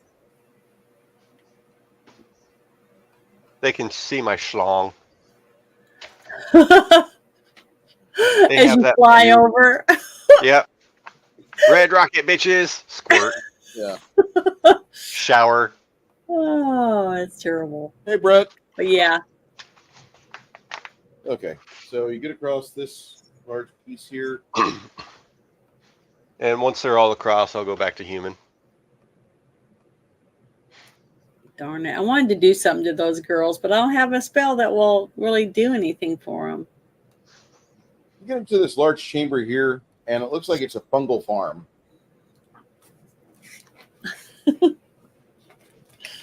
Fungal farm. Fungus farm. Yep. Let me roll a knowledge nature again to identify the fungus.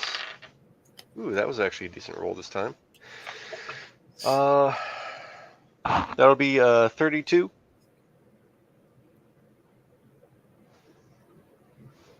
Yeah.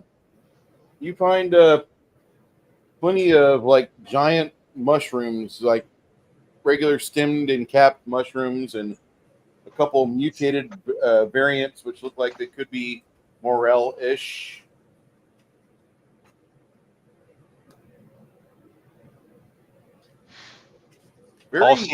All of them seem edible. Let's not. Like this one here, you recognize like with the gnomes. If you had a gnome friend in the party, they would be like really good for that one because like it would be a toxin purifier. But for regular humans and elf type of systems, it tends to wreck them for about 30 minutes and give them the brown liquid shits. I'll pick a few of those and toss them into the demiplane for Piper. Okay. Piper will appreciate the toxin purification of this thing is when I say toxin purifier, like he's going to be down for 6 hours. Yeah. He's not going to be doing much but squatting over a bucket, and that's it. And afterwards, the bucket goes away. We don't ever talk about it again. And no, Disintegration will be a thing. what happens in that bucket stays in that bucket. But what's he gonna do with it? Is he gonna make something out of that fungus? It purifies all the toxins in his body, and what it causes is like a large amount of liquid shits. Oh, He has like the absolute. so he's like cleaning himself out, Yeah, it devastates him for about a good. like Drano. Yeah. Okay. He'll basically need your help to Yeah. cast plane shift and send the bucket to the plane of fire, and hopefully not cause like biological warfare stuff. Yeah. It's like somewhere in the universe is a UFO, and like Beldar is looking at the radar. Mechnar, we have a problem. There's something coming toward us at over 100,000 miles per hour. What is it? It appears to be a manhole cover from the planet Earth. A what? And then it rips through the fucking UFO and destroys it, and then we get waged war upon because years ago we did a underground nuclear bomb test we did a nuclear bomb test underground, and there was this fucking like super heavy manhole cover. And just for grins, the designer of the nuclear war, the nuclear bomb of this particular nuclear bomb says, why don't we weld that shut, but let's put video cameras on there and have them be really super powerful. So if like something happens, we can see it. We'll have it film it 1,000 frames a second. Yeah. When the pillar of blue flame went off, that manhole cover was in one frame, and they suggested that it was doing about 100,000. They could not do an accurate speed test on how that manhole cover shot out of the Earth's atmosphere, but it's going at 100,000 miles per hour. I wish it was a joke, but that's the truth. It went played. I mean, it's going at the speed of what the fat electrician called Mach fuck. That's awful. That's accurate. Yeah, but it is terrible. I think this is about the point where I'm about to say, I should be saying, y'all need Jesus. That's all I gotta say. No, this was more There's always a historical. spot in the game where I have to say that at least once. At least once. Oh, if that's the goal, then I can start talking. What do you mean the goal? That it just happens every game. Every game. Natural progression. Yeah. Yeah. These are my friends. Yep. Your best friends. Hell. My only friends. Sad. At least we're not your only fans. Yeah, that'd be horrible. No. I don't think. Okay. No. So, like, there's a whole bunch of funguses and stems and caps in here. This is a fungal farm, a place with numerous mushroom.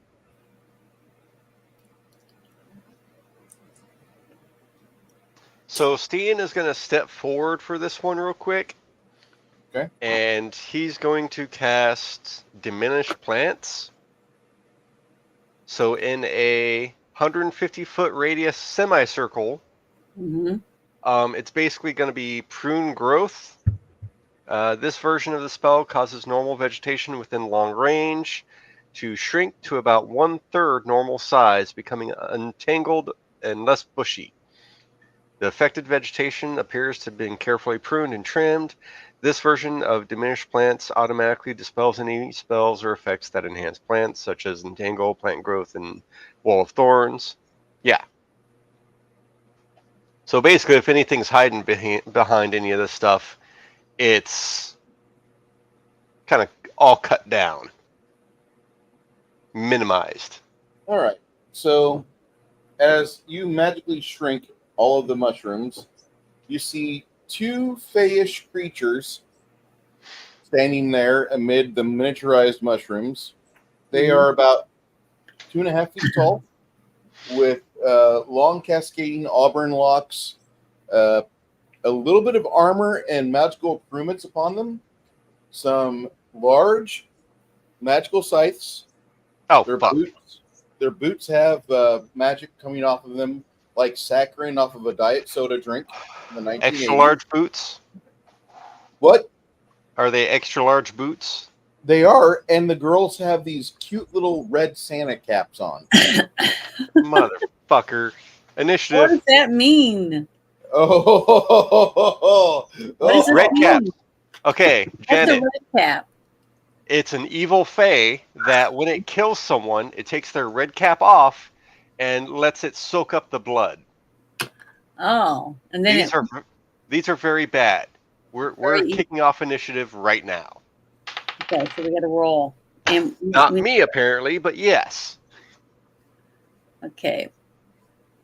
And what number do I add? The +2 is what I add Yep. to mine. Okay. I think yours is the +2, Janet. I'm not certain. I got a natural 1. Total Oh. +4. I got a 5. Usual. 5. I What'd you want to get, pick Helga? a fight. Everyone else go. I'm going on 7. I rolled Well, a I don't 4, have to barely rank better it. than you.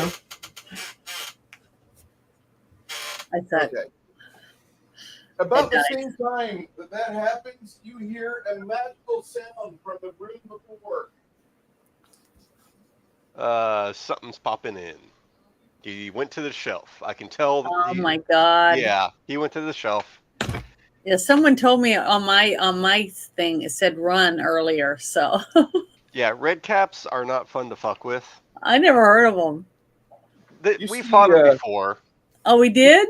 Yeah. Was it when we blew up the 5-mile hole in the ground? No. No, that was It giant. was Grog. I think made no hesitation.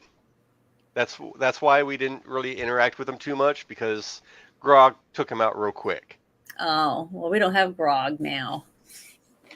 Yeah. How the fuck these things get this close? You shrank the they were there. We just didn't see them until you shrank the greenery. Yeah, when you shrank the fucking mushrooms, they had nothing to hide behind.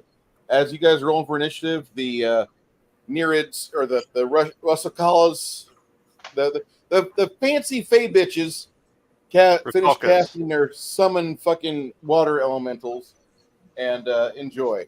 So Oh, they're water elementals. All right. douchey douchey douche.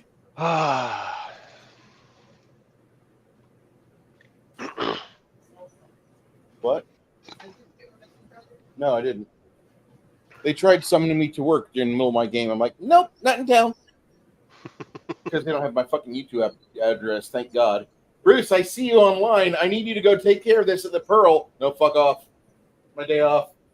You I have a was just fucking there duty today. driver for that. Suck a dick. I'm not trying to say suck a dick to my boss, but like, you know, you have a duty driver for this. I got called out last week at 7 p.m. over to fucking power plant in Austin. No. Fuck you, Ember Kitchen. All right. The water elementals.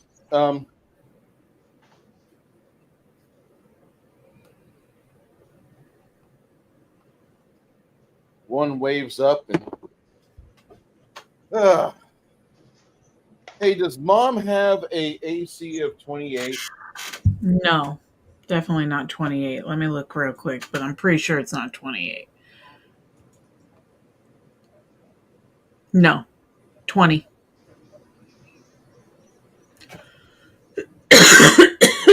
Hey, Is our blessing of fervor worn off, by the way? Has what? Blessing of fervor worn off? Yes. Oh, long time ago. Yeah.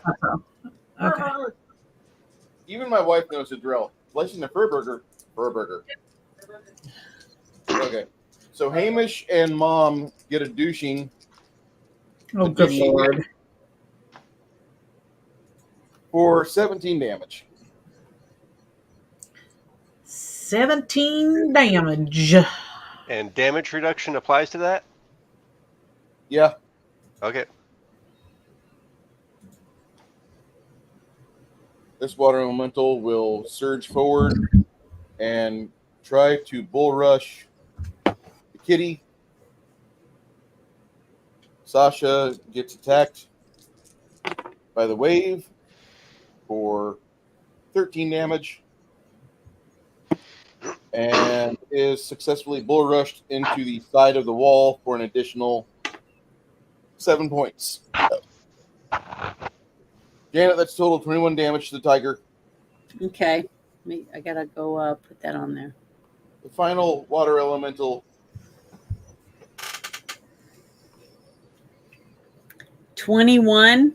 the final water elemental Helga, Yes. I need you to make a reflex save. Helga.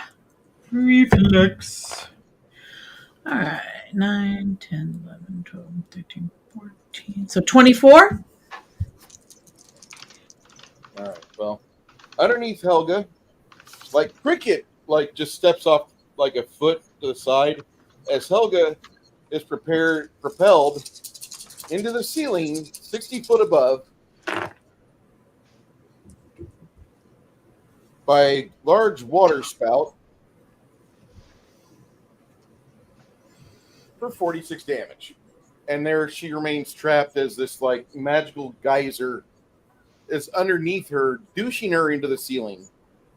Good lord. 46 damage.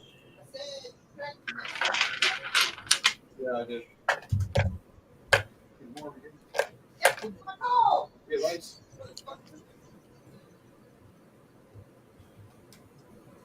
Or please, the water douche. The water douche.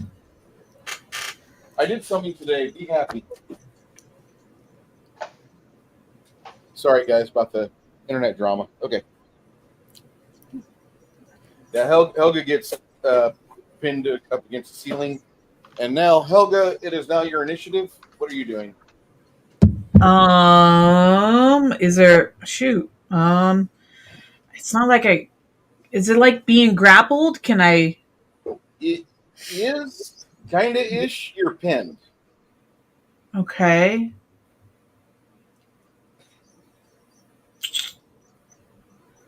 I mean, I can swim.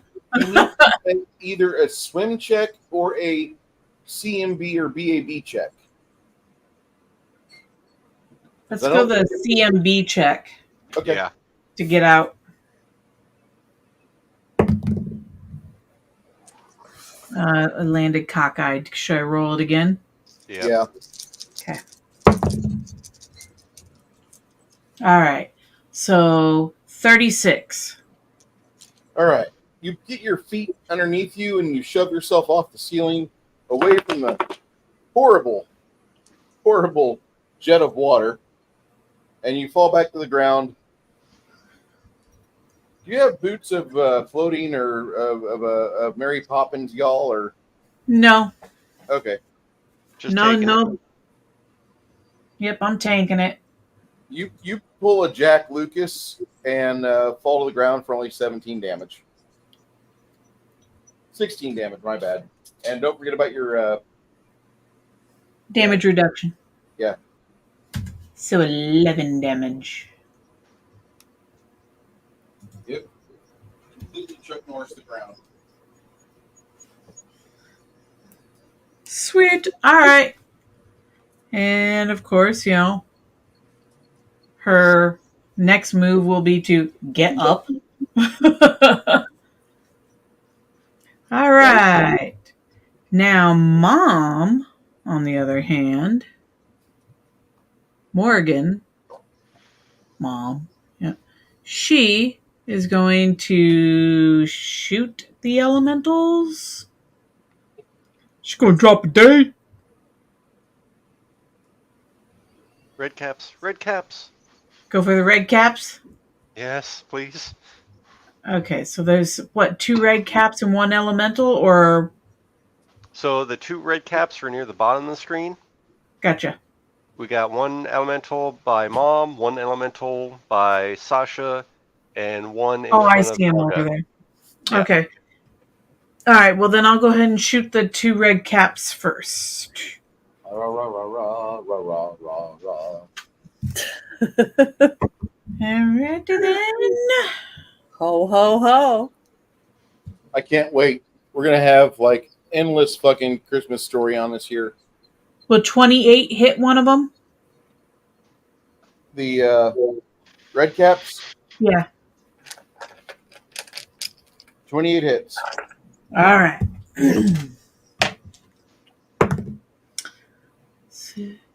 For 16 damage. Ow. And then aiming at the other red cap. Will 26 hit? Because that was a Yep. shit roll. Yay! For 12 damage. And then I can still shoot another time. Let's go ahead and get one of these elementals. Yeah. By the way, when you make your first attack, that water elemental batters you. No, it doesn't. It doesn't? Nope. Point blank, master. Oh, yay. Yep. All right. 30 to hit. Oh, wait, sorry. 7, so 9, 10, 11, 12, 13, 14, 15, 16. 26 to hit, sorry. That is. It hits? It hits. Okay. 17 damage. Beautiful. Here we go.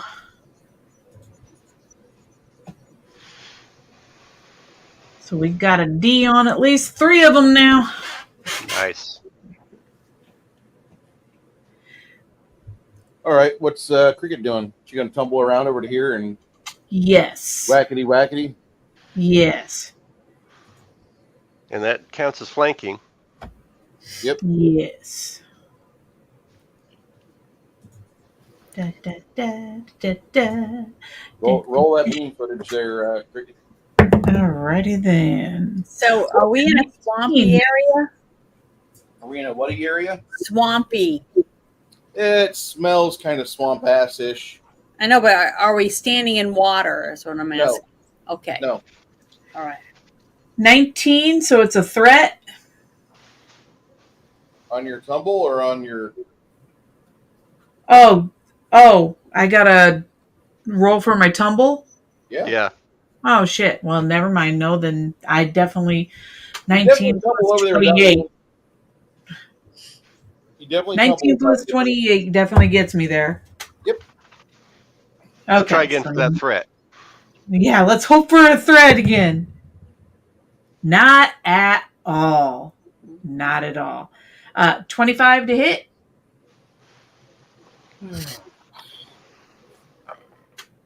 Don't forget D and flanking.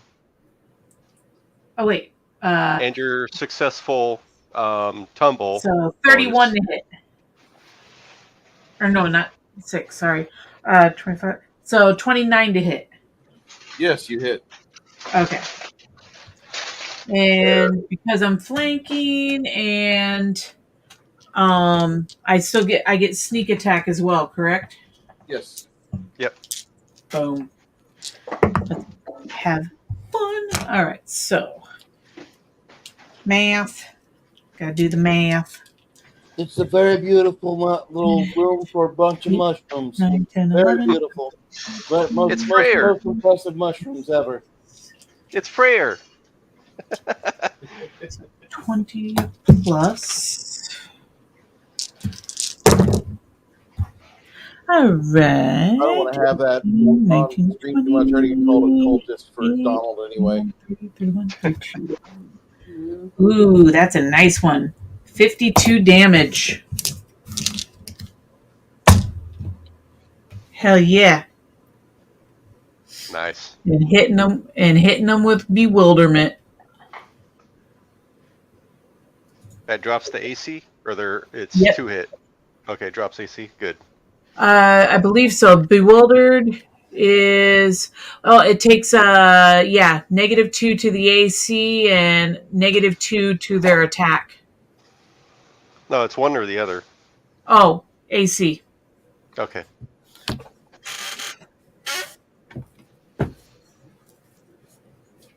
And I do believe that is my move. Okay. At that point, the red caps spring to action.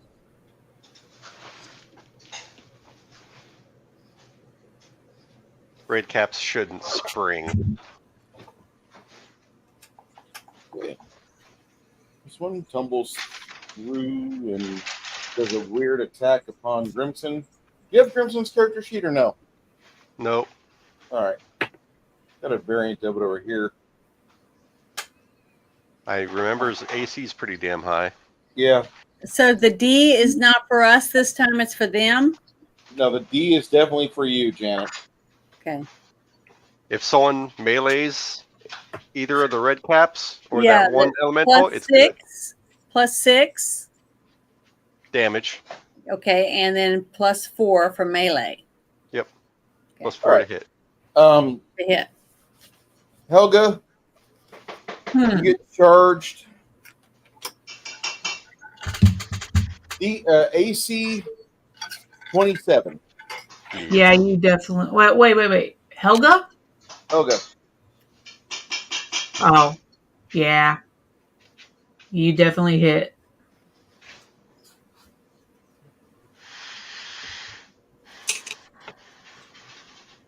You'll suffer 13 damage.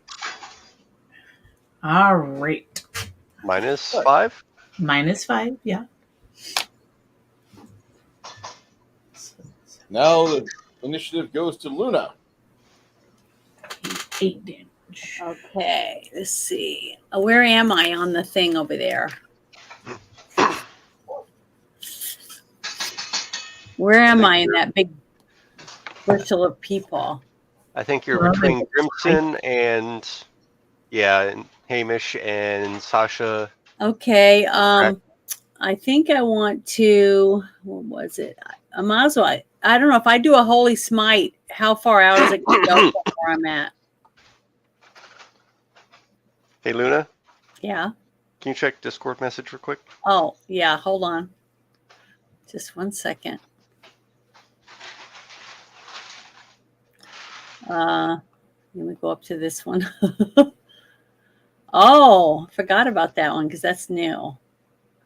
Okay, let me find it real quick. Ah, see? Thank goodness for teammates. Now I just got to find out where it is on here on my list. Trying to find it. Where would it be listed at? Was it banishment or dismissal? I don't know. I'm trying to find. I've got dispel evil.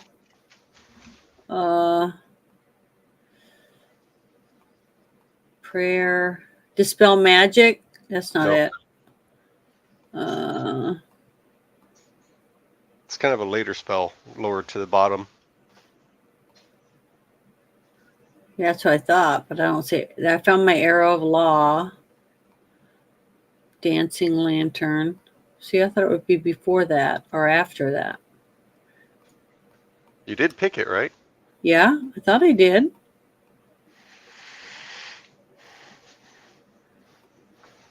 Shield of faith. Detect. Grace. Protection from evil. Weapon of awe. Dispel magic. Prayer. So now I'm getting higher and higher. I thought it was somewhere in there. What's it It was called a- again? Banishment? Would it be with regular spells or with I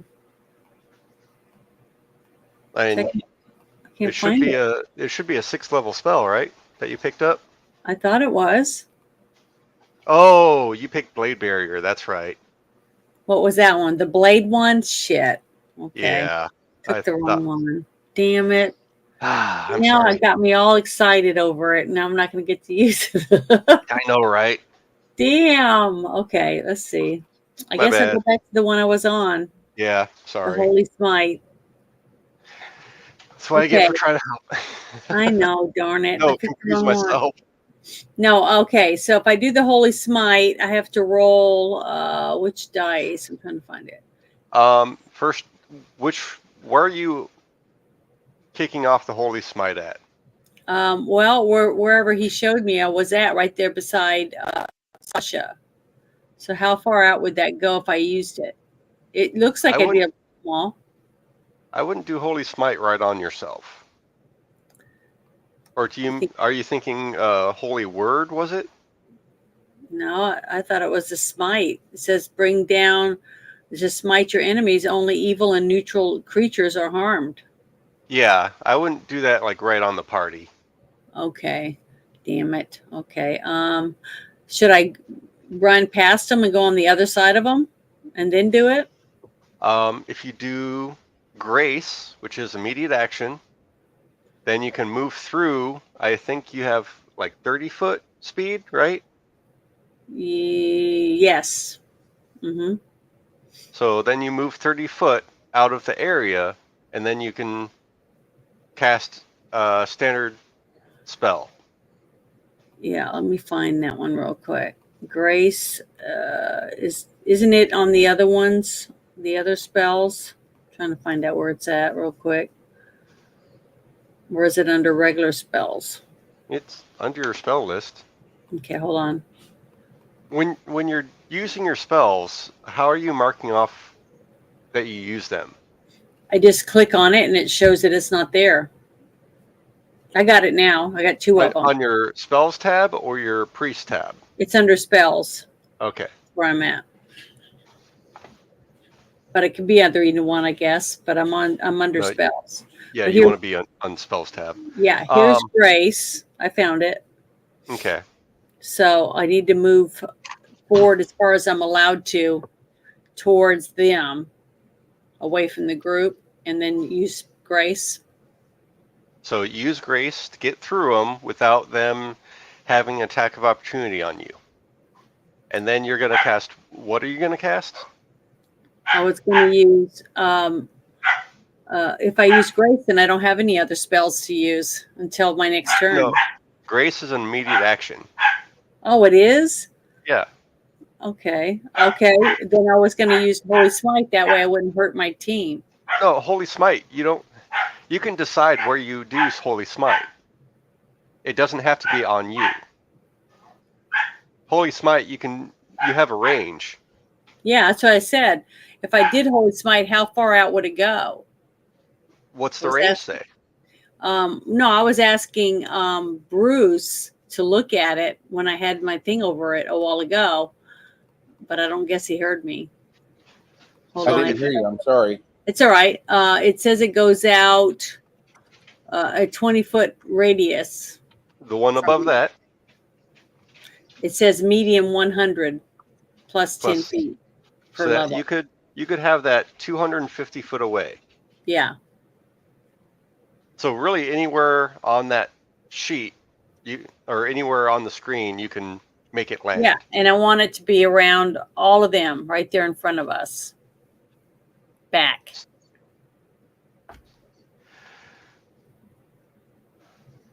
Bruce. Say again. I said I want it on all the bad people in front of me. Okay. So these three So, here are these yeah, five here. Yeah, that group right there, but Okay. not on any of us. And it says I have to. Let's see. I'm trying to find out. It says the spell deals 1d8 points of damage per 2 caster levels. So that's what, 5? Is that 5 of mine? No. What's the cap on that? It says. The maximum 5d8. It Okay, says, so yeah, maximum 5d8. that's to evil creatures. Mm-hmm. It says Creature. only evil and neutral creatures are harmed. They're not neutral? Or not? The elementals are generally neutral. Yeah. Okay. Okay.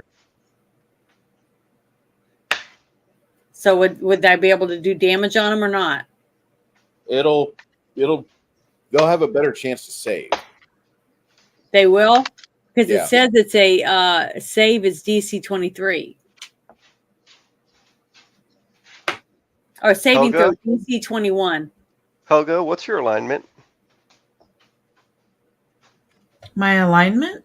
Yes. Where do I see that? That should be under background, I think. Background. Yeah. Do you roll before me?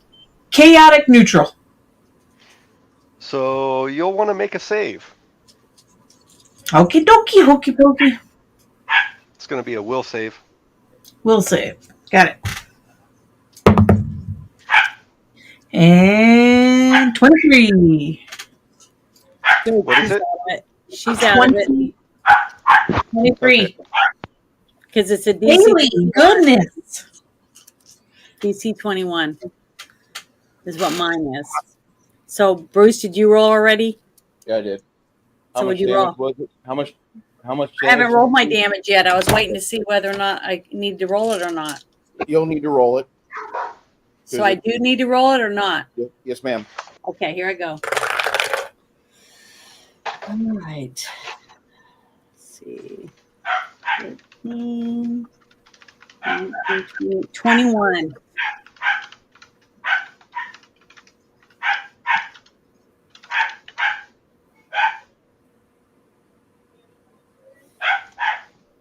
Because I don't add anything to it, right? Just the dice.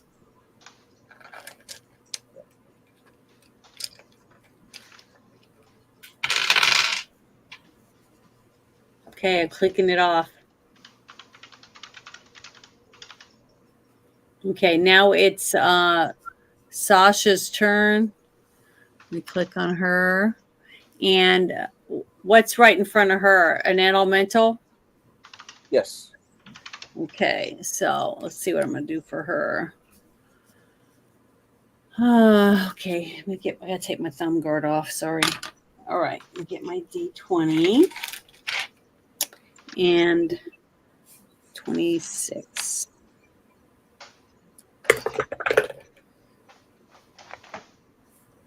I rolled 35. Is that high enough? Yeah. Right That's there in it. front of That's Sasha. that one right there. Yep. Yeah. Okay. So now I got to roll 2d6. Get on.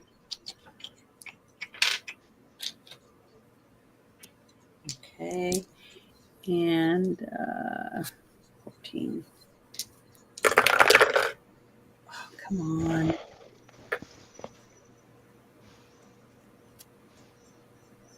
And then 1 electricity. 28 for the bite. And now I'm going to get to do my first claw.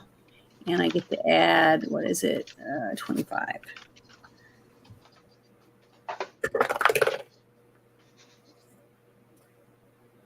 $33. Is that high enough? 33's good damage. No, that's to see whether I can do the claw. Yeah, you can. Okay. They've got a low middle 20s AC, so you should be able to hit it. Okay, 1d8.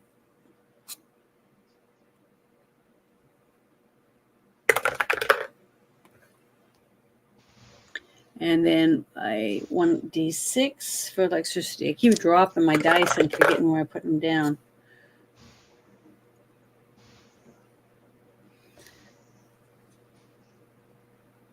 $29.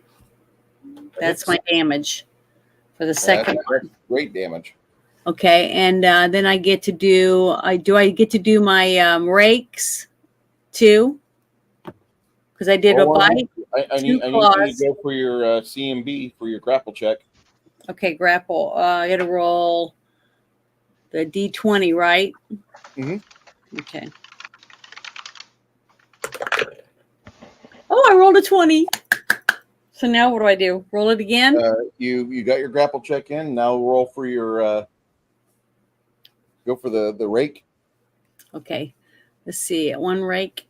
Let's get a roll 1d8. 7. So I get a 32, and then plus the electricity. So let me roll that. And I rolled a 1. So it's a 33. That's my first rake. And then my second one. Sorry, guys, I'm so slow. I rolled a 34. That's high enough, right? Yes, ma'am. Okay, so now I'm going to roll my D8. D8 plus 14. So I rolled a 19 plus my electricity is, damn it, it won't fall out. A 5. 24. That's my damage. I'm done. You're getting this one quite a bit. Good. Did something. So only the first 20 I've rolled in weeks, like 4 weeks. That's good. You want to confirm that damage or confirm the natural 20 that you had there? Yeah. Though? Didn't I? No. Oh, okay, here we go. I rolled a 19. Jesus. I'm keeping that dice separate. All right, I gotta increase. Okay. But I'm done. Well, that water elemental goes away because that critical hit. Good job. Yay, I did something. Tasha splashes down to the ground. Yay. Okay. All right, Team Stian. All right. Let's see what we're dealing with right now.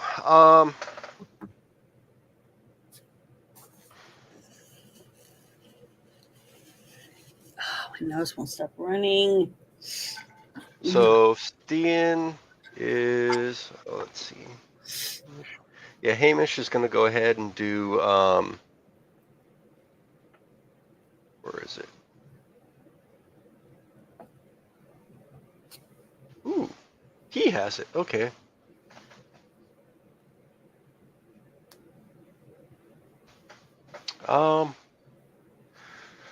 One extra planar. We'll do that on. Okay. Going to be a DC 20 will save from the elemental behind the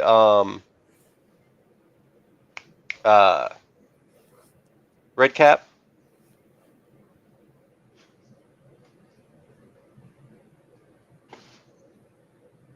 This one? Yep. That's elemental, right? Yeah. All right. Dismissal will save DC 20.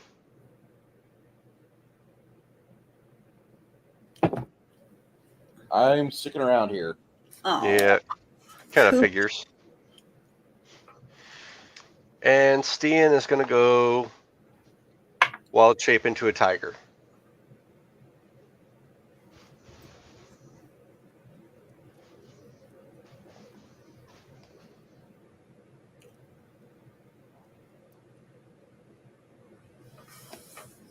You see my armored tiger fig anywhere?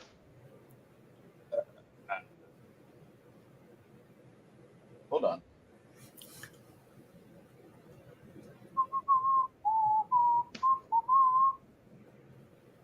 Yay, Final Fantasy.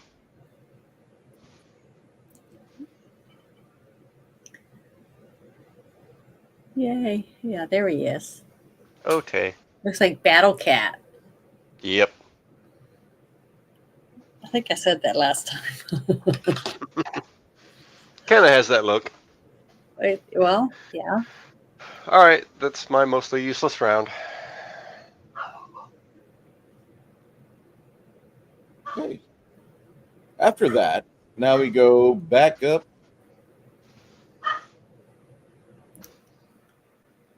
Water elemental. I heard somebody barking. That's Kaylee again. It was me. Oh, no. This water elemental will do an attack on Mama and Hamish. Maybe not. That water elemental will. Let's see.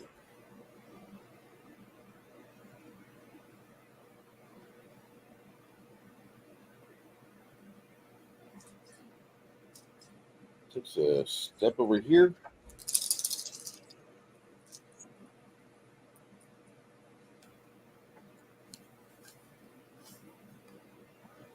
All right, everybody but Cricket and Wendell don't have to worry about this. The geyser is pouring out water all over the place. That water elemental casts a spell. And you guys need to make a reflex save. 24. All of us? All of you. Come on. And do I add anything to it? Reflex. Okay, yeah, you said that already. I'm sorry. Let's see. Which one is it? Oh, I definitely got. What's the DC? DC is 23. Hamish didn't make it. I made it. I got a 36. Nice. Damn, I'm rolling pretty good right now. Knock on wood.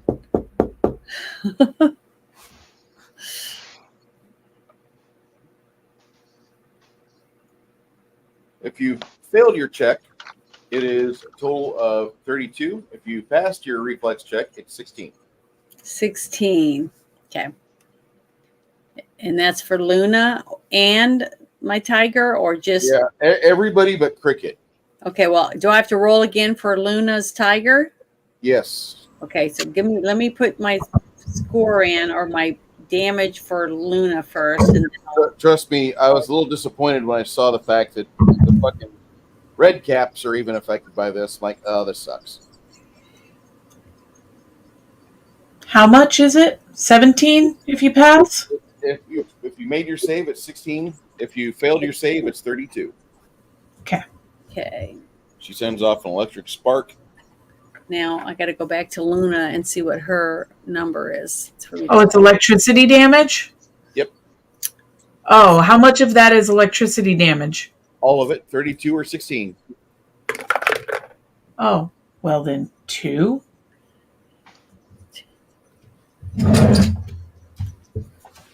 So I rolled a 33 for her. So that's 16 from her then? Yes. Okay, 16 damage. Okay.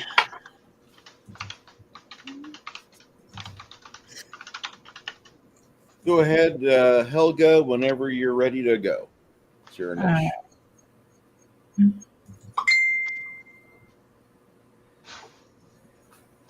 Let's see. All right. So Mom is going to take a shot at those red caps again, starting with them.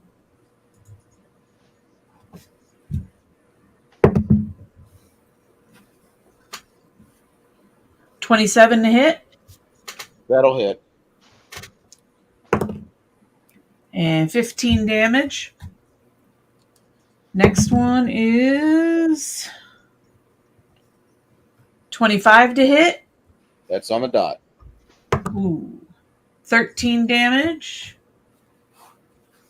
Moving to an elemental. 32 to hit. That'll hit.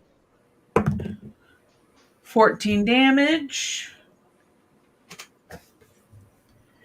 There's also a plus 12 on here, Chris. So does that mean I actually have 4 arrows or no? 4 shots? It might. You I don't don't have have any. Lesson of Fervor on here. You don't have haste on. You don't have anything else. No, I took all that off. All I have is Hero's Feast because I figure that's still going. Yep. Then it looks like you have another one. Well, look at that. Let's give it a go. Let's hope I hit something. 7, 8, 9. Oh, 29 to hit the other elemental. But there is another one, right? Yeah. Yeah, Well, hit the other one too. This one over here casting fucking spells. 18 to hit. 18 Or to hit. 18. Damage? 18 damage. Okay. Damage. Yeah, because it was 29. All right. Sweet. All right. Now I'm going to go to Cricket. And she's going to stabby. She's flanking. Uh-huh. Which is awesome. Oh, yeah. Here we go. All right. So that's 5, 25, 26, 27, 28 to hit. Got a lot of math to do here. All right. 8, 9, 10, 11, 12, 13, 14, 15, 16, 17, 18, 19. Plus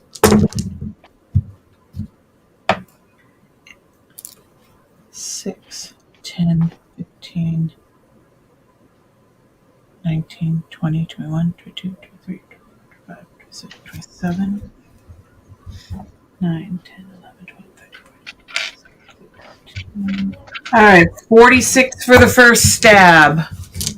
Sticking with Bewildered.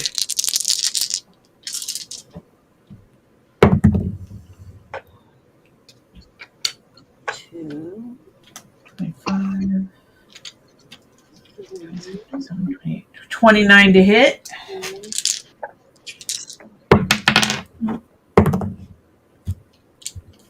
8, 9, 10, 11, 12, 13, 14, 6, 20. All right, 9. Oh, wait, let's go 10, 18, 19, 20, 21, 22. So 42 damage on that one. Stabbing again. And I rolled a 1. Confirm your 1.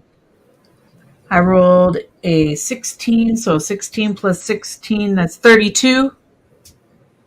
So I didn't hurt myself. Nope, you didn't hurt yourself. Yay! But it still missed, right?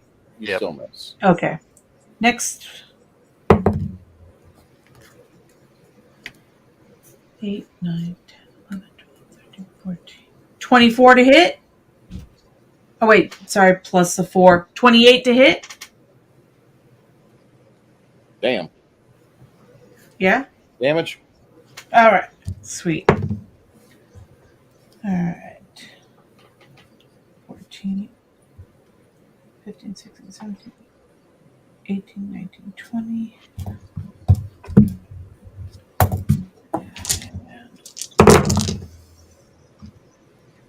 All right.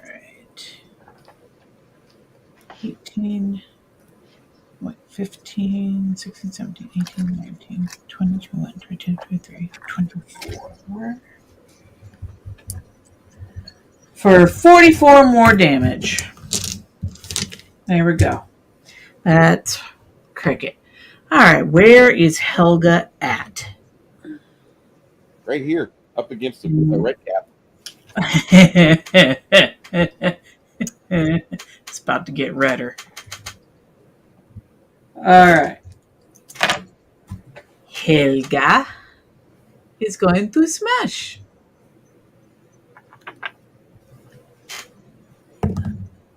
All right, I'm pretty sure 45 hits. That it does. 3d6. There we go. All right, 6, 7, 8, 9 plus 28. So 37 damage for the first smash.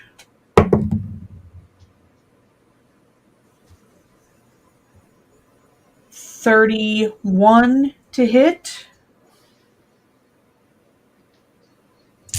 That hits. For 5, 6, 7, 8.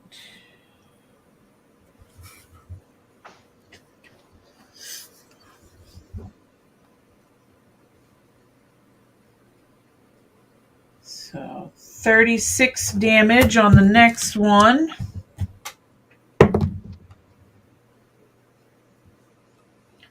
$25 to hit. Oh wait, 25, 26, 27, 28. 29 to hit. That hits. 4, 5, 6, 7, 8, 9, 10, 11, 12, 13, 14, 15. 35 damage on the third smash. And she is done.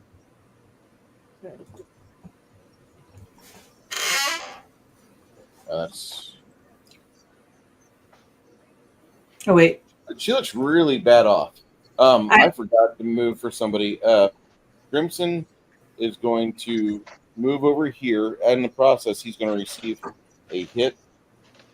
I also forgot to add the 6 for the D on them. Yeah, so there's a total of 18 added to that. Oh, okay. Crimson deflects the scythe off the shield, gets into position to do a smash with his hammer.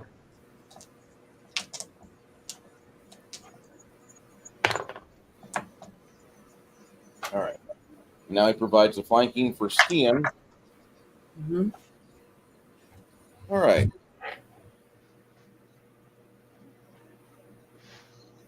Crack. Crack gives a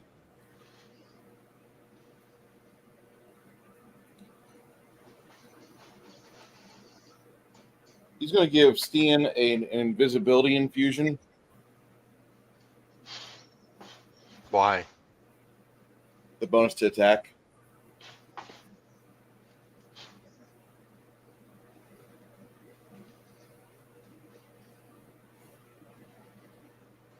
That's what he does. Then it goes to Luna. Luna, it's your initiative. You have one red cap left. And I want to channel positive energy. Okay. Because I know my Sasha's damaged. Does anybody else need it besides them two? Because if it's not, I'm going to use it to hurt them instead. Could top off. You have to do both, right? Yes. You have to do one or the other, I mean. Yeah. Okay. So if everybody doesn't, nobody needs any healing, I'm going to use it on them. Well, I mean, I can survive. Yeah, me too. But I mean, if we're getting closer, there's no reason to go all the way down. See what I mean? Well, so if you guys want healing, I can do it real quick. Helga could use some healing. She's been taken. I mean, she's halfway down. Yeah, so is Sasha. She's a little more than halfway. So that's why I was saying. Okay, so what I got to do is, it says I have to use 8d8, I guess, right? Yep. So I got to roll these. So hold on, let me dig them out real quick. So 1, 2, 3, 4, 5, 6, 7, and one more. 8. Okay.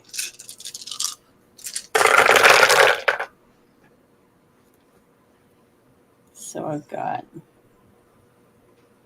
take those out.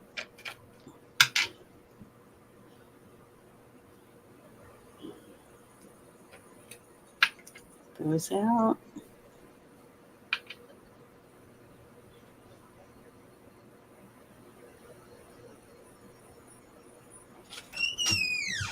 $42. 42 healing. So I'm going to put that on Sasha real quick. And anybody else that needs it. It's the answer to everything. 42. 42. Yay, I need it. All right. Sasha, you want to go in there and get that red cap? Yep. So let me add this to her and then go back to my. Let's see. Okay, here I go. You can only make your bite attack because of the I gotta distance roll. you travel. You can only make your bite attack Okay. because of the distance. Well, because of the distance. Yeah, you have to move and then attack. Okay, so I'm gonna roll to see if I can get my bite.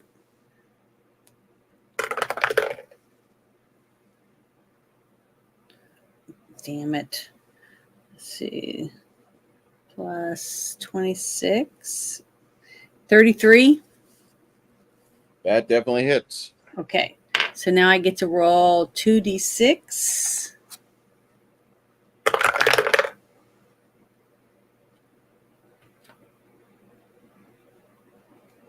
$25, and then I plus my electricity and 5 more. So that's 30.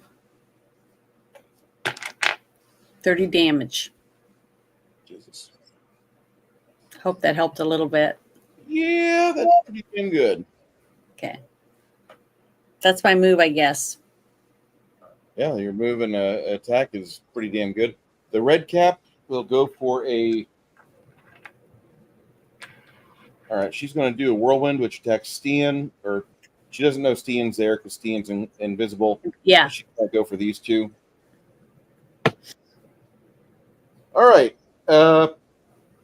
She misses because she can't hit in the 30s with a fucking roll of a 4. Good. Stian, Thankful. it's your initiative, sir. Whose turn? Yours? Yours. Okay. So I got flanking. So Steen is going to try and unload on this guy and become visible.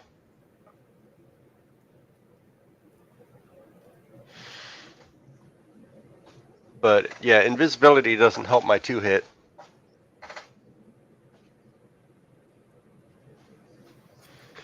All right, start with the bite. It's going to be 37 to hit.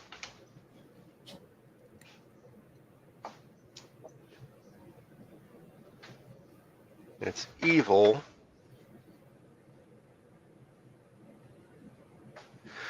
Yep, definitely evil.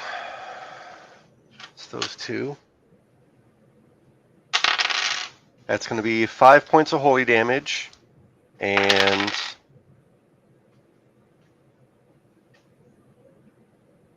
20 regular on the bite. 20 regular. Okay. Yep. And it's going to be 42 on the grapple. That's a grapple. First claw. Yep. Keeping on the table. Let's see. First claw. 36 to hit.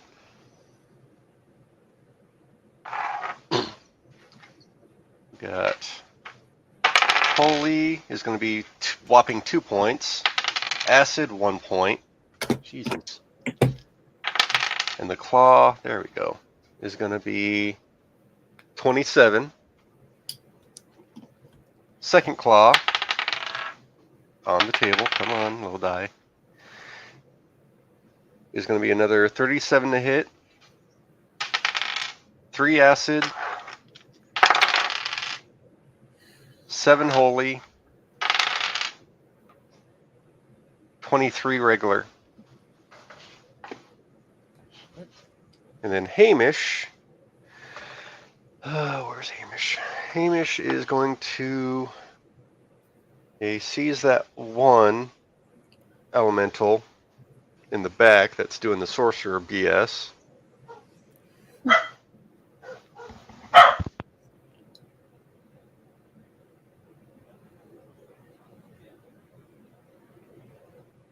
I don't suppose we know if that one's evil or not. That one there? Yeah. Yeah, you don't know. Typically, Well, elementals are not. Normally, yeah. Granted, you are in a corrupted as fuck area, so. True story.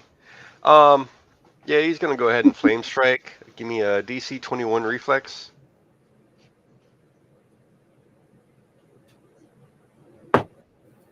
I rolled an 18. I think we passed. Yeesh. Okay. All right, so I gotta roll all this 3 times, or not 3 times. Twice plus 3 times.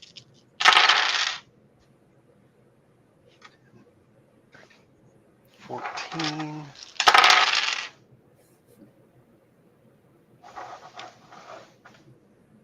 Four. 2.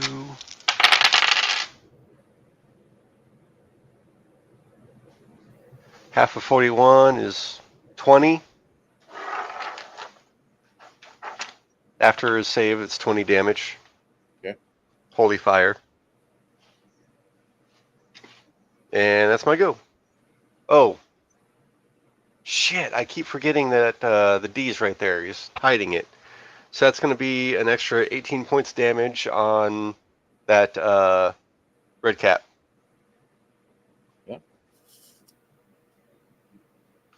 Okay.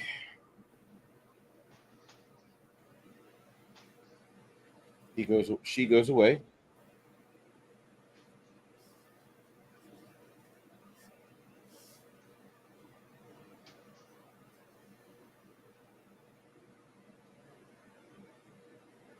It's pretty impressive.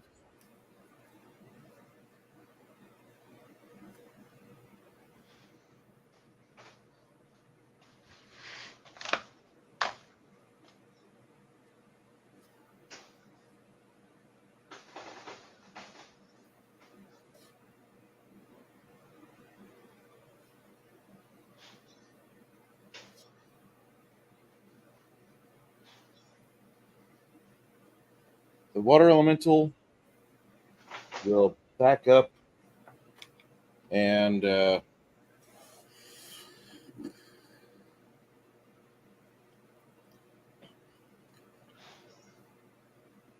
lobs a ball lightning spell. Everybody, including the corpses on the ground, catches it. DC 25 reflex.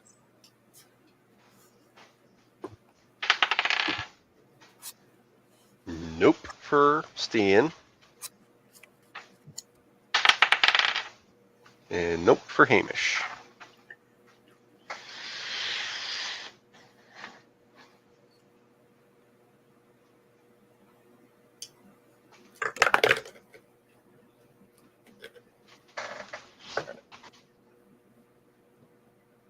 The slow-moving globe leaves the palm of her hand, its hand. And we all have to roll, right? Yeah, you guys are getting Okay. big, shocking. Okay, well, is 24 high enough? 25 is the DC, so you're going to suffer Okay. full damage. Okay, that means Sasha didn't pass. So let me roll for Oh my God. Luna. If only I had these dice when I played fucking Warhammer. Let's see. And Luna, let me do her now.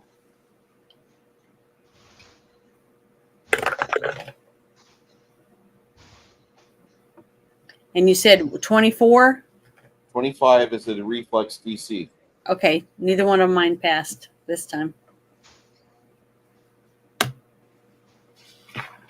If you failed your save, it's 57. Okay. If you made your save, it is 27. 57. And it would be 28 if you made your save. Okay, 57 or 28. Sasha now. Good thing you popped that heal. Yeah, thank God, because Sasha would be dead. Fucking miserable water elemental mage is just like running out of options. Okay, I took my damage.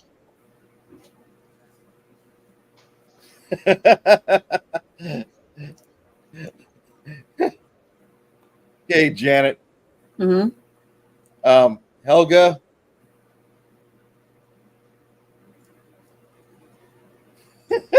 Yeah. What? Janet or Gregory's visiting us. Granted, Gregory visiting us. Grog! I missed you, stupid face. Hi, stupid bot. What are you bothering us for? Groggery Bot's here. Dummy have- head. Oh, it's hilarious. It's nice. He's glad he's not getting his ass kicked like we are. Here is you, Helga. There is enemy. We face Helga to enemy. Oh, that's fantastic. Well, first, Mom's going to shoot. Thank you. Keep the D on you. Yep. I'm going to drop the D on that thing. Grog, I hope you're available in about another year whenever we get to the part where I need to reintroduce Grog the way Grog wants to be introduced. As a Death Knight. He said he misses us too, dummy. Grog will be back for the final All battle right. against you guys as an undead fucking scourge. 31 to hit. No ass kicking for him. 31 to hit, 15 damage. Awesome. That's good. She's got the D on her. Does 24 hit? 24 hits. Awesome. With 12 damage. Shit. And 7, 8, 9, 10, 11, 12. So 22 to hit. That misses. Ooh, all right, one more. Ah, Okay. 25 to hit. This time. Let's see. Where is 11 damage. All right. Now switching to Helga. Actually, where's Cricket? Right here, next to the cluster of miniature mushrooms. Okay. Can she do a double move and get behind it? Yeah, but on her second move, she needs a tumble check. Okay. Or Let's do that. acrobatic. Let's do that. So, Cricket, let's do an acrobatic check. All right. 8, 9, 10, 11, 12, 13, 14, 15, 35. That'll do. All right. All right. So now I'm getting flanking because I'm going to bring Helga up, which will give me flanking with Cricket. Mm-hmm. And I'm going to smash her once in the head real good. Conditions. The flank. All right.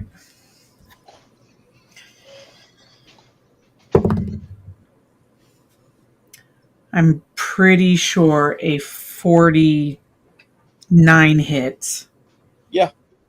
Yeah. All right. Plus, And that's for her, right? for Helga. Oh, for Helga? Yeah. There's going to be Yeah, on the Helga hitting her. Yep. All right. And 5, 6, 7, 8, 9 plus 6, 9, 10, 11, 13, 14, 15 plus 28, 9, 10, 11, 12, 13, 43 damage. Because I moved, I only get that one smash, right? That's really all you need. Oh, fantastic. Sorcerers, squishy. Yeah. Very, very squishy.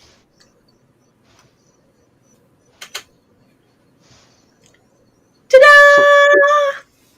So being out of combat, we probably want Grimson to do a couple circle heals. Yes.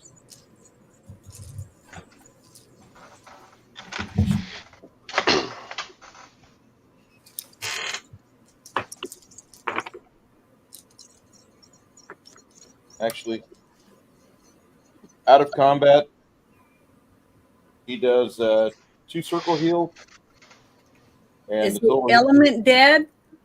yeah, the elemental's dead. Okay, so everybody's dead now. All the bad people. The bad Yeah. things are dead. Okay. You guys, you've managed to survive one more day, Poor little and Sasha. oh, poor Sasha. I know. She took a deep beating tonight. Barney and Kiloa are back, and he has character sheets, he thinks. Give me a moment. I need to detail the treasure list of things you find and scoop up into the bag.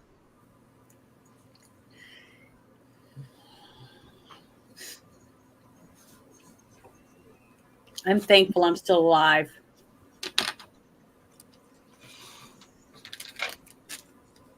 Hey, I have Parn. I don't know what level his character is. Let me pull that up.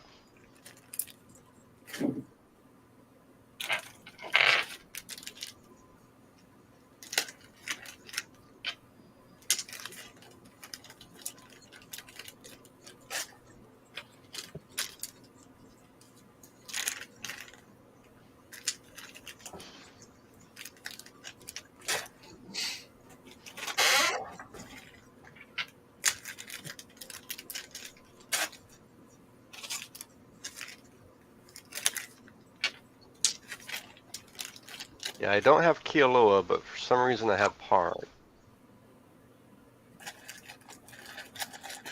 Let's see what level Parn is in this.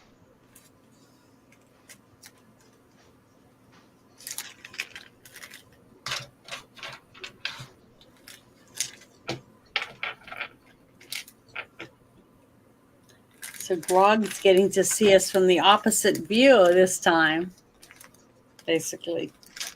I have a level 13 Parn.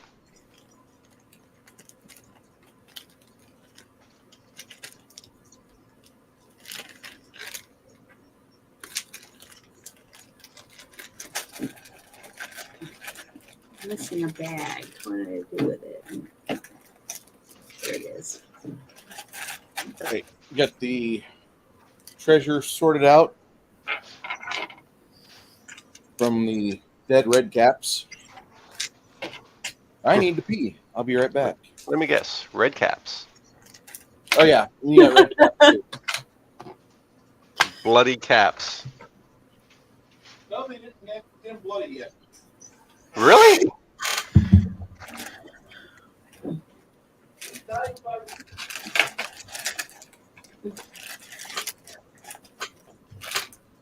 All right. I'm gonna go get some corned beef brisket. I'll be back. I'm Have fun. starving. I gotta get me something to eat.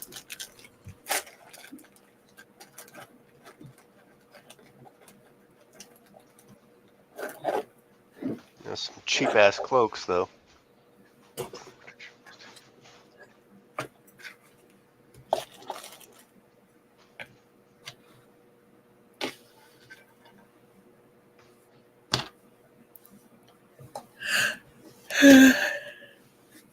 Oh. Mm.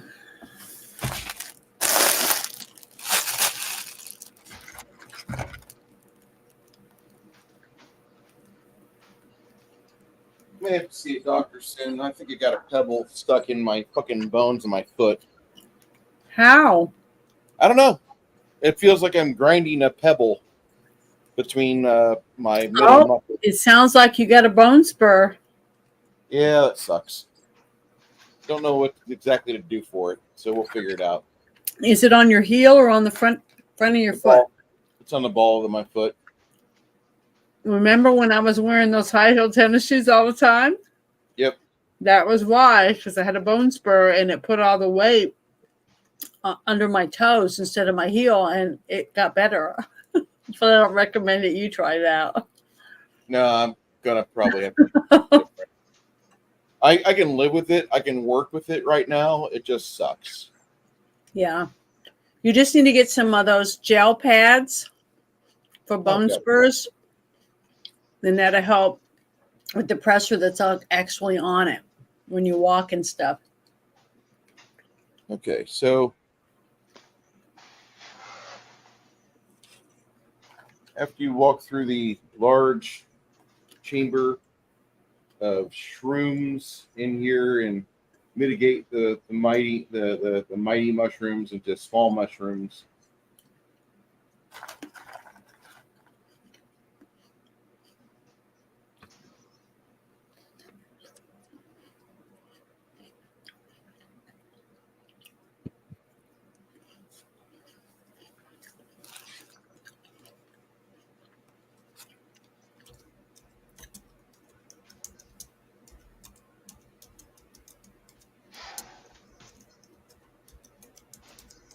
see like a the corridor opens up a little bit to your left.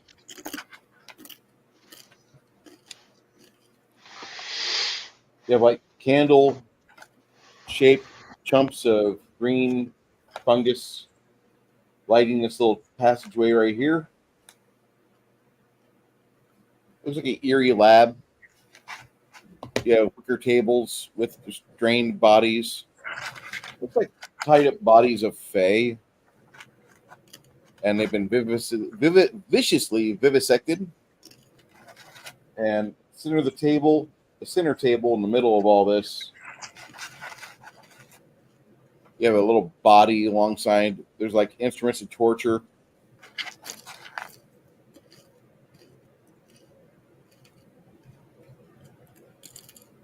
And you see that as you guys are walking towards that, you see some red caps getting their armor on, and looks like a satyr type of character or fawn. Don't really know which one is which, but he definitely looks like he's got the satyr look, but they actually call them fawns, F-A-W or F-A-U-N.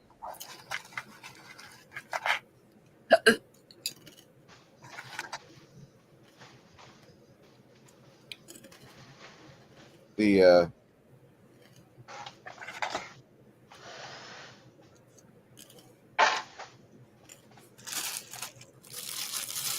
one of the fawns is putting together, looks like a blight guard, a little red cap that you fought before, and the other two fawns are getting themselves prepared. You guys want to retreat back to the mushroom room, or do you want to fight him here? Backpedaling a little bit. Did you do the heals from Grimson? Yes, I did. Total on the heal is 78. Thank you. Oh, okay. 2 heals. Yeah, that's for everybody. Yes. Thank goodness. And then a blue dragon comes around the corner. Odd that you say that, Greg.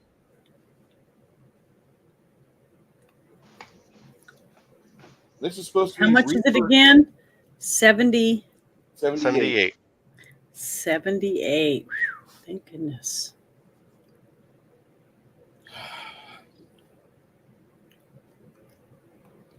Now that's with ultraviolet and ultraviolet shadow, and then I put a ink mixture in there as well to kind of finish and cap it off. But I really like the way the blue came out of that. I just wish it was as brilliant in real life as it is on camera. Then the blue dragon jumps on the tiger and hunches over. Munchy, munchy, munch.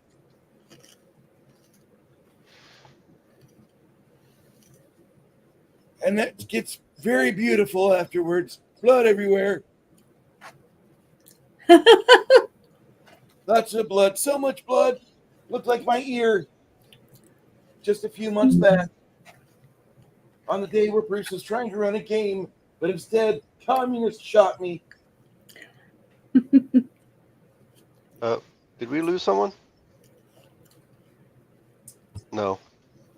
Helga's just silent. No. Thanks.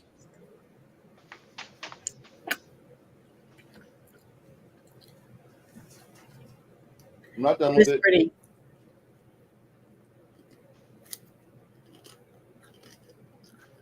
I'm not done with it yet. I need to add a little bit more aging on the claws. and finish up the sand in the mouth. I want the mouth to pop. I really do. I want the mouth to be good enough to where, like, when you look at it, you're like, let me see that fucking dragon, and you look in the fucking mouth of the dragon. It's like only a 1 inch by 1.5 inch area, but you're fucking transfixed by it. I saw a guy do a character over at Night Watch over 3 weeks ago, and their ability to make a blue dragon just their blue dragon. If I can paint as good as this person when I'm like 70, I'll be really happy. I got 21 years of practice. God, that's scary to say that. All right, so you guys retreat back into this room.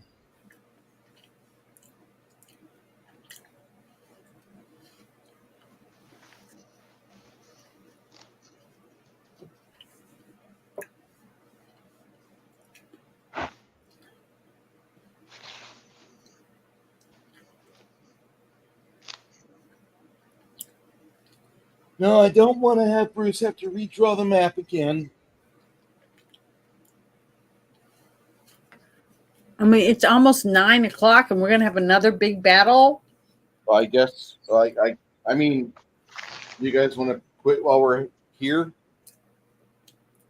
Well, I just looked at the clock. I didn't realize it was so late, but I was wondering why I was so hungry. Okay. We have been gaming for 5.5 hours. I didn't mean to have only a 5.5 hour game day, guys. We had to assemble. The party hadn't played in over a month. This is a very big, complicated game, so we usually talk for about 2 hours. And one of the characters just leveled up, and the others were spending their time buying shit. We have to optimize our characters, blah, blah, blah. All the mathematics going into Pathfinder high-level gaming, which I will be talking about this quite at length on Tuesday night. About 6:30, I'm going on to Biggest Geekus' channel to talk about high-level games and what you need to do as a player or DM to prepare for them. And mainly, like, if you just want, like, a too long, didn't read bullshit, plan every game that you plan a campaign for, that it will turn into a long campaign. Play it to where you don't give the players every option. Curate it, treat it like it's something you'd be proud of to talk about later in the future, no matter what the sensitivities are, because it's your game, which is why I keep all the fucking visceral, gritty shit in my game. I love that. And I don't allow all the options that Paizo made because I think that ruins it. I think Paizo's a mediocre company at best when it comes to writing games. But we're going to stop today's campaign right here as the players are getting ready to endeavor in another fight in this miserable little dungeon. Saving. Gregory calls me a quitter. What did he say? What'd you say? What'd you say there? What'd you say about Gregory? No. So Wizards of the Coast apparently redesigned the Blue Dragon. They've redesigned a lot of shit because there's a new version of the game coming out, which I'm not going to buy. I haven't bought a new game of theirs since 4th edition because it sucked, and nothing they've written has gotten to as good as 3rd. So I think that's their apex. But, I mean, if you guys want to spend money on it, it's your decision.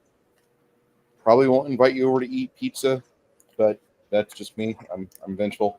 I don't know why they're redesigning the game. 5th edition was their moneymaker. I think if they stay with that, they'll be in better shape.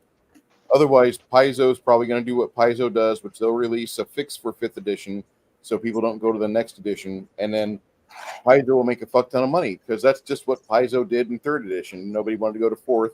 So Paizo wrote Pathfinder. Here we are 20 years later, still basically playing Pathfinder. Not 20, we're 15 years later. But still, Paizo dominated the game industry for 6 years until the new version of D&D came out.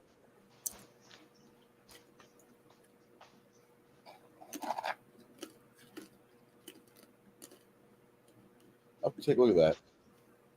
Definitely have to take a look at that. Gregory, if you're still in the chat, I miss your ugly face. I miss your hugs, buddy. Probably going to need you back at the table at some time, Greg. Not anytime soon, because it's going to be when we go to Czar. I'm going to do what you asked. So you're gonna have to come back for a special guest appearance to kill the party. Anyway, I know. We call it in the industry, we call that foreshadowing. You guys have a great week. Tuesday night, if you want to watch me talk about high level gaming and how to properly do it, my opinions on it, I'll be over at Biggest Geekus with Joe and Randy. Looking forward to that. And until then, all of you have a great week. We'll see you in 2 weeks to continue this slog through the Blightwood dungeon of Arlantia. Till then, may all your hits be crits. Have a great weekend.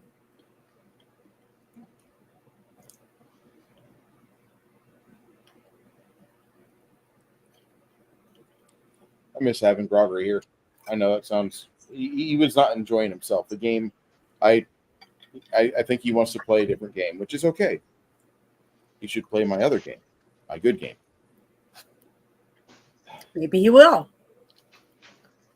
Why is it?